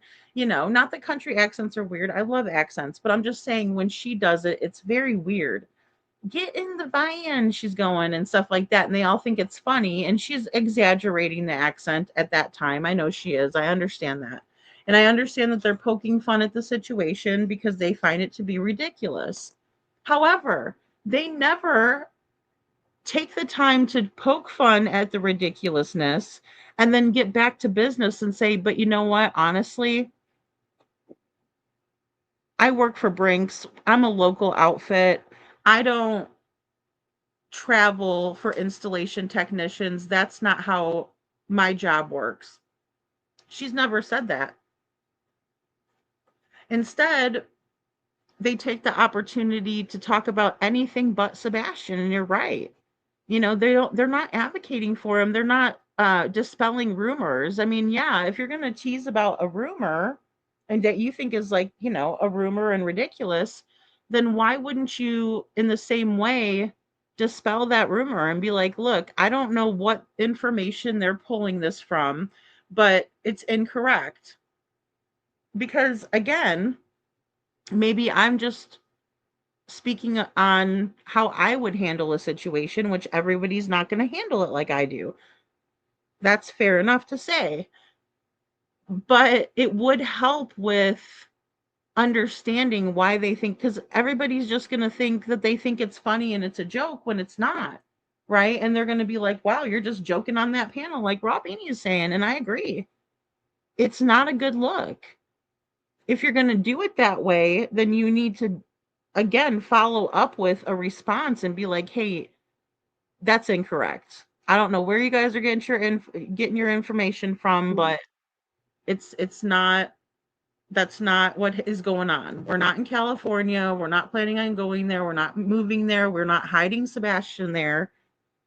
Be serious about it, especially if you're being accused of something like that. And again, they do have ties to California, so it's not as outlandish, in my opinion, to think that they wouldn't be trying to move back there or considering it. But it's also, something that makes me wonder, why would they choose to do that? And I just don't think they are. I don't, people have been speculating from day one because of Katie's behavior, no doubt. And I'm not blaming anybody for speculating because of her behavior. Specifically, is that Katie did up and leave. She wasn't sticking around the house like she was told, like they asked her to do, like any mother would. I mean, she wasn't doing it. She wasn't doing the little things that she was told to do by law enforcement, which was to stay put. Stay where you're at in case Sebastian comes home. Right now they want to laugh and joke and think it's funny, but really it's because of her actions that people would believe that she would up and leave. But people have speculated about that from day one. Are they selling the house? Oh my gosh, it could be a pocket listing. Oh my gosh, they could be doing it under the table with, mama socks and this, that, and the other. But there's never been any type of proof on that. Let's just be honest. There has been no proof on that other than Katie's response not to stay at home. Other than that, there's no evidence to support it. And then furthermore, why would Chris all of a sudden start working for Brinks under Katie or with her van? And who's paying the bills? Because I'm here to tell you, Chris doesn't just make peanuts or pennies. He makes good money doing a specialty job that has nothing to do with installing anything for Brinks Home Security. So if we're thinking about it logically, then there's your answer. Mama Socks can't afford to their lifestyle and hers. And they're not the Murdaughs. In my opinion, a lot of real estate agents have a lot more in their business than they do in their pocket. And I've known a lot of realtors, and I've been a realtor myself. So when people act like they're just like the richest people on the planet and they have all this money to be facilitating Chris and Katie moving to Maryland and Katie being nowhere to be found and Chris doing her job, that doesn't add up. I mean, that doesn't, maybe in a fantasy world, but it doesn't add up for me. And it doesn't show me any hard proof of what happened to Sebastian. That's all I care about. It doesn't matter to me where Chris and Katie are. They could be, again, in Timbuktu. They can be on the moon. It doesn't make a difference to me. Where is Sebastian? What happened that night? We have from 7 o'clock, roughly, until 6 a.m., and we don't know what happened to him. All we know is that at some point, someone did something with him, because if he would have ran away himself, there would have been an indication of that. There would have been footage of it, and there is none, to the best of my knowledge. Now, if there's footage that comes out that depicts Sebastian leaving from the house, then I stand corrected, and that's where I'm going to follow. I will follow those facts. But until then, there's no indication of that. There's no proof or evidence of that. Logically speaking, and otherwise. Is it still illegal in Tennessee? Not here, but the hemp vapes gummies are very similar and are legal as far as I know. Otherwise, I got some holistic options. Oh, for migraines and stuff. Yeah. I don't know why they just don't legalize it everywhere. It's like, I don't know. So, food on the porch, IML, food on the porch, right? Yeah.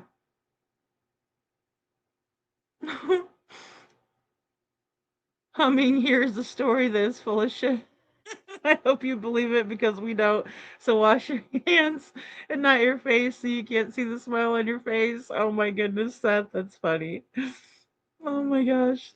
The lack of advocacy, yeah, at this point right now is odd. It's been a long time. Anger at Ellie and whoever has him should have occurred by now. But no, all understanding and patience. Yeah. Well, and I agree with that, KJ Mack. I think that's really well said. But I also think, Katie has never acted in the way that we would expect, but also she's never been honest about the situation. The story has always changed, and it's not like a little detail might have re-entered her brain because of trauma or because of the shock of a situation. I've accounted for that. I think I've been fair in that way. And maybe I haven't, but I feel like I have been. I think I have been. Because I do try to account for those circumstances, but then also you have to take a look at Katie's baseline. And Katie's baseline has always been that of someone that pretending she's someone she's not.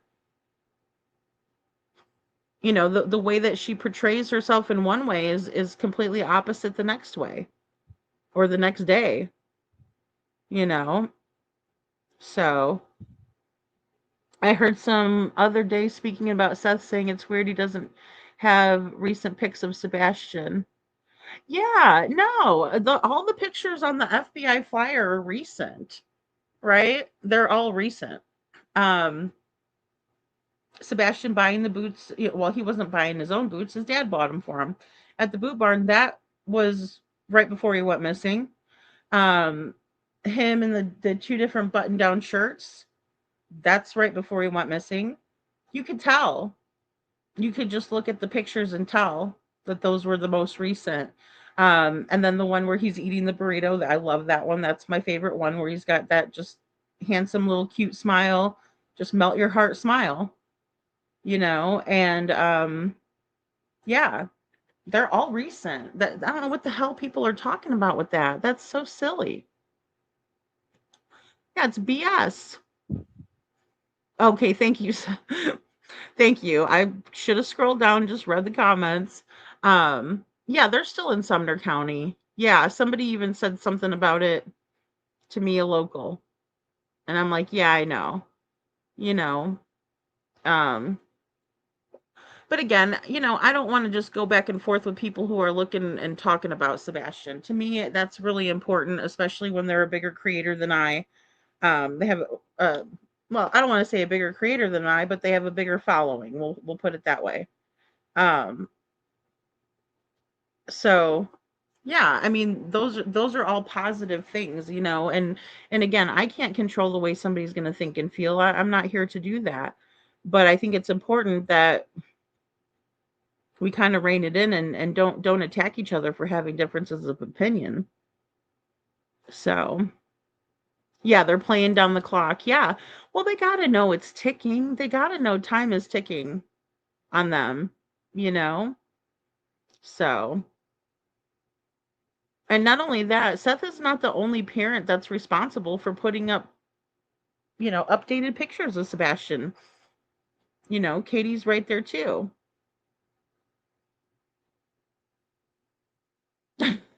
Right. Yeah.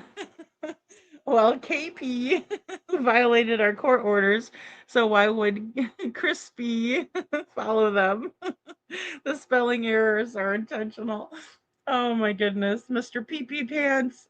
Yeah, and you know, I feel like she violated a lot of situations in terms of knowledge and you know, her duty to give you as a co-parent, right? Sebastian's other parent, but especially in a divorce situation, the I don't know if I should say guidelines or the stipulations in parenting plans are set in place to make it a lot easier to co-parent, right? So many times there are going to be situations that are going to cover the best interests of the child, or they should, right? Always first and foremost. But it's also giving the parents a roadmap to follow. Okay, nobody's going to do this, right? We agree not to do this. We agree to do this, and all of that sort of things. Those are stipulations, and that way that's a little bit of a roadmap. It's very difficult if the other parent doesn't want to follow it, and we see that in Sebastian's case. We see Katie not holding up to her end of the bargain many, many times. One major detail about Katie not holding up to her end of the bargain as a mom is not checking on her child when she hears a thud or a noise, especially if that noise turns into a thud. So if I'm recalling that I heard some type of a noise in my child's room, like Katie did, and then I'm asked to elaborate or, give more detail about what type of a noise it was, and I say just a thud, well, that changes everything. That's not just like a noise in the room where, you heard the light click off or, you heard something fall on the floor. That's a thud is a very loud, in my opinion, noise. It's a very startling noise, you know? So, yeah, and I think a lot of us feel that way too, you know? That it's like that's why we can't relate, to Katie, even though I want to as a mom, you know? So, let them sell the house. New owner probably be more cooperative to let Ellie and FBI actually go through their house. I don't think they will because of that. And that's another thing. Yeah, puke bucket, double that. Yeah. Yeah, absolutely. And and that's the thing. I mean, I just don't see that happening. I don't. And not only that, we don't know what type of, situation they are in when it comes to the house, if they've taken a second mortgage out or any of that kind of stuff, we don't know. But then again, it's going to be very difficult too to sell a house like that when we all know that there was a child that went missing. Yeah, she acted nonchalant like thuds are an everyday occurrence. I agree. I agree. You know, KJ Max says Detroit, that meeting feels important to me in relation to CPS report and the state of mind just before the disappearance. Yeah, I agree. I think, sorry, I want to make sure I read Detroit. I've been asking that forever, and as far as what was said, all three were at the meeting, but suppose Seth can't speak on that. Yeah, oh, okay, now I know. Okay, that makes sense. With the parent teacher conference, you know. So Seth, yeah, that's a great point. Seth says Sebastian was not to receive any type of form of corporal discipline, court ordered, because she accused me of such and she approved her spouse to do it. Bingo. Yeah. So it's not okay for his father to discipline him in that manner, but it's totally okay if the stepdad does. Like, make that make sense. It doesn't. It just doesn't add up, you know? Yeah, and that should also, again, and I feel like that's why a lot of us are so frustrated, because we feel like Katie's getting away with all of this, right? And Chris too. But mainly I'd have to look at Katie because she's the mom and she has the duty uh as Sebastian's mom and the co-parent with you, Seth, to uphold her end of the bargain. And Katie would rather play the victim than, be held responsible for her end of things, that she hasn't been transparent and she hasn't told the truth and she hasn't given you any type of indication of, or I should say, any type of validation that would prove what she's saying happened. None of it makes sense. I get up for any noise, a bang, a thud. Right, a bang. Oh Lord, the bang is even worse than the thud. And didn't the dogs bark? Yeah, that's a good question. Everybody has asked about the dogs barking, right? My dog is tiny and she jumps and barks at everything. And those little Morkies, I would imagine, would too. And there was plenty of times where the Morkies were barking and Katie and Chris acted like they, for one, during the Only Hands interview, Chris shushed them and then the dogs talked back to him. They're barking and then Chris is like, shh. And then they were like, bark, right? And he didn't faze them, because even the dogs know that he doesn't deserve the kind of respect that he tries to command, in my opinion. But yeah, I mean, here's the thing. When they were barking, when Heather Cohen was there, Katie played it off like, oh yeah, they're just barking at each other because of the bone. No, they're probably barking because there's a stranger sitting there talking to you and they don't know who she is. Dogs are very territorial creatures. I guess those lies of hers are going to come back and bite her in the arse. Yes. Oh, yeah. Oh, definitely. It's the date I wanted to know most about. Yeah. Yeah, absolutely. It doesn't make sense why, why they wouldn't want to be transparent about some of this stuff is beyond me. Do we know when and if she actually lawyered up for sure? You know, which I wondered about that, and I think it was probably sooner rather than later, like towards the beginning, or they might have been like even the talk of a lawyer can scare the police away from the situation, right? Not scare them away completely, but it will make them retreat a little bit because that's when the questioning gets shut down. So I think they would have barked at a stranger nearby. Oh, absolutely. Yeah, definitely.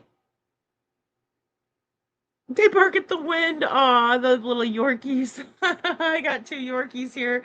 They bark at the wind, the grass, the leaves, and sometimes dreams and thoughts, right? Yeah, exactly. Those little ones, well, because I think they have to feel like, you know, their their bark is big, so that way they're doing it as a protection, kind of a thing. Aw, Yorkies are so cute. All right, guys. Well, I better hop off of here. I'm glad that we had such a good conversation about Sebastian, the Texas Roadhouse. I think it's a big key to all of this, and especially like Faye was saying earlier, why would she be running to get to that footage when she was there and she knows all what's on it? So, a lot of things to still consider and talk about. So, but I love you guys all so very, very much. Seth, I hope you feel better soon, and just appreciate you being here. Oh, it was probably after the TBI took her in for the I'm a liar exam. This is what I'm thinking too, Seth. I think it was whenever she was getting questioned, formally, if that ever really transpired fully, because here's the thing, it really stands out to me again with the Heather Cohen thing when she's basically telling Heather that she's not going to talk without Chris, and then Chris overtalks her and is like, nobody talks to my wife without me. Even the police don't talk to her because there's strength in numbers. And that again showed me that he in my opinion, that law enforcement wasn't even allowed to talk to Katie by themselves, and that there was probably and that was what, 50 days in. So, and them name dropping people from the TBI and all of that. Do you guys think that was CP in that footage from Mob? No. No, I don't. No, I don't. Just being quite honest. No. Um, yeah, Seth, no, no. And it's mostly because of the guy doesn't have the same body shape too. I mean, again, I'm not trying to, you know, look at Chris's body, but just looking at it, I'm like, no. And also, like I said, it just doesn't add up to me why he would be in Maryland, especially the reason that they're giving that he's there, right? He's college Chris first, then he's Kate, then he's working Katie's job, then he's the one driving her van. None of that adds up. Where's Katie? She's the installation tech, not him. So those are the big ones. And also, at first glance, I would be like, no, that's not Chris. He doesn't wear glasses, you know? So yeah. They are, the narcissistic types are slippery little buggers. Hard to nail them down for sure. Yeah, and Katie has a big bunch of that herself, in my opinion. I mean, I really think that. I didn't at first. But as things have gone on, yeah, I could definitely see that. Seth says Chris made a big show about it when the TBI brought her back. He yelled at her to never go anywhere with the police without calling their lawyer. See, oh, he just thinks he's so slick. I'm telling you. And that was Tuesday and Wednesday. Yeah, so early on. I think the police had enough information on them right off the bat.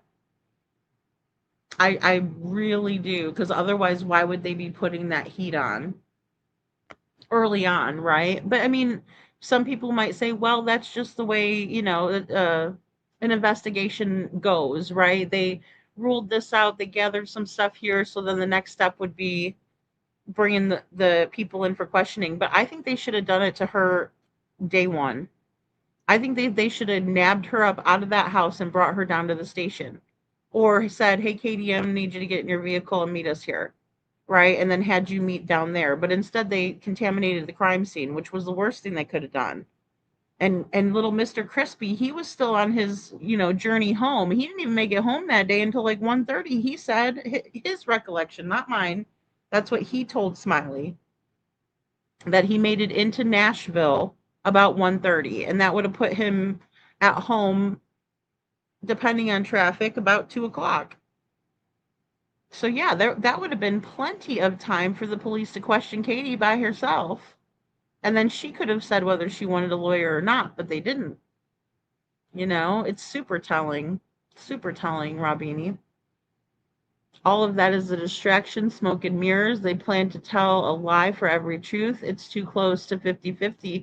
Well, and that's witchy, we were saying that too in the Discord. It's like, half truths, right? Because even that 48%, let's just go ahead and round that baby up and, say they're telling 50% of the truth, 50% not. And a lot of this stuff was caught on camera, so. Oh no. Oh my God. Oh no, Seth. Lady Freedom wanted to check out that micro Chris. Oh my goodness, the teeny tiny little the little cocktail weenie. No, I'm just kidding. Wife number 78. Oh my God. Oh, that'll be the day. If he's the last man on earth, that's never happened. Rob Beanie, that ain't gonna happen. I'll sound like Chris. That ain't happening. Don't call me late for dinner. Yep, Ellie had ample opportunity to talk with her before the footstep on the way. Yeah, in the way. I agree, KJ. I do. The CP micro challenge. Oh my God, my PTSD. Now that's a good one. She said the micro challenge. Oh my gosh. Oh Lord, is that a Tic Tac? I'm just kidding. Well, CP did like to bring up the babies. Oh my, he did. Oh my, did he ever? He brought all kinds of things into that. And you know what that means. No, I'm just kidding. Till death do they part, we shall see. Here's the crazy part. If Chris didn't have involvement in this, I think he would have been long gone. And that's really the logic that I'm following, or that I have followed, because of the situation. Like, and because of his personality. Because in my opinion, if we're dealing with a narcissist, which I believe we are, they don't care about other people, and their image is everything. Their ego is everything. They can't help. I mean, it's bruised. If somebody that they don't even care for or like has some sort of a difference of opinion or a negative view of them, they work for that approval because their ego is so fragile and it hurts them so bad. No way. Detroit. He dreams of fields full of them. Oh my goodness, he does too. And very disturbing. Very disturbing. Bring the proofing, CP. Oh my goodness. That's funny. Yeah, it couldn't happen to a more deserving couple. He probably felt inferior next to my son in a lot of aspects.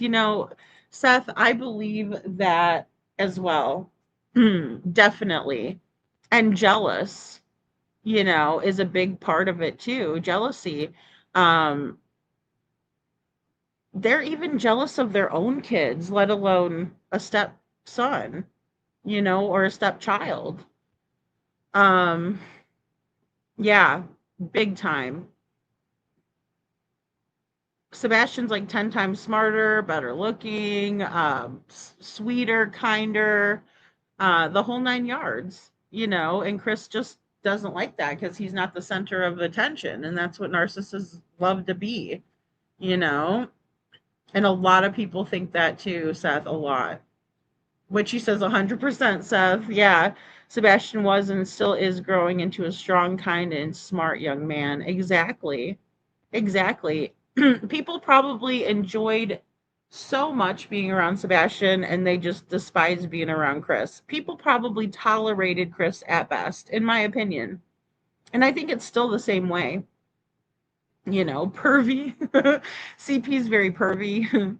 He says he's not pervy, but we know. We know the truth. Yeah, he would have left. He's got skin in the game or he wouldn't. He wouldn't still be there, IML. I agree. You know? Yeah, it's hard to be unlikable. Right, Seth? Poor Foot. It's hard to be so unlikable that he took it out on a child. And that's the sickest part, is that they feel justified. It's the blame Sebastian theory, in my opinion, and they've done that from the beginning. And the person who really described that best, in my opinion, is the late great Peter Hyatt, right? Because he was like, look, they're blaming the victim, which is Sebastian. They're trying to paint him in a negative light. And then he says, you don't look for something that you already know where it is. And it was like, oh my gosh, I don't know why there was this huge light bulb moment for everybody, but it was for me. And I thought, well, there it is. That's it. Because we're thinking, where's the urgency? Why is she not looking? Why is she leaving? Why is she doing this? Well, because she knows, so itty bitty teeny, little teeny tiny. I don't want no short. Oh, Witchy, you guys are too funny. I love you guys. You guys crack me up. And I mean, at the end of the day, we know that has a big part of it, right? Because Chris is just so fragile. Okay, good night, Robini. I know I'm gonna need to hop off of here. I'm enjoying you guys a lot. And oh yes, rest in peace, Peter. Yeah, definitely. But we can still take his words and, make sure that we don't forget what he said because he's spot on. Same thing with Pat Brown. Pat Brown did a really good analysis as well. And there's been tons of, Deception Detective even. I haven't even gone over all of his videos that he's put out about his theories on Sebastian and what happened, So, yeah, he enjoys it. He enjoys it. Detroit. And the scariest part about him, in my opinion, is usually, like I said, that narcissists don't show their asses in public most of the time. They do a lot of this dirty, underhanded shit behind closed doors. Chris is like he's very outward with it, and it's scary, You're right, Seth, and it's like he doesn't know how to put the mask back on. Once it slipped, it's gone. Forget it. Oh, yeah. Well, and that's another thing with the Dingling song. I mean, when he did that, I was like, okay, but yet you're saying that Sebastian's acting inappropriately in the beginning, and now you're coming out in May of 24 talking about how you're teaching him how to be inappropriate, So, yeah, it's unbelievable. That was the first time that I contacted law enforcement in Sebastian's case. Because I wanted them to hear that. I wanted them to hear what Chris was saying. publicly to 2,000 people in a chat, you know? So, unbelievable. All right, guys. Well, again, I love you guys. I hope that we've stirred up some thoughts, some more conversations for next time. And again, just keep sharing Sebastian's flyer out there, and you know, getting the awareness. If you happen to hear, have somebody's ear, show them your phone, show them a picture of Sebastian. Have you seen him? Have you heard his story? And again, I don't think, I do not think that Juliana took her own life, but if anybody is having any thoughts like that, or if you ever feel alone, like you need to talk to someone, please reach out. Please reach out to the resource 988lifeline.org. There's many ways to chat and to get a hold of them, if you are in need of some help, because you're an important person and your life matters, is what you was saying. Thanks, Witchy. Thank you so much, Witchy. Thank you, mods. The mods are great. Thank you so much, mods. And yeah, I don't remember seeing another guest on after IML. Yeah.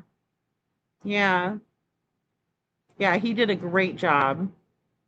All right, guys. Well, I will see you all tomorrow. I'm going to try to do a day show earlier and then do the night show also. So I'll just see you guys. If anything, the day show will just come on and talk. So, all right. I love you guys. Everyone take care and say prayers for our friend Seth and protection for Sebastian. Let's find him. Let's not be afraid to say what we're thinking, and back it up with some evidence or some receipts or a reason why, because that's what's going to get us to where we need to be, and it could be somebody that's never said anything in a chat before. We need to all put our heads together. All of our opinions are valuable and valid and should be heard and considered. So let's all put our heads together. Thanks, KJ Mack. Because Sebastian deserves that. He deserves us to really think about this, and look at it seriously. Thank you, Seth. You be blessed too, and stay safe. All right, guys. Love you guys a lot. You guys all have a great day. I'll see you next time.